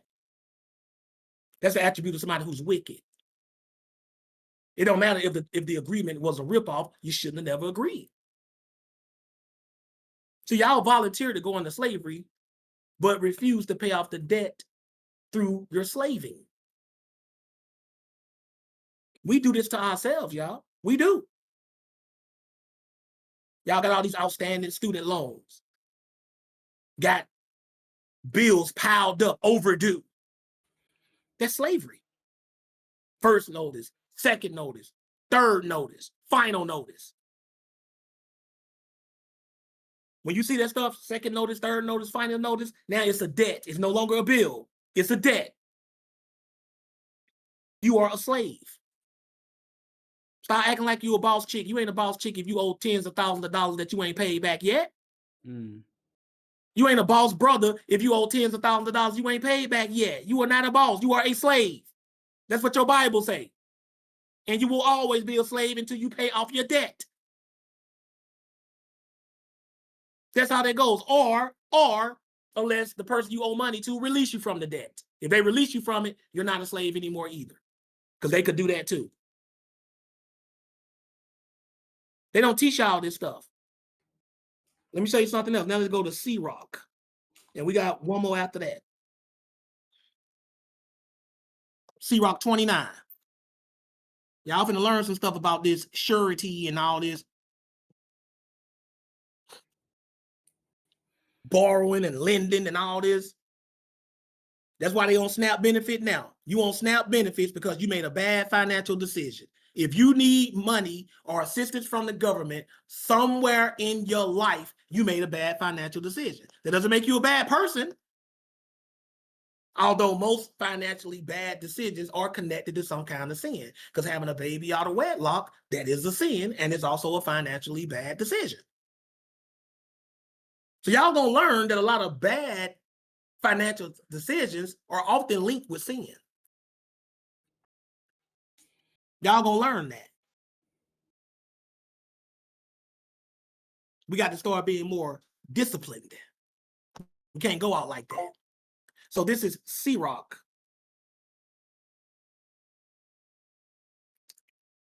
Chapter 29. We're gonna read 1 through 8, and then we're gonna skip. Go ahead and read. This is C-Rock 29:1. He that is merciful will lend unto his neighbor, and he that strengtheneth his hand keepeth the commandments. It said, he that is merciful, that's what we read in Psalms 21. It says, but the righteous showeth mercy. It says, he that is merciful will lend unto his neighbor, and he that strengtheneth his hand keepeth the commandments. If we are merciful, what are we supposed to be doing if somebody asks us to borrow money, Kevin J? We should lend it to him. We should lend it to him. Yep. It's a sign of mercy. That means we care, right? And I'm gonna show y'all that there are exceptions to this. It don't mean, oh, they just automatically get the money. It don't. But us doing it is an act of mercy. We need to understand that. Okay, continue. 2. Lend to thy neighbor in time of his need, and pay thou thy neighbor again in due season. And it says, lend to your neighbor in time of his need, and pay thou thy neighbor again in due season. So what it's saying is, lend to your neighbor when he's in need, but also pay back what you borrow in due season. What do due season mean, Kevin J? In that time to come. In a timely fashion. Right. Don't be owing nobody no money for no 2 and 3 years, man. That's what it's just telling you. We need to start telling people that. If you say you want to borrow money from somebody, the next thing you're supposed to say after you borrow it is when you're going to pay it back. That should be the second thing out your mouth. Yeah. And don't commit to a date if you know you can't honor it. Don't be like, I got you next Wednesday, bro, when you know damn well you got a bunch of other bills and you ain't going to be able to pay a brother back. Mm-hmm. Don't do that. I don't put time periods on money when people ask me for it, loans or otherwise. And people will tell you, they even ask to loan money from me and they be like, I'll pay it back, whatever. I said, man, that's cool, man, but take your time. Do it when you can. And when I say when you can, that means when ain't nothing. I don't want you to break yourself trying to pay me back. I'm not that type of dude. Unless I really, really need it back, I'm not gonna tell you to break yourself. What I look like asking you for money back that you loaned from me, and I already know that you paying me back, but you still need the money to take care of other stuff. You're not ready to pay me back yet. You understand what I'm saying? And then you pay me back and you still hurting, and I ain't even missed that little $50 that you got from me. Now I got my little $50 back and I'm good, but you really still need that. Mm-hmm. Now, why am I telling y'all this? Because if somebody borrows money from you and you know that it ain't gonna break you if you don't get that back like right next week or in 2 weeks, then you let them know, like, yo, bro, don't worry, pay it back when you can. All right. Pay it back when it's most comfortable and convenient for you. You tell them that. That's how we supposed to be moving up in here. I'm supposed to be like, Kevin J, I'm gonna need that 50 back right next week. And I know that Kevin J, even though he'll try to get it to me, I know he's still kind of struggling. That's not a servant of God. Because you're going to want that same kind of leniency when you need help. I ain't one of them dudes chasing people down about money they owe me. People know what they owe you. Let's just be honest, don't we, Kevin J? Don't we, Kelly Brew? We know. You never forget who you owe money to unless you owe a lot of people.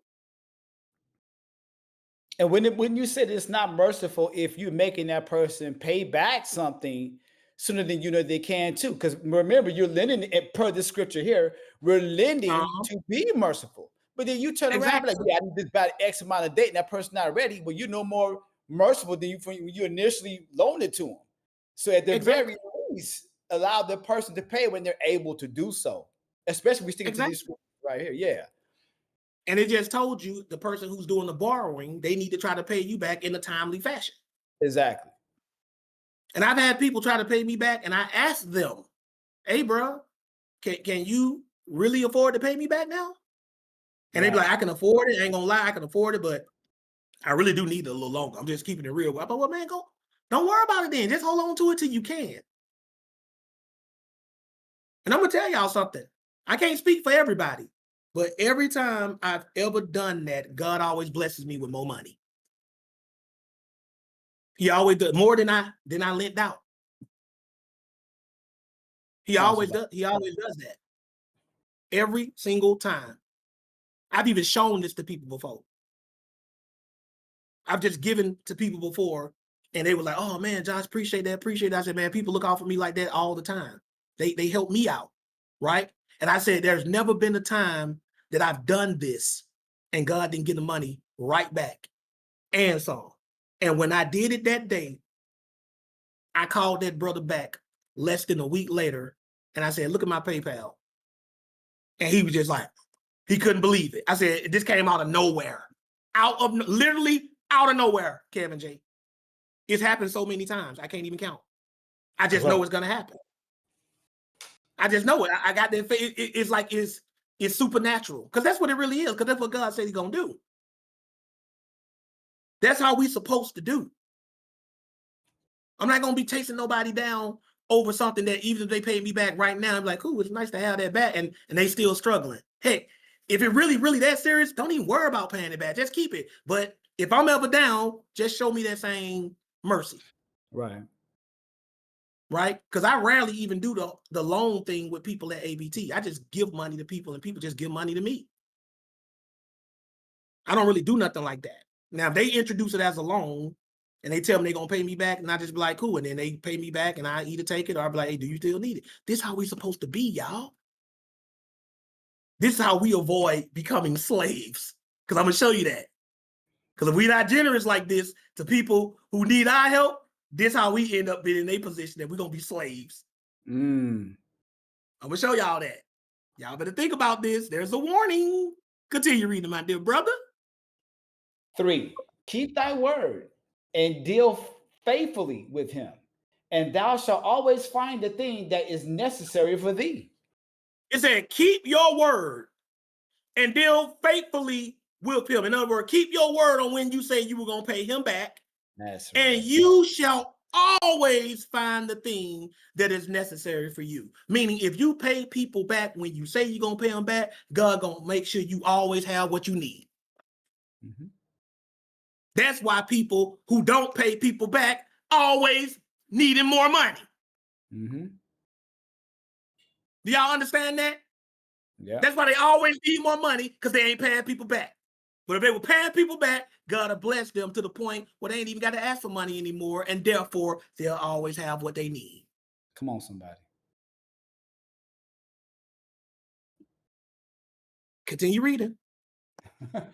4, many, when a thing was lent them, reckon it to be found and put them to trouble that helped them. Now look what it said, Kevin. It says, many, when a thing was lent to them, reckoned it to be found. In other words, if I lent Kevin J $200, he looked at it as if he just found $200 on the ground. Like I ain't even gave him nothing. Like he just found it, right? And then it says, and put them to trouble that helped them, meaning, you know, it hurt me to loan you that $200. But I still loaned it to you because you needed it, but you knew I needed that back. Right. But you're going to treat the money like I ain't even gave it to you, like you just found $200 on the ground. And now you don't put me to trouble. And this is the reason why a lot of people don't like loaning people money. Yeah. He's going to tell you that too. But continue. 5, till he have received, he will kiss a man's hand, and for his neighbor's money he will speak submissively. But when he should repay, he will prolong the time and return words of grief and complain of the time. It said, till he have received, while he asking you for the money, he going to be kissing your hand, brother, I really need this. And for his neighbor's money, he will speak submissively. Oh, he going to be real humble then. Right. Hey, Kevin, man, hey, man, if you really can, bro, it would really bless me if, you loan me $500, man. I really, all humble. I really need it, brother. I really appreciate, I'm kissing major ass. That's what I'm telling you. That's what it means to get that money, right? And then it says what happened. But when he should repay, he will prolong the time. Hey, man, give me one more week, man. Can you give me the next Friday, man? But Josh, you told me you were gonna have it this Wednesday, bro. Now next Friday, man. Prolonging the time, and return words of grief and complain about the time. Words of grief mean, man, I'm still hurting, man. I'm falling on hard times, man. I ain't, man. Or man, this too quick, man. Wednesday too quick. I ain't have enough time to get the money back. Now I'm complaining about the time period.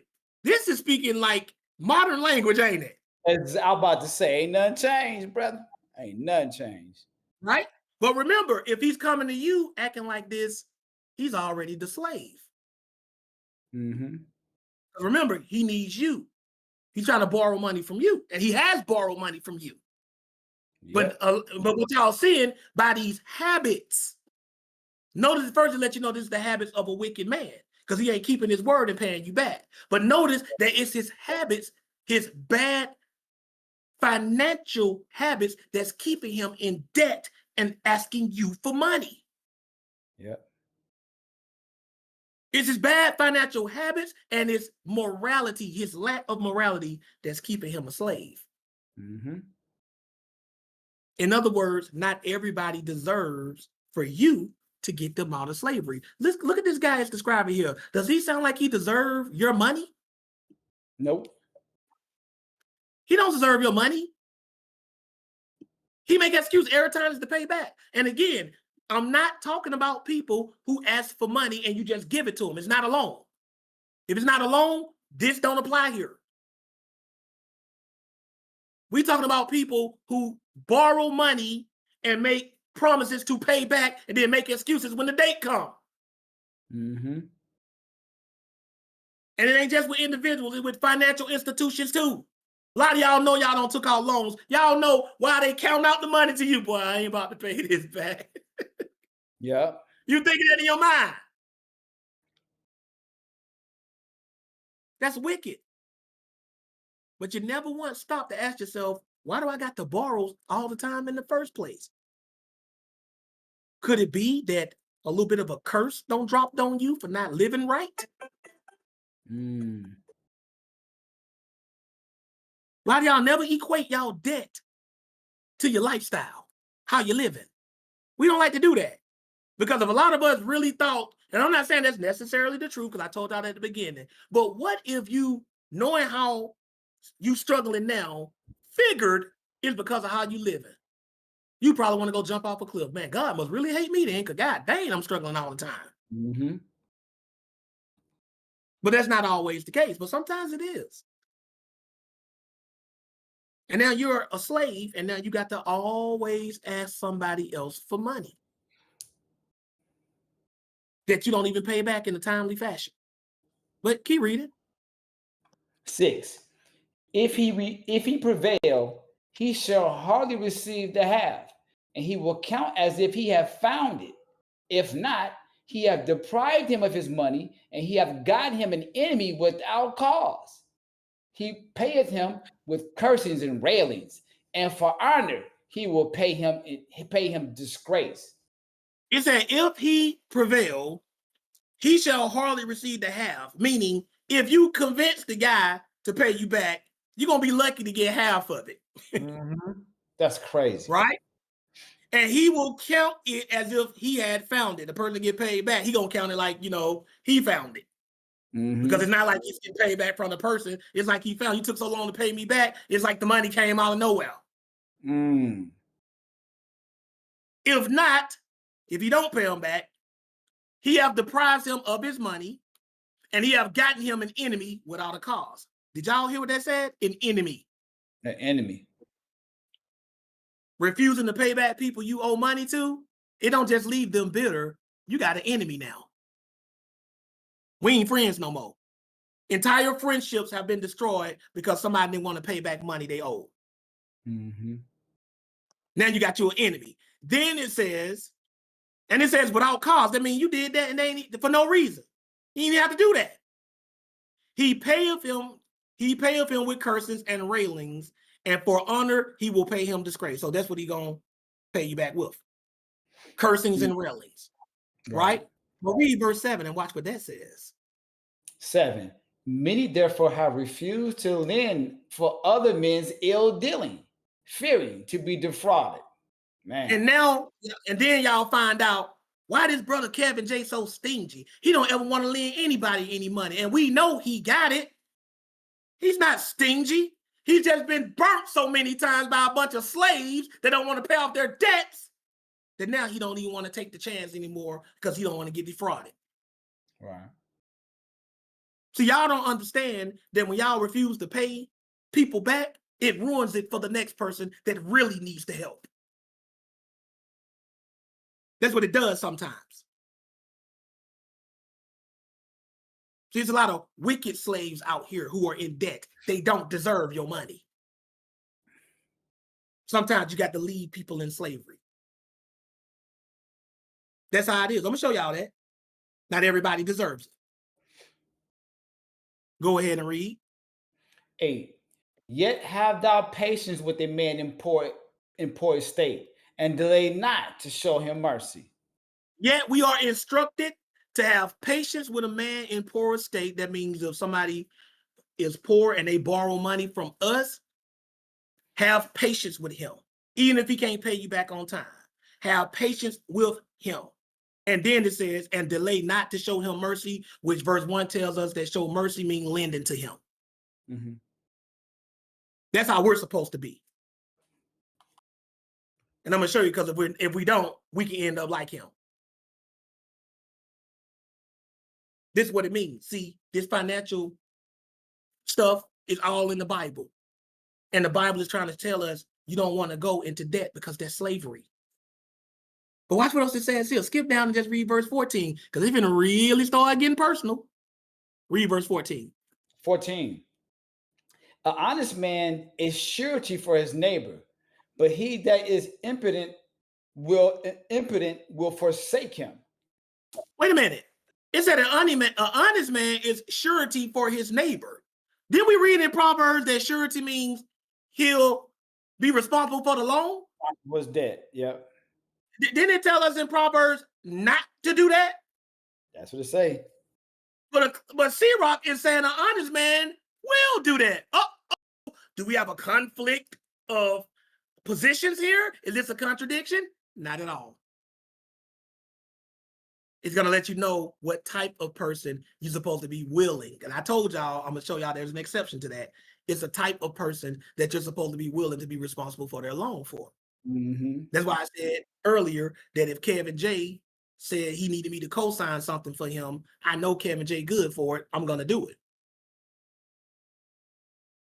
That me being responsible for his loan, ain't it? Yep. Right? But let me show you this. Skip down and read verses 18 to 26 and watch what it says. Because it's going to get into some detail. The C-Rock 29 and 18. Suretyship hath undone many of a good estate, and shaken them as a wave of the sea. Mighty men have it driven from their houses, so that they wandered among strange nations. Now, suretyship means being responsible for somebody's debt. Look what it's saying here. Is the author of C-Rock going against what he just said? First, he said an honest man would do that. Now he's saying being responsible, that's what suretyship is, for somebody else's debt has undone many in good estate. In other words, co-signing and being responsible for somebody's debt has made rich men poor. It's broken people. Taking care of somebody's debt, meaning trying to save a slave. Trying to help a slave out. Because remember, debt equals slavery, right? And then it says, and shaking them as a wave of the sea. Mighty men have it driven from their houses. When it says it driven from your houses, the only way you can get driven from your house as related to not paying the debt is if you had to put your house up to cover the debt as collateral, and they didn't pay the debt, so they took your house. Mm-hmm. Friends have done this to people. Parents have done this to people. Children of parents have done this to people. Spouses have done this to people. You co-signing to help somebody out, and they leave you with the bag.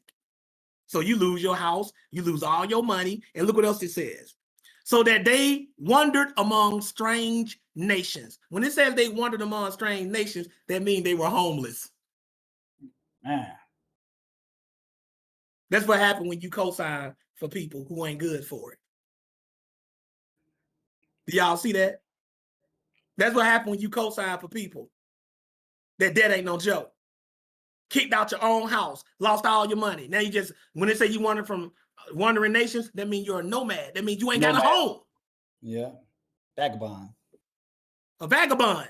Translation, homeless. Because you're co-signing for somebody. Slavery and servitude. Go ahead. We almost done. Go ahead. 19. A wicked man transgressing the commandments of the Lord shall fall into suretyship, and he that undertaketh and followeth other men's business for gain shall fall into suits. Now, wait a minute. It said a wicked man transgressing the commandment of the Lord shall fall into suretyships. So what this is telling you is that somebody who's being wicked is going to fall into that guy left co-signing and holding the bag for somebody. So sometimes people get tricked into taking on somebody else's debt or end up getting caught up in that debt because they wicked. It just said that. All thing it's saying is you're gonna fall into debt. You're gonna become a slave because you're being wicked.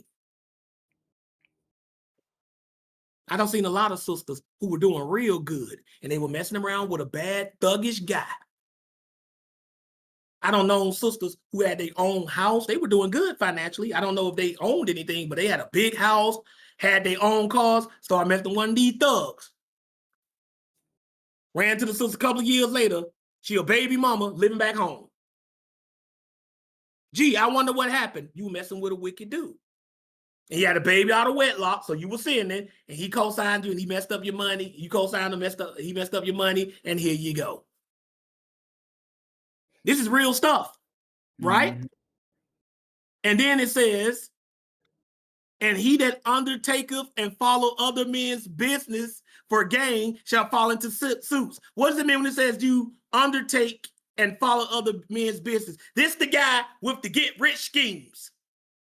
This the guy that see people on social media saying, do you want to be rich? Do you want to work for home? Then I said, follow other men's business for gain. He said he shall fall into suits. That means he gonna end up in lawsuits, end up getting sued, owing people money. Y'all did not think that this was in the Bible, did y'all? Ain't nothing new under the sun. Nothing new. I be on Facebook every time I turn around, every other feed that I come across. You got somebody on there, somebody flex their money. Yeah, man, you know, I make $10,000 working from home. If you make $10,000 working from home, that ain't enough money for you? Well, what do you mean, Josh? You trying to say I can do it too. Then why do I got to pay you? Just tell me how to do it so I can make $10,000. How about this? I pay you after I make the $10,000. Right. If it really worked, what you got to lose? I don't see people invest in stuff like that. Dropping money on books that'll help you get rich. I don't talk to sisters like that before. I knew a sister, she got a book. It was supposed to help her make money. $75. She couldn't really afford it, but she got it anyway. Read it to me. I'm reading something. I said, this is fluff. What is fluff? Never even heard of that. Fluff is when somebody put a bunch of stuff in a book to just make the book thick, but the information, the extra information they put in it doesn't really tell you nothing. It just to give the illusion that there's a lot of information. Look that up. Google it. It's called fluff, like a fluffy pillow. People do that all the time. But of course, she got mad at me. You don't know what you talking about. Month later, asked about the book, couldn't even tell me where it was. I said you're gonna end up putting it down. I know a scheme when I see it. That's fluff. It don't take that dang long to get to the point to tell you how to make money. I'm a writer myself. I know about fluff. Stanley can tell you about. If you're a writer yourself, you know what fluff is. And a lot of books do that. So when I read a book review or I'm reading a sample of it, I look for the fluff because the fluff is a telltale sign that the book is bull. It is the equivalent of somebody serving you some lamb and 60% or 70% of the lamb is fat. You buy lamb for the meat, not for the fat. And they'll sell you a bunch of lamb, but it's mostly fat.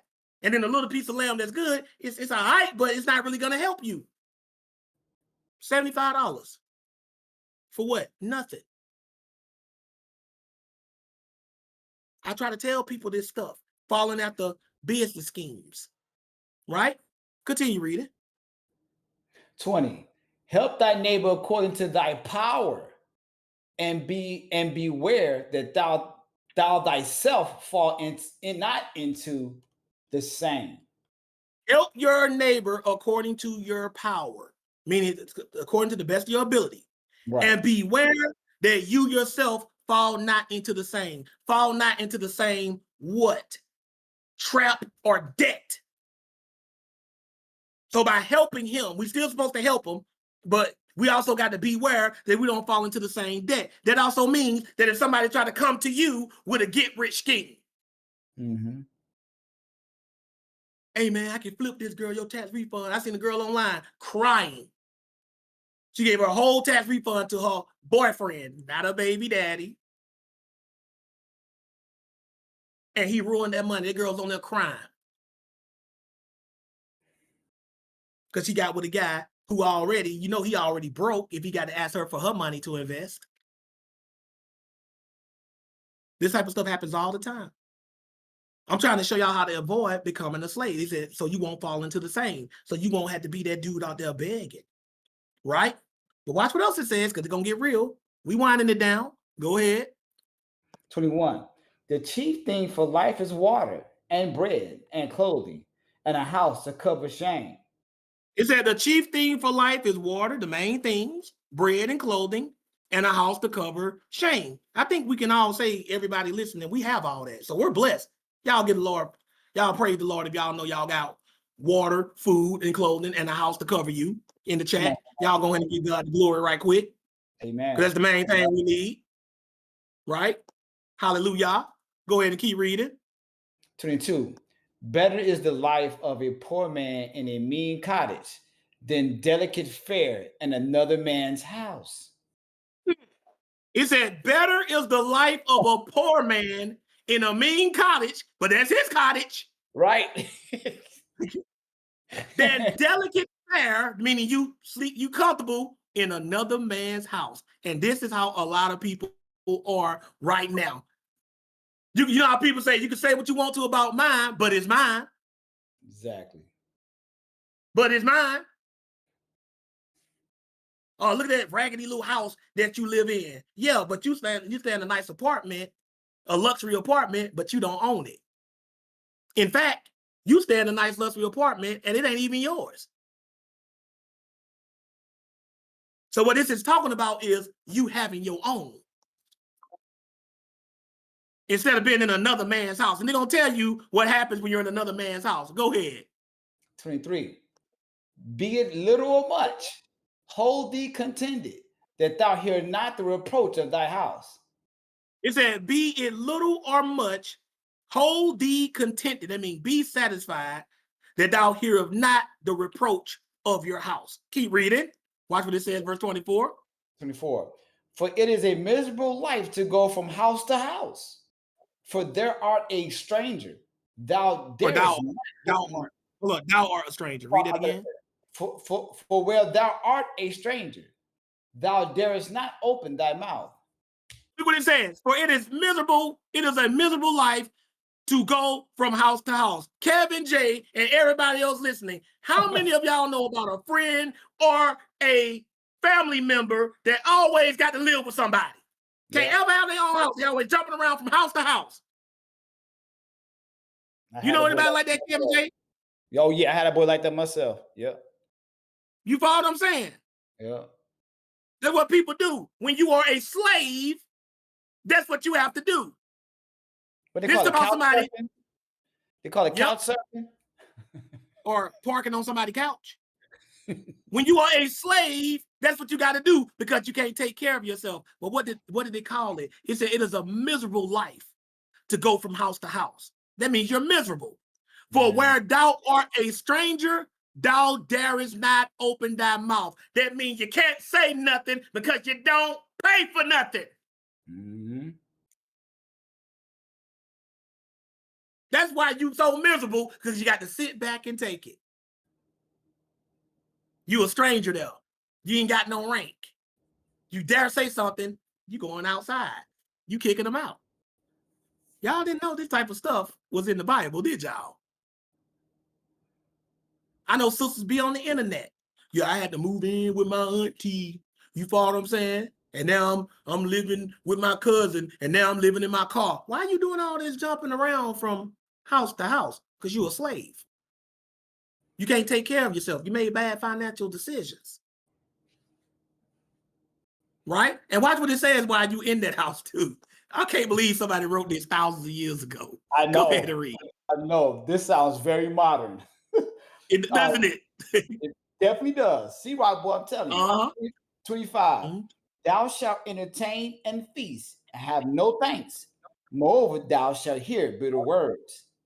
It said, you shall entertain and feast and have no thanks. In other words, you're going to entertain and be feasting and have no thanks.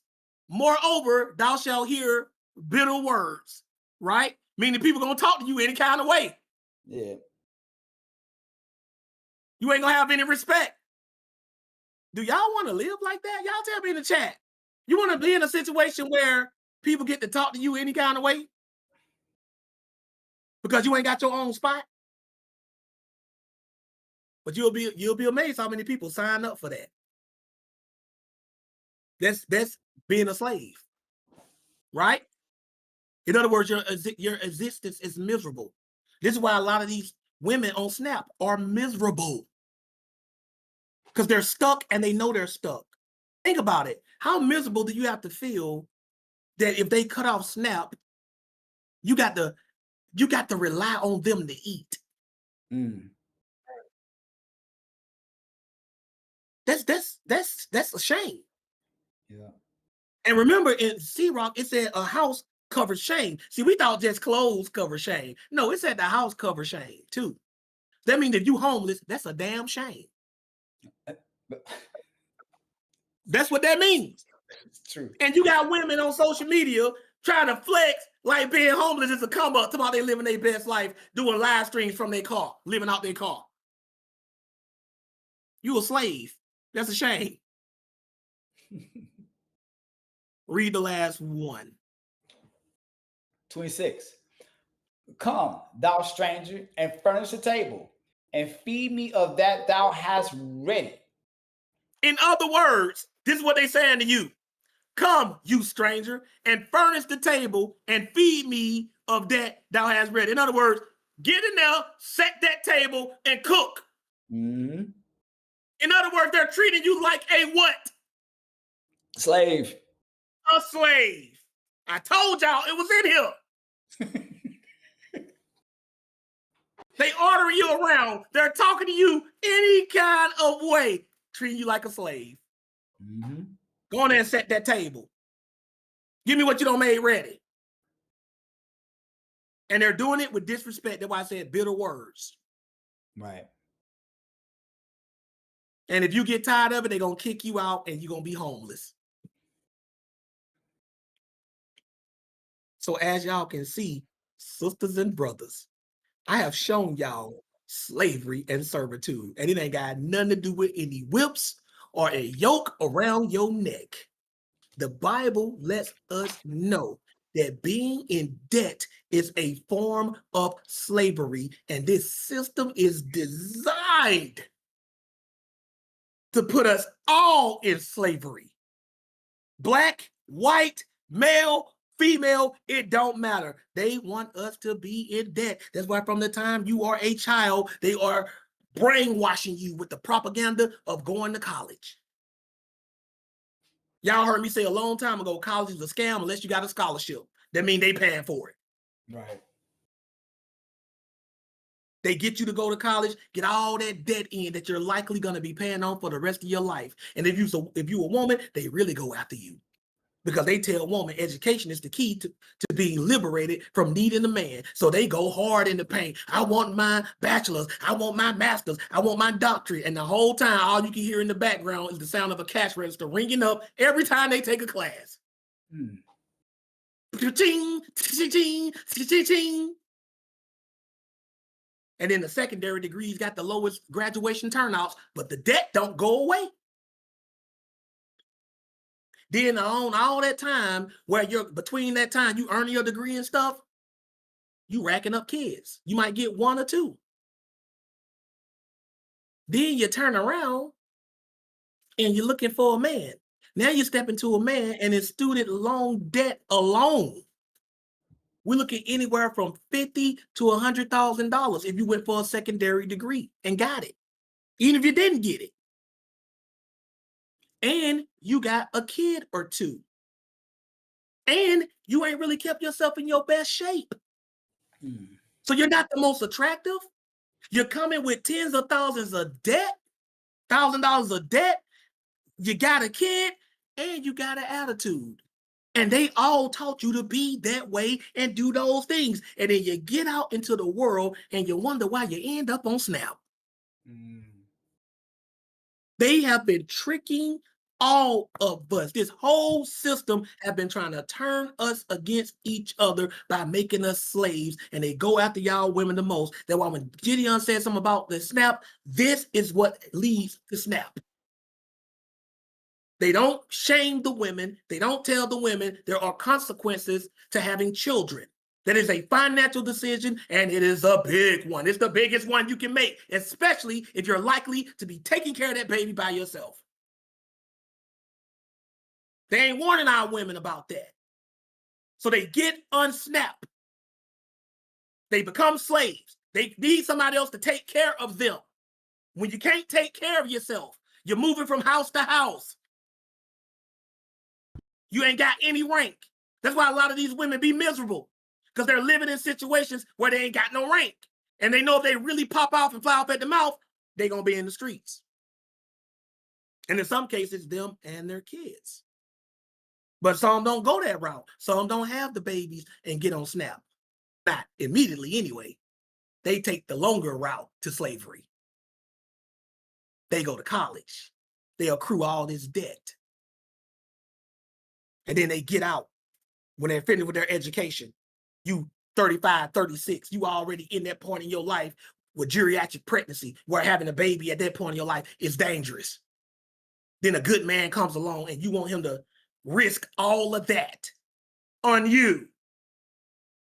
Risk birth defects on my baby because I'm deciding to make a baby with a woman that far along in her age. This is all science. Risk my money because you don't accrued all that debt from being in school. Right? Risk my money. Then you carrying a baby or two with y'all. This is what they're telling y'all to do. I don't just blame y'all. They're telling y'all to do that. This is what your mama telling you. This is what your big sister telling you. This is what your auntie telling you. This is what your grandma telling you. They're all teaching y'all how to be perfectly groomed slaves, and I'm sick of it. So the next time you are out and about and y'all talking to your friends or hanging out with them or whatever, and they start talking about, oh, I'm going to go to college and I want to do this, y'all let them know this is slavery. They're grooming you so that you can be in a position where you will have to work to pay them for the rest of your lives. Remember, the borrower is a slave to the lender. And the more lenders you have, the more slave masters you have. Some of y'all got more slave masters than y'all can count, because that's how many people y'all owe. Or you can go by what this word say and really and truly live free. We'll be back after the brief announcements. Okay, shout out to all 60 people who are here on Discord, and to the 4, 8, 12, 16, 17, 18, 19 people that are on Clubhouse. Kelly Brew, are you down? You ain't answer me all this class. Kelly Brew, how many people got on I'm Twitch? here, brother. You, yourself, and I? No, we got 4 people over here. Praise God. And we're trying to get this thing going on TikTok. With Aunt Vereen. We're going to get this thing where we're going to start trying to go live on TikTok. Oh, okay. Mm-hmm. That's in the works, right? First of all, we'd like to thank all of y'all for coming out today. As many of y'all know, we have Sabbath class every week, every Saturday. We first open up the Clubhouse room at 3 p.m. Eastern Standard Time. 3 p.m. Eastern Standard Time. Y'all know we moved it back some. And I try to play some nice music for y'all for about 30 minutes, nice gospel music, inspirational music. And then the class starts at 3:30 p.m. Eastern Standard Time on Clubhouse, on Discord, on Twitch, and on YouTube. And we're eventually trying to get on TikTok. If anybody is interested in ordering a past class, you can do so by going to our online store. Will somebody please post this information in the chat because Keanu is not available. You can go to our online store if you're interested in ordering a past class. The website address is absolutebibletruth.com. Again, that's absolutebibletruth.com. Real simple to remember. Also, if anybody's interested in making a donation, if you feel blessed by what you're hearing and would you like the show to support, you can do so one of two ways. The first way is through PayPal using our email address, which is absolutebibletruth4ever@yahoo.com. That's absolute Bible truth, the number 4, EVA@yahoo.com. You don't spell out the word 4, you type the numerical digit 4. So again, that's absolute Bible truth forever@yahoo.com. And of course, the other way you can donate is how most of y'all donate, which is through Cashapp, using the Cashapp tag, which is $ capital ABTM, lowercase s. Again, that's $ capital ABTM, lowercase s. And that simply stands for Absolute Bible Truth Ministries. And let me take this time to let y'all know that I really appreciate the donations and the support that y'all make.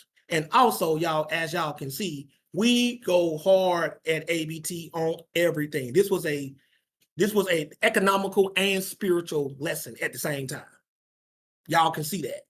And y'all learned that this Bible has been telling us, this has always been in here, that we are not supposed to try to seek to be slaves, because debt is a form of slavery. Y'all even saw that in the beginning in that article where that guy said debt has become the modern day slavery. I been knew that. So at this time, we're going to go to Q&A, right? If you got a question or a comment, you can raise your hand on Clubhouse, Discord. If you got a question on YouTube and Gideon is still there, he can read your question off to me. Anyway, we're going to do it. But y'all know how we do. When we bring you up, you can ask any question or make any comment you want, provided you are respectful. But y'all know how we do this. First and foremost, I'm going to go to my reader and my people on the stage. We're going to give it up with Kev of the Jack. Anything you want to add about today's class, Kev of the Jack?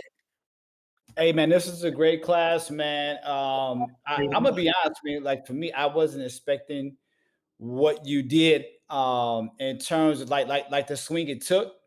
But I think the one thing, at least for me, and I won't be long on here. At least for me, it was the sureties. Taking on the responsibility. In other words, co-signing. I that was eye opening for me. And I mean, obviously, I knew it was like something that we shouldn't do, but the way you brought it out in the scriptures was great, and giving us the understanding of the word sureties, obviously, not to be responsible for someone else's debt. That was huge to me.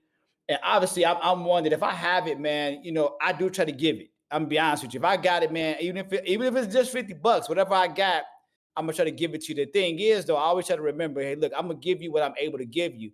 That way, I'm not upset if you don't pay me back. And 9 times out of 10, I don't typically pay me back anyway. I just don't do that either.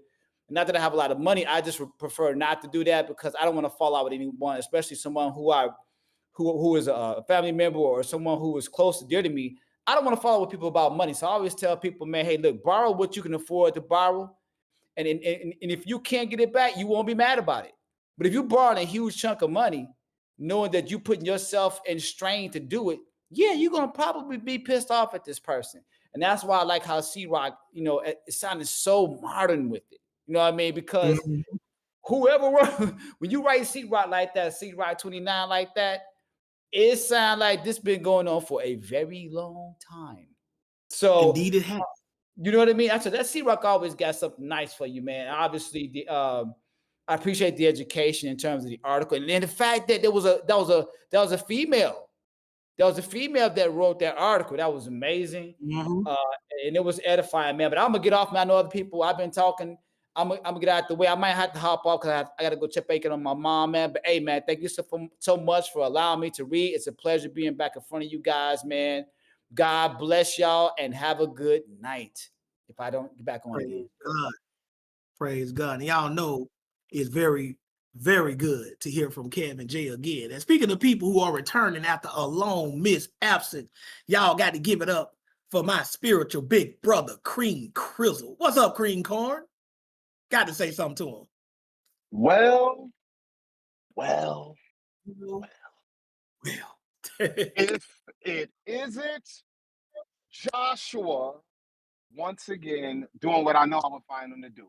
You know, I can leave the United States for a year, go to Japan and become a part of the Yakuza or something, repent, get rebaptized and come back to the United States, and Josh still gonna be doing this.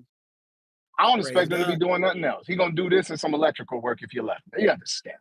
Yo, what's up with y'all, man? How y'all doing, man? What's up with your Cream Crizzle? What's You up, sound like you're breaking up a little bit because he running You things. already know it's Hey, y'all know who it is, and for those of y'all in the audience who don't, they call me Cream Corn. That's right. And I'm still that smooth. And yes, I'm a running thing. And I only showed up because y'all up here talking about the word of God. Yo, Josh, let me tell you something, little bro. And I only say little bro, and the idea of Josh always defers to me, you know, in that regard, and it's pleasant. But brother, the Lord has done something good with you, man, and he's increased you in your understanding and in your dedication as well. And it is some nuance to this idea of the way that we willingly make ourselves debtors, even in the sense, your other big brother, Judah, hit me many years ago with the idea of even what capitalist systems do in creating wage slaves and the inability for us to control food, clothing, and shelter without another man threatening us. There's this fulfillment of the kingdom of God spoken of. I think it's in Isaiah, possibly. I know y'all may be familiar where it says something along the lines of, there's going to come a day and a time where every man will sit under his own vine and under his own fig tree, and no man shall make him afraid.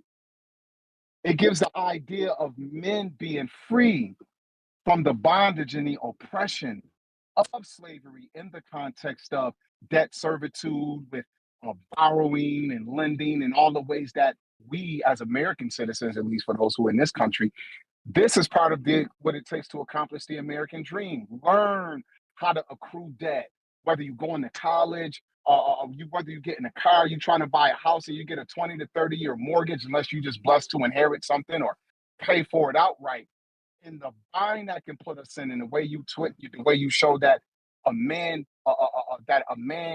who makes himself a surety for that, the Lord said, don't do that to yourself. Don't put yourself in a position where you're just in this like never ending cycle of debt.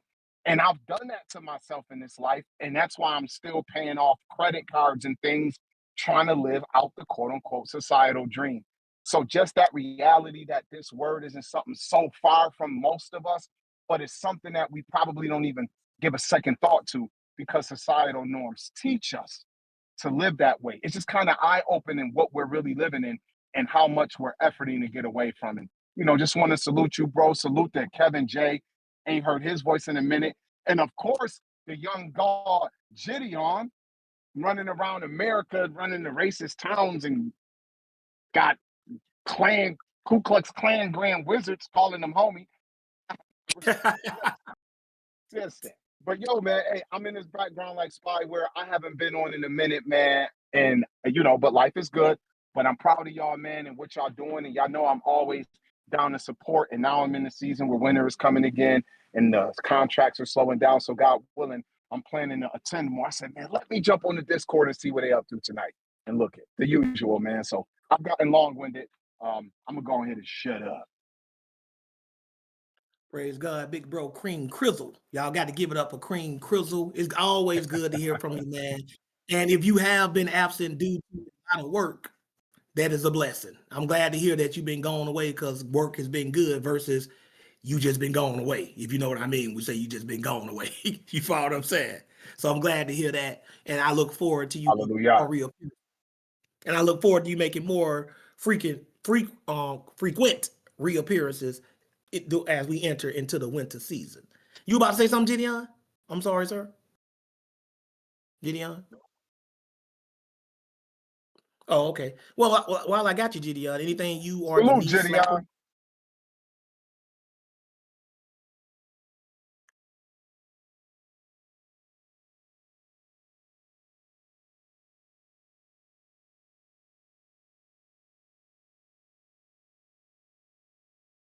Mm,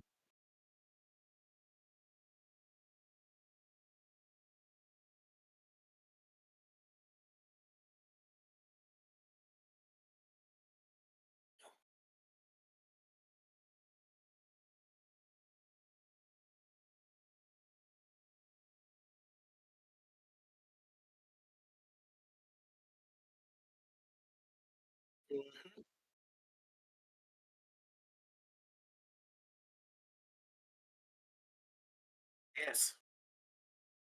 Don't become a slave like the rest of most of us, Gideon. Don't become a slave. You God has blessed you with not having to become that kind of slave. And then, like I said, there's multiple kinds of slaves. You could be a debt slave, you could be a slave to sin, you could be a literal slave, you could be a slave to an addiction, right?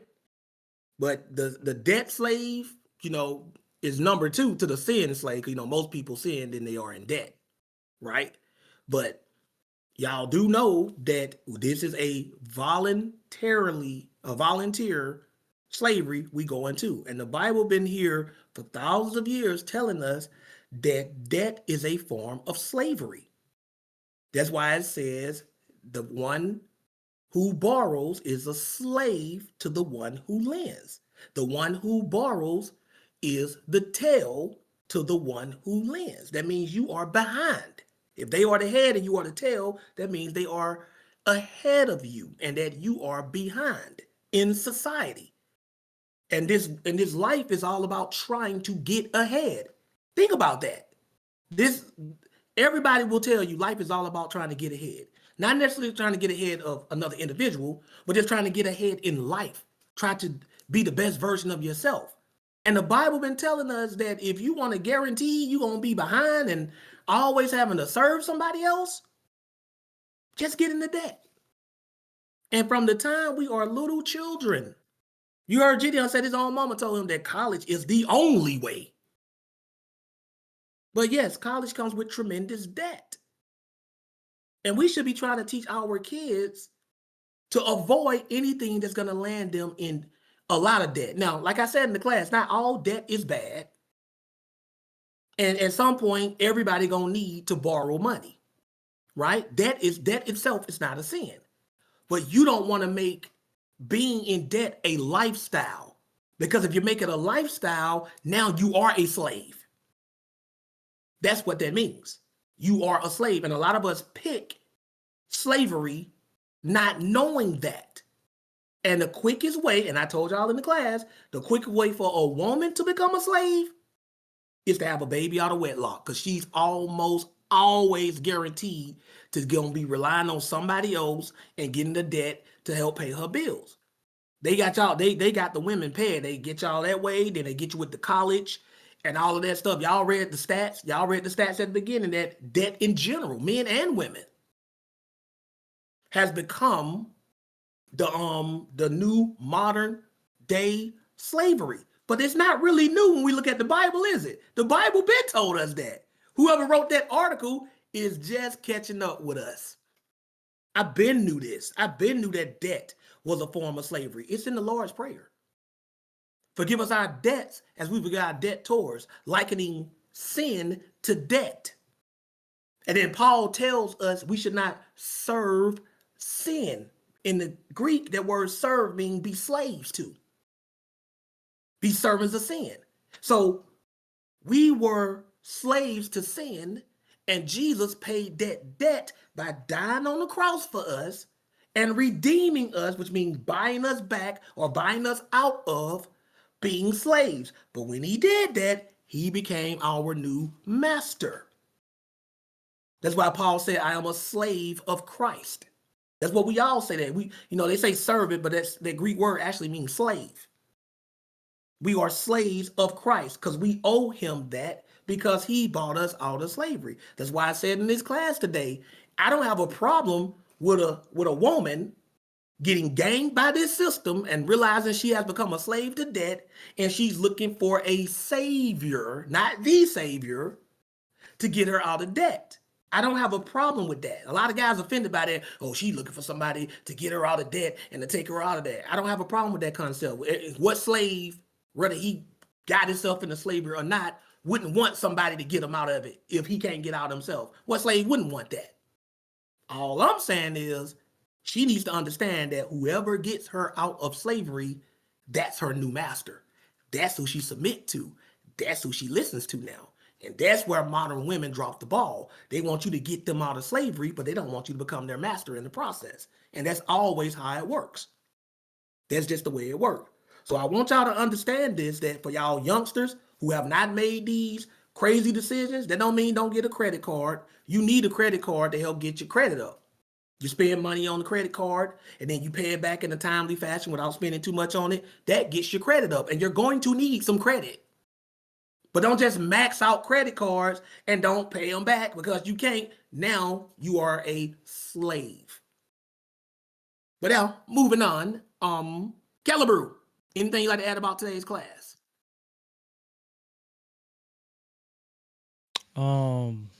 Man, you know, yeah, brother, you did your thing on this one, man. Just like as you know, Praise Big God. Bro, Cream Corn was saying, but the way that the Most High be using you, man, it's just, you know, where was you at 10 years ago in my life, brother? You know what I'm saying? But I just want to thank the Most High, man, for putting this in your spirit to bring it out, man. Because like as you said, you know, the schools ain't gonna tell you, the church ain't gonna tell you, society ain't gonna tell you. And I just thank you for always keeping it real with us. Because again, like you always want to see us win, bro. So I really appreciate that, and yeah, I thank you again for bringing out this class, man. You did amazing, man. You know, again, going outside the Bible too, economics. You know, I remember in high school I took a class in economics, but after that, you know what I'm saying, it went one ear out the other. So I thank you again for this, man. You know, and you know, I just pray that you just continue to bring them out, man. Continue to bring them out, and I just thank you again. Praise God. Praise God. And like you said, this wasn't taught to people. And I need people to understand the biblical concept, because this system, and I can take it even further, y'all, because it even gets spiritual with this. This system is designed to constantly be in your pocket. That's how this system is designed. Like they always want their hand in your pocket. And this system is designed as a ruler servant type of system. Whoever is in debt has no power.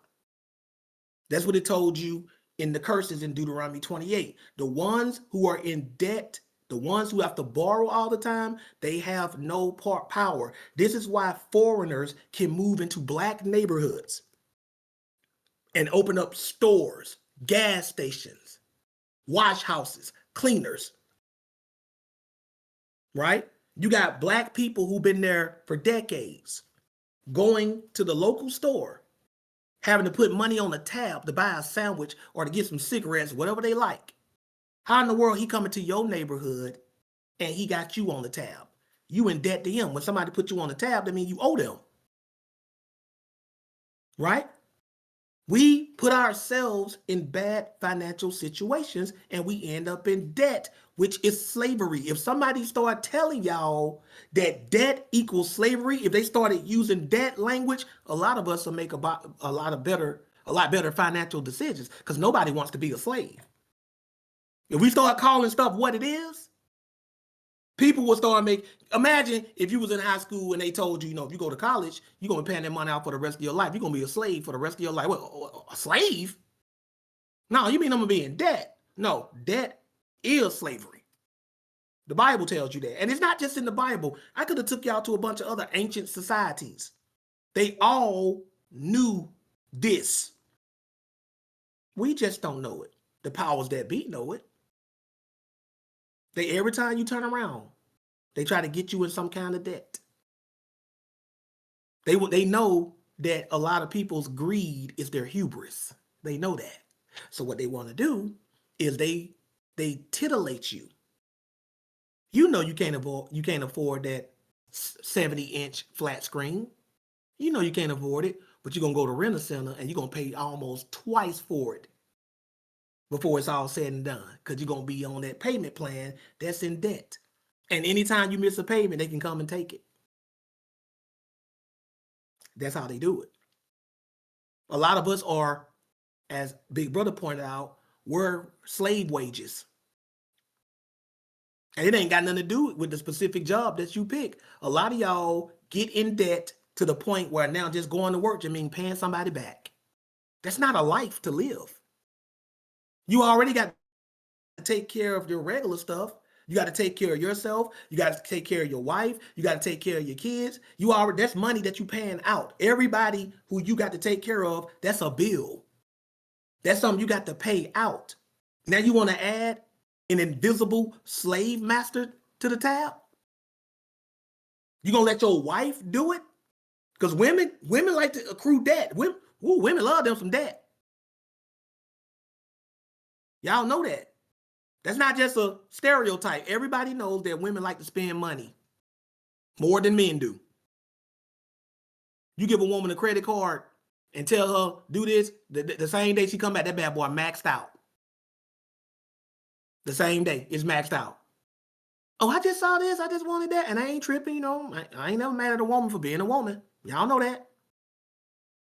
But y'all seen in the class how I said that other people's debts have broken people who didn't have any. But now we're going to go to the Reuben of the dust. Reuben Knight. What's up, Reuben? Shalom. Shalom, Brother Josh. How you doing? I'm doing good. How you doing, Reuben? I'm doing good. This was a great class. I just want to say that first and foremost. It's definitely Praise a God. very good class. Yeah. Yeah, because especially for me and the other younger brothers, we're going into college and stuff. Like me, Ben, Isaiah.